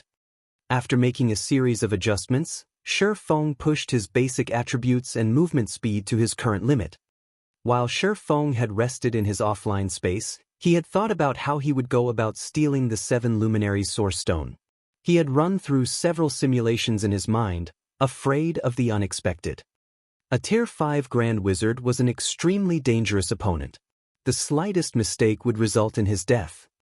While Shifeng did not mind dying, his death would result in the loss of the Soul Orb. If he lost the Soul Orb now, he did not know how long it would take to find another one of the 7 treasures again. He couldn't lose the Soul Orb now. Hopefully, the system won't try to mess with me. Shifeng then carefully opened the research room door and snuck in. Raymond was still immersed in his alchemy in the room. He had blocked every distraction from his mind as he focused on his research. Meanwhile, he had placed the 7 Luminaries Source Stone above a research table in the center of a small, crimson magic array not far from him. This small magic array utilized the 7 Luminaries Source Stone as a power source, supplying the mana Raymond needed to craft his item. Feng did not rush to snatch the 7 luminary source stone. Instead, he quietly examined the room's layout and the items around the room. As a God's domain expert, the first thing he needed to do when encountering a foreign environment was to adapt. This way, he could exert his maximum combat potential during a fight. This time, however, Feng didn't observe his surroundings just to adapt, but to locate the research room's treasures as well. He had only reached the Moon God's research room, which had been excellently maintained after many challenges. He'd do himself a disservice if he stole the 7 luminary source stone and ignored everything else. Every item in the research room was sorely tempting. The alchemy tools on the research tables alone were dark gold rank. Even after a decade of playing God's domain, such tools had been incredibly precious. Every alchemist constantly hunted such treasures. Feng even spotted a complete set on one of the research tables. Aside from the alchemy tools, the research room had quite a few items that radiated divine might. The Moon God must have used them all frequently. Any one of these items could easily sell for over 100,000 magic crystals in an auction. There were also quite a few tattered designs on an experiment table. These designs had been crafted with extremely valuable materials. Rather than the standard sheepskin parchment, the designs had been drawn on dragon skin. Only gods would dare use a dragon skin as parchment. Fortunately, dragon skin parchment would survive storage for tens of thousands of years. As he carefully analyzed the research room, shock bubbled in Feng's chest. The research room was a treasure trove. It could likely rival the fallen Arkansas. If only the dark wizard Raymond weren't present. Raymond finally completed the item he had been working on. A golden ring, with a jewel radiating a 7-colored brilliance in its center, floated in the air before him. The jewel also released a frightening pressure. Even Feng, who stood far outside of the research room's magic array, felt a significant weight bearing down on him. What is that? Feng stared at the golden ring curiously. Very few items in God's domain, aside from items gods had used, emitted that kind of pressure. Every one of these items was a masterpiece. The golden ring's pressure could even rival divine might. After completing the ring, Raymond's hand stopped moving as he began to chant an incantation. A 4-fold magic array then appeared above the golden ring, absorbing the surrounding mana and forcing it into the ring. Like a massive whale taking a breath, the golden ring sucked in the dense mana, yet despite absorbing so much, the ring showed no signs of slowing. A chance! Watching the golden ring absorb mana, Feng knew that this was the crucial moment to act. If he missed this opportunity, he wasn't likely to get another. Immediately, Feng activated Phantom Kill and had his doppelganger stay near the research room's entrance, keeping the door open. He then dashed towards Raymond. Raymond, Dark Shaman King. Human, Grand Wizard. Level 72. HP? / Although Raymond was only level 72, he was a Tier 5 NPC. He detected the fluctuations in the magic array almost immediately, which Feng had caused as he ran through it. When Raymond realized that he had an intruder, his gaze turned cold. Die! Without hesitation, Raymond waved his wrinkled arm and gestured towards Feng. 5 magic arrays of different colors formed at his fingertips, overlapping. The amount of mana around Raymond's palm even made Feng shudder with fear. This is insane. He's using Elemental Crush, right off the bat? As soon as Feng saw the 5 magic arrays, he recognized the spell. Elemental Crush was a Tier 5, miniature destruction spell. Although the attack's range wasn't large, it was even more frightening than a Tier 5, large-scale destruction spell. If struck, even MTs of the same tier and level would lose half of their HP instantly. However, the spell had a flaw. Its runes were overly complex. The chant was also quite long. Tier 5 Grand Wizards didn't usually use this spell in PvP. However, Raymond could forego both the incantation and runes, casting the spell instantly. Suddenly, space around Feng started to crumble. Everything around him turned dark. In the blink of an eye, Everything within 30 yards had been turned to dust. However, just as Raymond thought he had dealt with the intruder and was about to return his focus to the magic array above the golden ring, a figure appeared before him. Close one. Shi Feng could not help but glance at his previous position, fear lingering in his heart. Fortunately, he had instant strike, which allowed him to teleport to his target. Otherwise, he wouldn't have dodged the spell with his movement speed. Despicable mortal, die. Realizing that Shi Feng was still alive, Raymond grew serious as he activated his domain. In God's domain, there was a saying that those without domains were nothing more than ants underfoot. As long as one activated a domain, they could suppress their enemies. Against weaker opponents, it would be a one-sided slaughter. However, Shi Feng had prepared for Raymond's domain. As soon as he appeared before Raymond, he activated absolute time, freezing the area's mana. Even the Dark Shaman King couldn't access the mana. Raymond's spreading domain crumbled instantly. Shi Feng sighed with relief. He knew that absolute time wouldn't silence Raymond for more than 10 seconds. He could accept that as long as it was effective against the NPC for even a brief moment. Without hesitation, Shi Feng activated Power of Darkness and Windwalk before dashing towards the 7 Luminaries' Source Stone. Damnable ant! Seeing Shi Feng run past him, flames of rage burned in Raymond's eyes as he smashed the black, metallic staff in his other hand towards Shi Feng. Although Raymond couldn't use his spells, Raymond's physique, strength, and speed were leaps and bounds above the swordsman's. Even without using combat techniques, he could kill Shi Feng instantly. Ping! A metallic clang echoed when the staff crashed into Shi Feng. However, the staff stopped half an inch before Shi Feng, unable to proceed. Defensive Blade. Raymond was helpless against this move. He was a magical class. Without his spells, he couldn't deplete Defensive Blade's block counts quickly. He could only smash his staff into Shi Feng repeatedly to deplete the block counts. This gave Shi Feng enough time to reach the 7 Luminaries' Source Stone above the research table. With lightning-quick reactions, Shi Feng grabbed the Source Stone and stored it in his bag space. He then turned and fled to another research table. Bastard! You bastard! You dare steal what's mine! Do you think someone like you can last against me for long? Suddenly, Raymond's white hair darkened to black. His wrinkles started to smooth as he began to appear youthful. His aura also seemed to grow more powerful. Taste the wrath of the Dark Shaman King.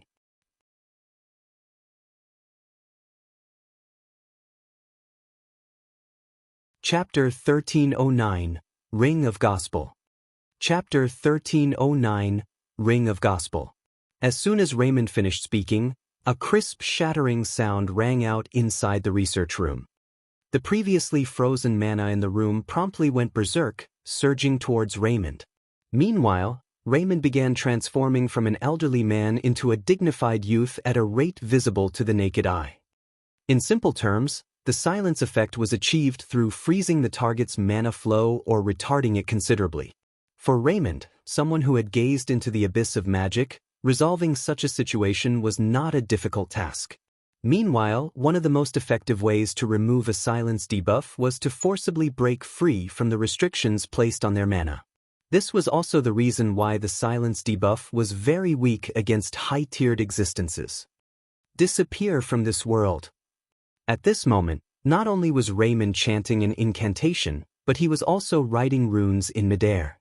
Meanwhile, both his chanting and writing speeds were beyond anything Shi Feng had ever seen before. Despite Shi Feng having activated a berserk skill and being under the effect of various acceleration skills, before he could even reach the next research table, 4 magic arrays had already appeared around Raymond. Meanwhile, each magic array gathered a frightening amount of mana. If Phoenix Rain were present right now, she would definitely be stupefied by this scene. The reason for this was the technique Raymond had just displayed. It was literally the ideal sought after by all magical class players.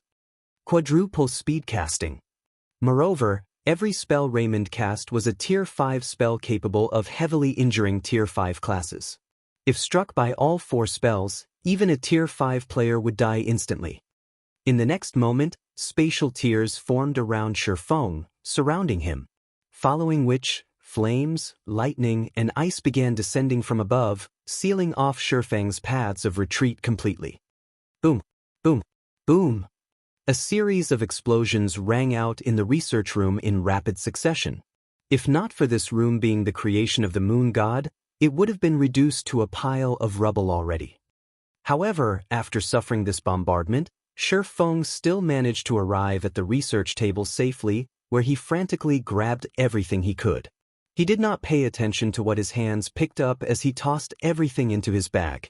He even went as far as implementing Sword's orbit with his arms to increase his looting efficiency.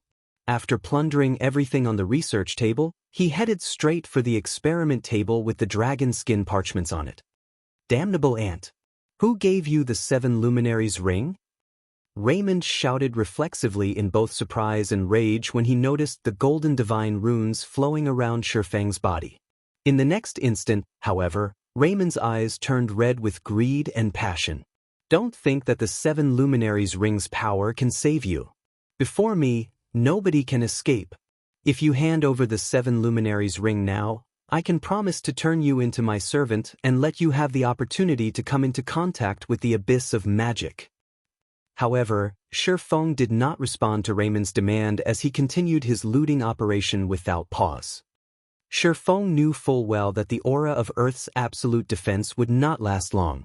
Moreover, even skills that provided invulnerability couldn't offer unlimited protection against someone like the Black Shaman King.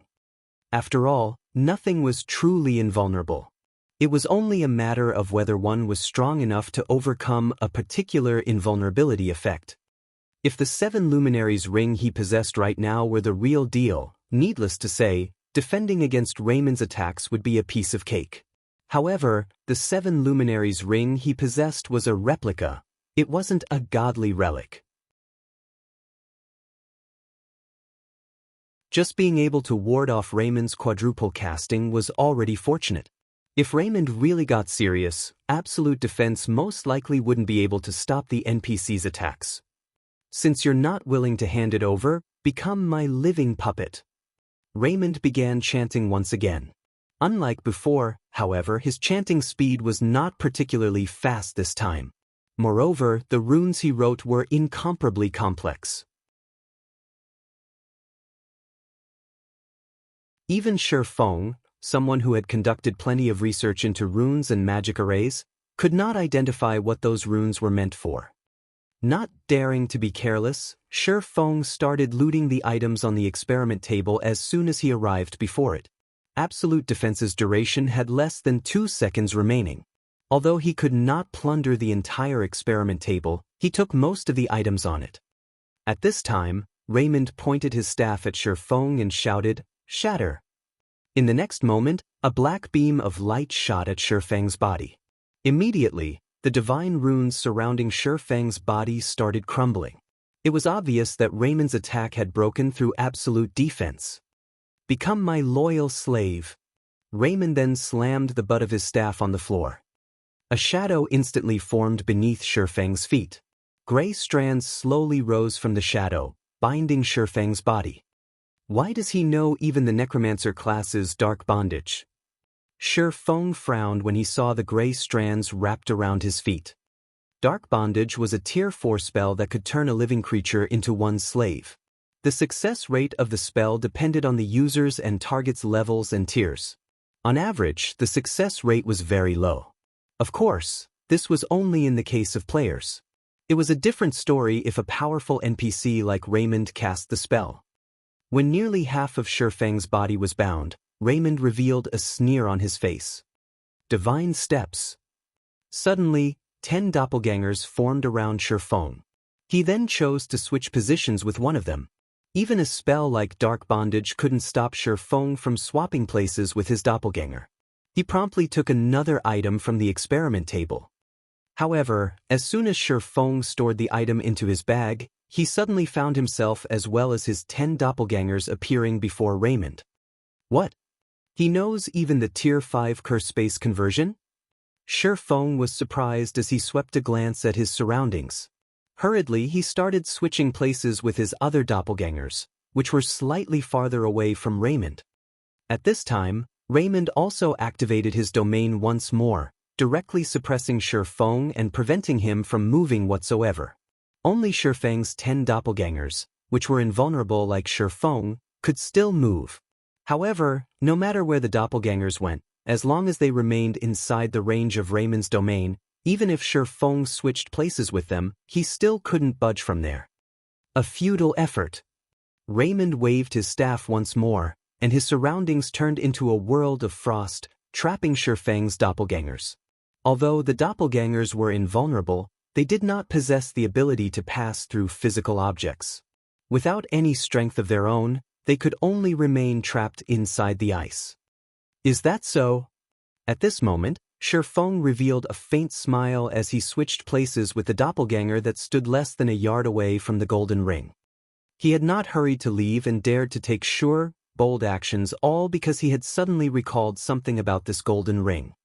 In the past, the alliance of superpowers had been able to kill the Dark Shaman King because they had managed to destroy one of the NPC's items at the cost of plenty of sacrifices. That item was the Ring of Gospel.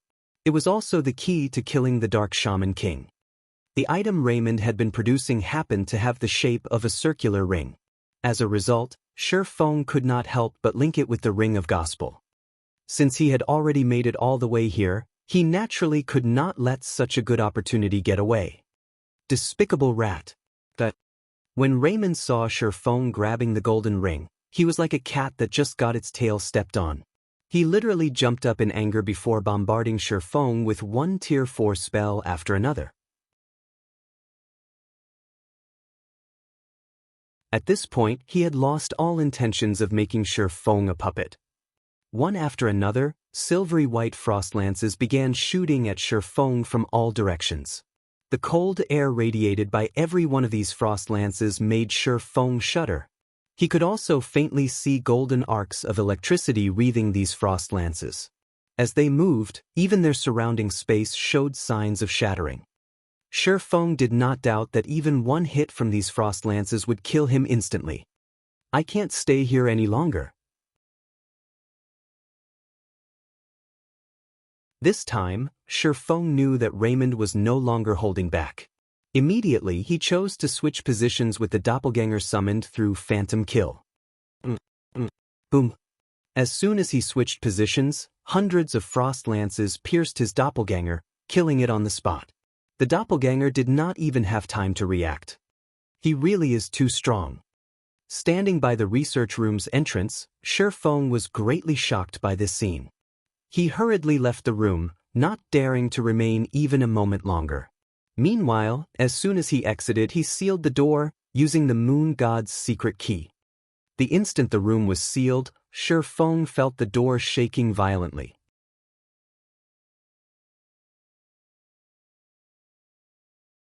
Chapter 1310, Moon God's Secret Record. Chapter 1310, Moon God's Secret Record. The door of the research room was made using a special method. Moreover, the moon god had reinforced it with divine runes. Even a tier 5 grand wizard would have difficulty leaving a scratch on it. However, the violent tremors of the door made Shi Feng doubt it could hold back the Dark Shaman King. After all, Raymond was an NPC capable of becoming the final boss of one of God's domain's major expansion packs. He definitely was not in existence that ordinary tier 5 NPCs could compare to. In retrospect, considering how several superpowers had needed to work together to defeat Raymond, Shi Feng could only conclude that Raymond had to be at the demigod standard already. Thinking up to this point, Shi Feng felt that he still wasn't safe. He left the research area right away. When he entered the corridor leading out of the research area, he even used the moon god's secret key to seal off the corridor. Although the corridor's seal was not as powerful as the door of the research room, it could more or less stop Raymond for a short while. After Shi Feng left the research area, it was as if he had entered a whole other world. When he exited the corridor, he arrived at a place filled with greenery. He could see hills and waterfalls in the distance as well as hear bird calls and smell flowers. He could also pick up the roars of many demonic beasts. At the same time, he spotted many demonic patrol squads making the rounds of the forest paths. Although the guards in these demonic patrol squads were not as strong as the demons guarding the inner courtyard, each patrol still consisted of 1 level 70, Tier 3 demonic guard and 9 level 70, Tier 2 demonic soldiers. To Shi Feng, who currently couldn't summon his personal guards and mount, they were extremely dangerous opponents. Immediately after, the sound of a system notification entered Shi Feng's ears. System, you have discovered the top floor of the Demon Ceiling Tower, Moon God Space. What? This is the top floor of the Demon Ceiling Tower? Shi Feng was stunned when he looked at the system notification. Based on the system map, the Demon Ceiling Tower had a total of 36 floors. Meanwhile, each floor could easily fit a small town inside. If Shi Feng had tried climbing from the first floor to the top floor, he would have needed plenty of time. Although he had already steeled himself for a long battle, climbing all 36 floors would not have been an easy task. Previously, Shi Feng had still thought that spending 507 luminaries shards to teleport to the research area had not been worth it. Now, however, it would seem that he had just made a huge profit. Immediately, Shi Feng found a safe location to hide before adjusting his mental state and organizing the items he looted. From beginning to end, his exchange with Raymond had lasted only 7 or 8 seconds. However, despite this brevity, his stamina and concentration had been depleted as if he had fought normally for several hours. The exchange had taken a severe toll on his concentration, in particular. Due to the frightening pressure Raymond gave off, as well as the NPC's domain, every second he spent fleeing from the NPC was equivalent to fighting against an opponent of equal strength for an hour. In fact, from the moment Shi Feng started facing off against Raymond until he exited the research room, Shi Feng had not even taken a breath. After all, even the slightest delay in his actions could lead to his death, rendering all his efforts since entering God's domain useless. One could imagine just how much pressure Shi Feng felt during those short 7 or 8 seconds. Hence, Shi Feng wished to slowly relax his tense mental state. Meanwhile, at the Azura Mode regional dungeon Frozen Scar, many of Star Moon Kingdom's powerful and well-known guilds were currently gathered here. There were even large guilds from other kingdoms and empires coming to raid the regional dungeon. At this moment, hundreds of thousands of elite and expert players were at Frozen Scar, and the competition here was considerably intense. In just the few short hours since Frozen Scar became a regional dungeon, over 50,000 elite players had already died in it. This situation immediately deterred members of small guilds and independent players from entering the dungeon. However, in one forest filled with snow, a 1,000-man legion was calmly pressing forward. The legion easily killed off any level 46 Lord-ranked snow yetis and level 45 elite-ranked snow giants and steadily advanced towards the location of the Frost King. When the elite legions of other guilds came across this legion, they would hurriedly avoid it, afraid of provoking it. After all, the guild this 1,000-man legion belonged to was none other than Heaven's Burial, the official number 2 guild of Star Moon Kingdom. Currently, Singular Burial was even personally leading this elite legion. Among the members of this legion, even the weakest was level 41, whereas the experts were level 42. There were even some experts that had reached level 43. Meanwhile, these players were all geared in level 40 top-tier equipment, with the most inferior being fine gold rank and the majority being dark gold rank. The strongest among all these players was Singular Burial.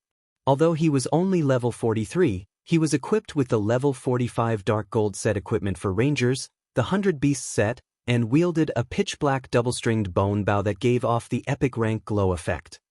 Despite going up against over 50 Frost Yetis and 1,000 Frost Giants, Singular Burial managed to command his team properly and keep the situation under control.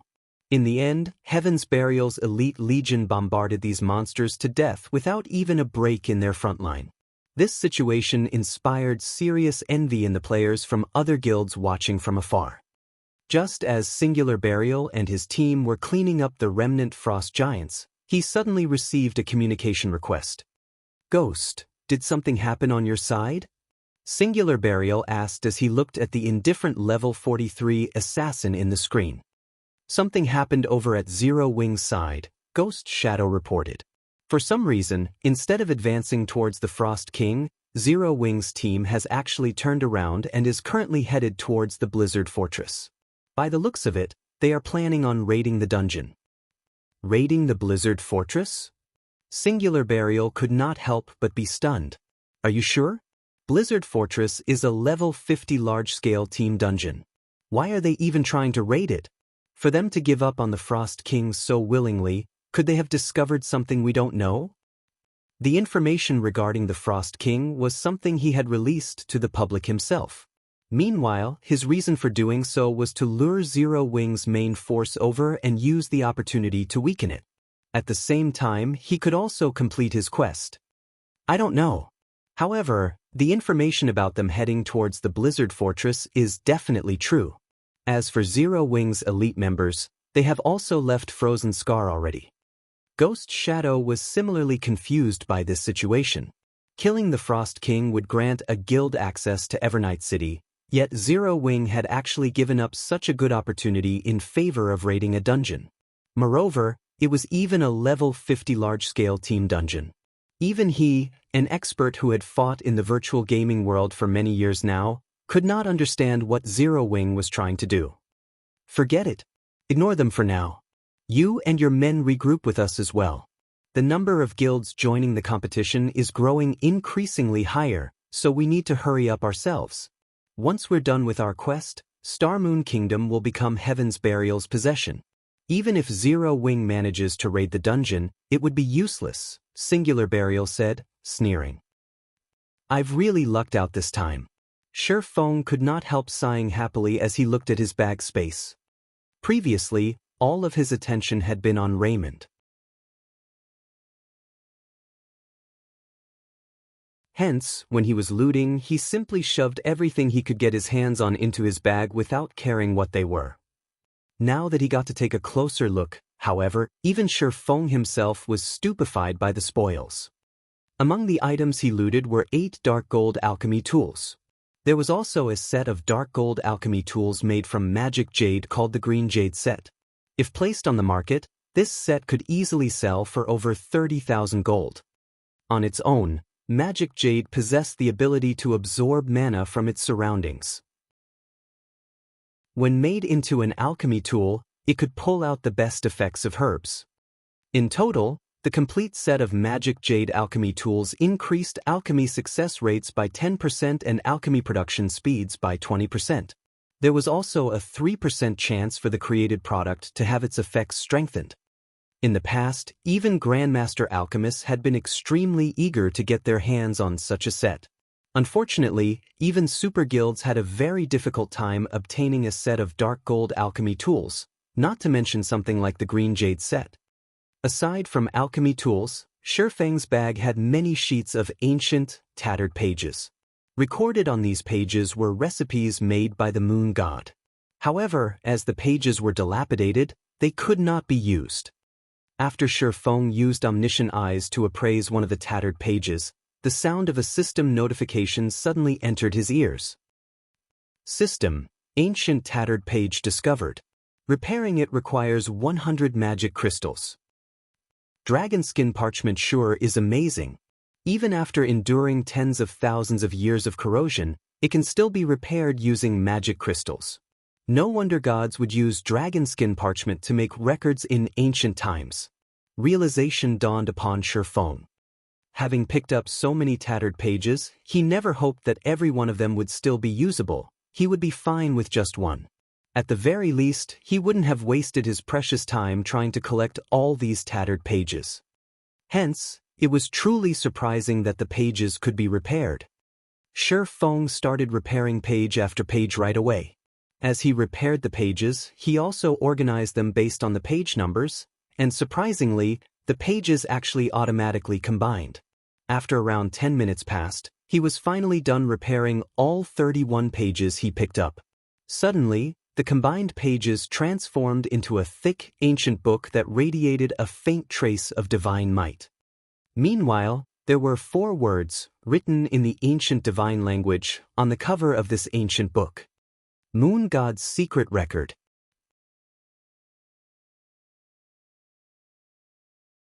Chapter 1311. Upgrading to Fragmented Legendary Rank. Chapter 1311. Upgrading to Fragmented Legendary Rank. What? This is the Moon God's Secret Record. Shi Feng stared at the ancient book in his hands time and again, his heart unable to calm down even after some time. Even his breathing right now had bated. There were 5 great alchemy scriptures in God's domain. These 5 great alchemy scriptures were like the Holy Bible to alchemists and were highly sought after. In the past, every alchemist that had managed to get their hands on these alchemy scriptures had become famous individuals in the alchemy world. Meanwhile, one of the 5 great alchemy scriptures was the Moon God's Secret Record. Legend had it that the Moon God had edited it extensively. However, many wars had also been waged between kingdoms and empires because of the Moon God's Secret Record, and it ended up divided and scattered all over God's domain. Eventually, with the passage of time, the Moon God's Secret Record had disappeared entirely. Shi Feng had never imagined that he would actually come across the Moon God's Secret Record, and even obtain it, in the Moonlight Courtyard. Following which, he clicked excitedly to check the attribute panel of the Moon God's Secret Record. Moon God's Secret Record, Volume 1. A detailed compilation of the Moon God's experiences and techniques in alchemy. There is a total of 3 volumes. One can obtain the Moon God's legacy when all 3 volumes are collected. It's actually split into 3 volumes? Shi Feng's initially passionate heart cooled down immediately. However, after giving the matter some thought, he found the situation reasonable. The Moon God's Secret Record had been contested by ancient kingdoms and empires many times before. On the other hand, it had been many years since anyone had set foot into the Moonlight Courtyard. It was clear that the Moon God's Secret Record here did not possess any relation to the ancient wars waged on the continent of God's domain. The only explanation for there being a copy here was that there wasn't only one Moon God's Secret Record. Nevertheless, Shi Feng was already very satisfied with this outcome. Among the 3 volumes comprising the Moon God's Secret Record, the first volume contained information regarding the various materials in God's domain. It was like an alchemy encyclopedia. With this book, players could understand the various properties of alchemy materials and establish a solid foundation for when they were trying to create new recipes. The reason why Titan City's research rooms could aid players in reaching the Master and Grandmaster ranks was mainly because of the wealth of information contained within the rooms. Meanwhile, the research information of the Moon God was most likely not one bit inferior when compared to the alchemy database of Titan City.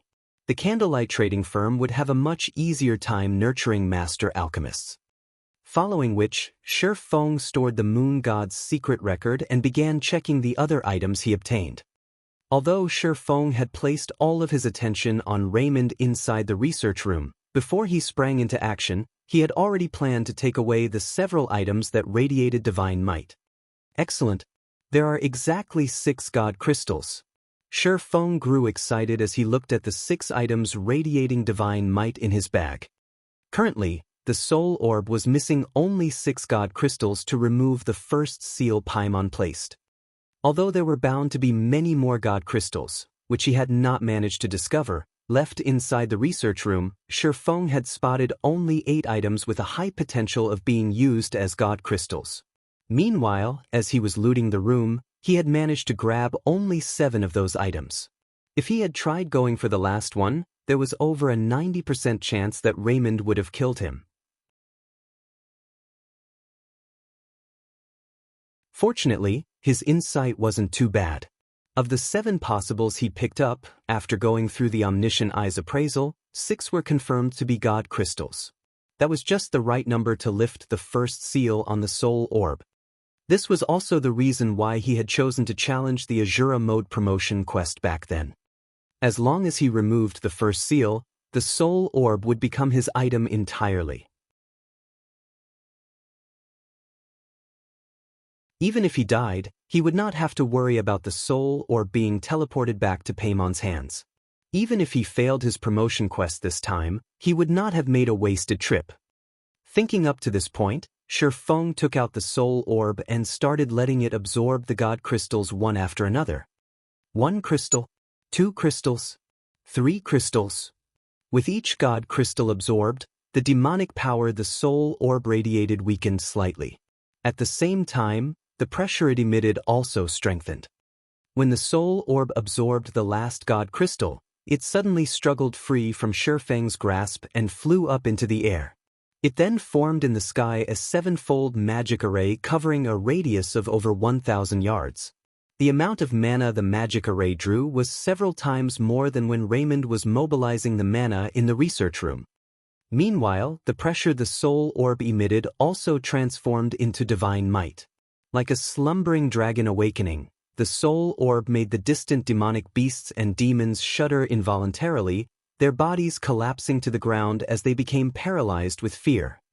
A frightening mana vortex then formed around the soul orb. A will descended from the soul orb with pitch-black demonic power vying to suppress this will. Who is it? Who dares break my seal? An illusory figure suddenly appeared in midair. Although Shifeng could not get a clear look at this figure's appearance, the way the figure looked down on all life forms and the aura of a ruler the figure exuded prompted Shifeng to lower his head instinctively. Meanwhile, the rage contained in that figure's voice made even Shifeng's soul shudder. Fortunately, when the soul orb broke through the suppression of the demonic power, this illusory figure also disappeared. With the removal of the seal, the soul orb's appearance underwent significant changes. Now, faintly visible golden divine runes circulated on the surface of the orb. Meanwhile, its size also shrank. Previously, it was roughly the same size as an adult's fist. Now, it was only half that size. When the soul orb landed back on Shifeng's palm, he no longer felt like he was under surveillance. Soul orb, fragmented legendary rank item. Originally a fragment of the treasure of illusion. However, due to being refined by the demon god Paimon, the fragment's true power has been sealed. Currently, a small portion of its power has been repaired. Additional active skill 1-. Soul water. Creates soul water from the souls willingly contributed by players. No cooldown. Every 50 souls of players absorbed will produce 1 drop of soul water. Additional active skill 2-. Crystal of Souls. Creates a crystal of souls through absorbing a portion of monsters' souls. No cooldown. Every 30 souls of monsters at Great Lord rank or above absorbed will produce 1 crystal of souls. Monster's level must be 5 levels higher than Wielder. Additional active skill 3-. Divine Power Absorption. Absorbs divine power to recover the soul orb itself. There are a total of 3 seals. The removal of the second seal requires 10 god crystals. Current absorb number 0. Although demon god Paimon has sealed the soul orb, it has been awakened by the golden stigmata. The seal can be removed by absorbing divine power. Cannot be destroyed. Owner, Yi Feng. If this item is wielded by anyone else, they will receive a backlash from both demonic power and divine power. Amazing! These attributes are truly amazing. Shifeng was astounded by the text introduction of the soul orb. Back when the soul orb was still at epic rank, it was already plenty amazing. Now that it had recovered and reached the fragmented legendary rank, its attributes had become even more awesome. Not only was the number of souls required for the soul water halved, but now he could even produce the crystal of souls. Although making a crystal of souls was much more troublesome than the process for the soul water, the crystal of souls was an item that could be obtained only through luck in God's domain.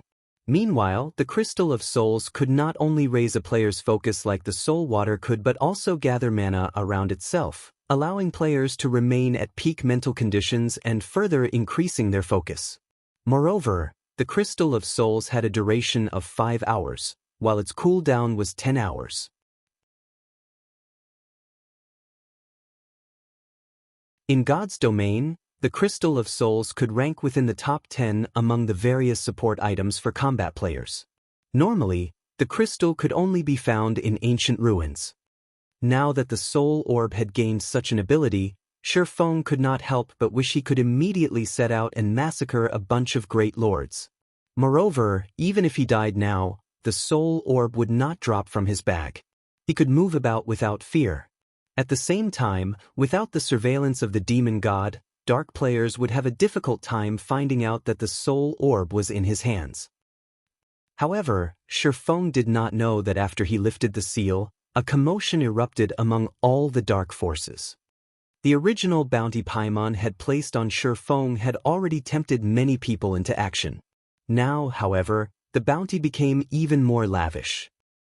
System: Demon God Paimon has sent out a recovery order for the Soul Orb. As long as one can kill the Soul Orb's wielder and obtain the Soul Orb, Demon God Paimon will personally promote them to the Viscount rank as well as provide abundant rewards. Those who wish to accept the quest need to pay 2,000 magic crystals. Do you wish to accept the quest? This quest is valid long-term and can be accepted at any time.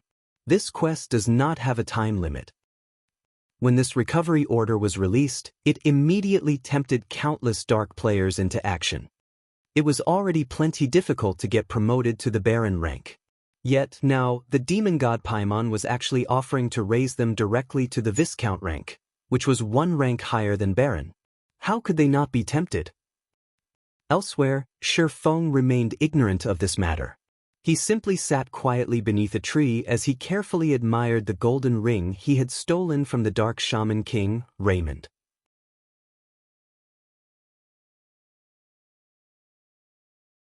Chapter 1312 Madness Among the Dark. Chapter 1312 Madness Among the Dark. Dark Knight Empire, Headwind Outpost.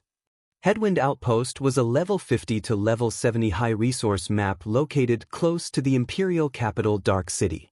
Strong winds blew here all year round, but due to the wind's dark corrosion effect, very few people were willing to level up or quest here.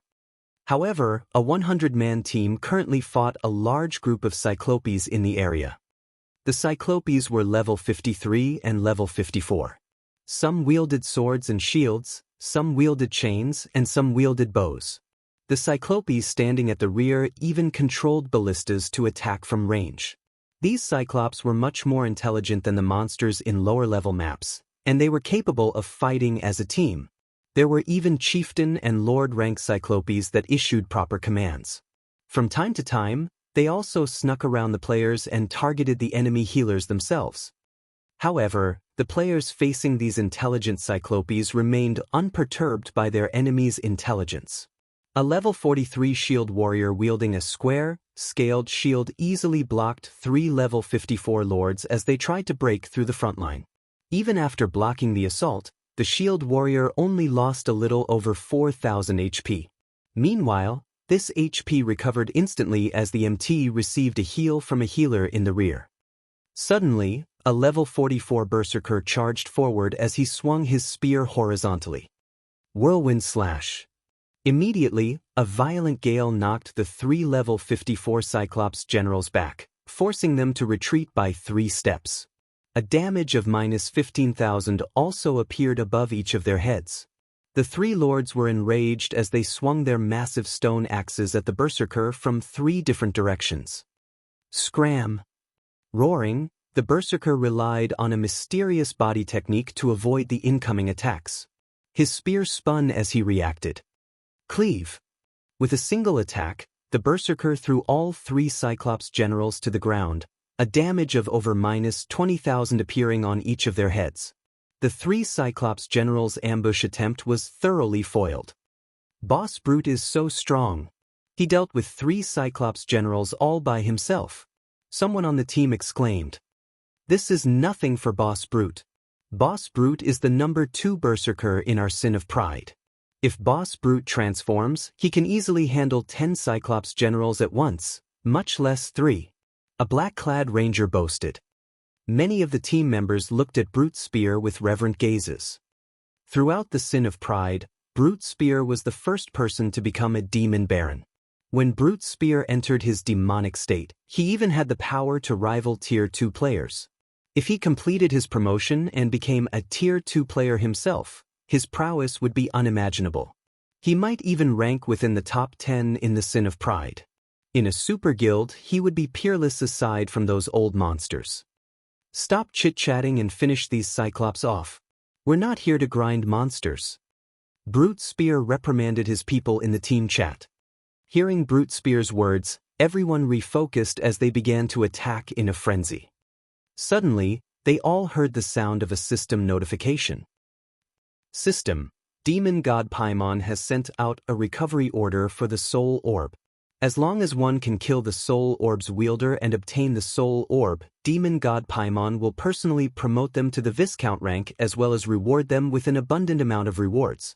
Those who wish to accept the quest needs to pay 2,000 magic crystals. Do you wish to accept the quest? This quest is valid long-term and can be accepted at any time. This quest does not have a time limit. Crap. Am I seeing things? A Viscount? The notification stunned every member of the team. Throughout the Sin of Pride, only Brute Spear had become a Baron. There wasn't a single Viscount among all of the players in the Flower of Seven Sins, much less the Sin of Pride. A Demon Viscount was on an entirely different power level.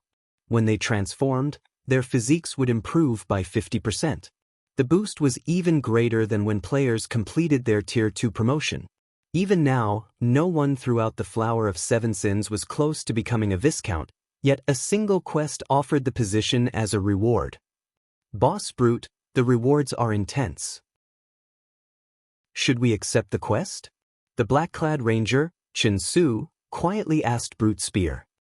Only a few of them knew that Frost Eye currently had the Soul Orb. Previously, the demon god had only stated that those who recovered the Soul Orb would earn a reward. At most, the quest awarded some reputation.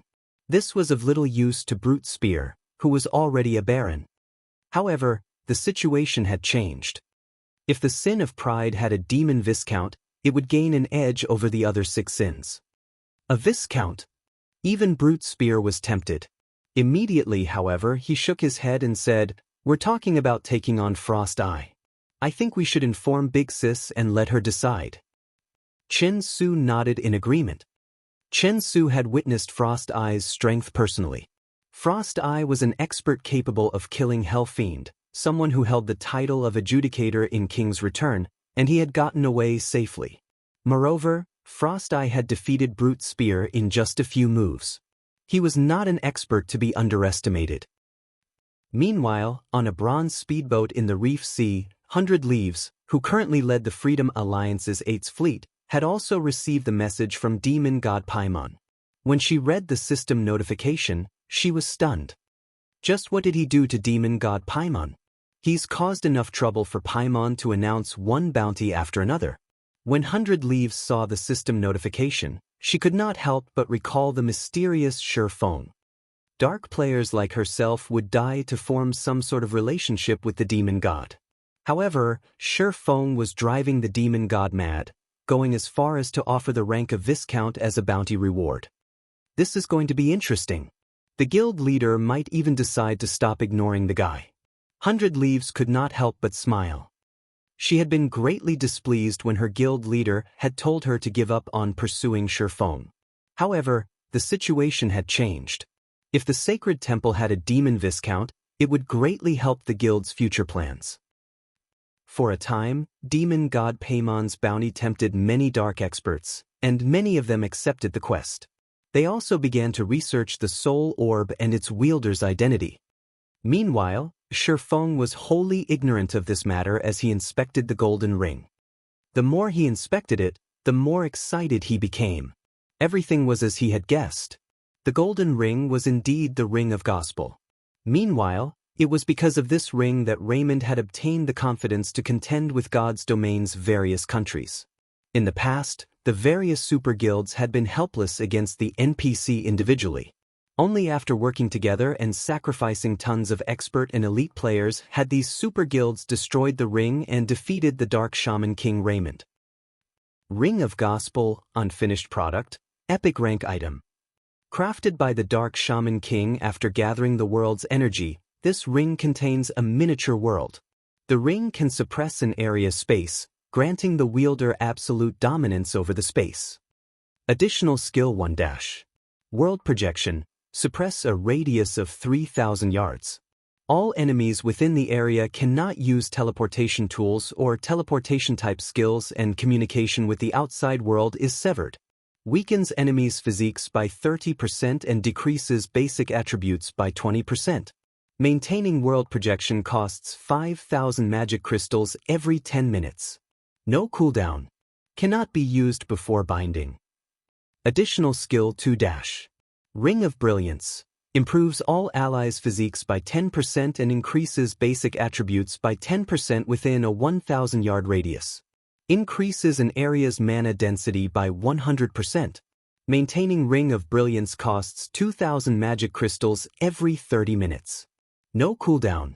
Cannot be used before binding. As the Ring of Gospel's external divine runes and magic arrays and inner world are incomplete, the ring cannot exhibit its full strength. Only after the divine runes, magic arrays, and inner world are complete will the ring exhibit its full strength. Current completion rate, 30%. Not bound. As soon as Feng finished reading the statistics, the sound of a system notification reached his ears. System, do you wish to bind the Ring of Gospel? That you're tuning in to the Wang Lin's Journey YouTube channel. Don't forget to subscribe and join us on this journey to catch the most captivating stories.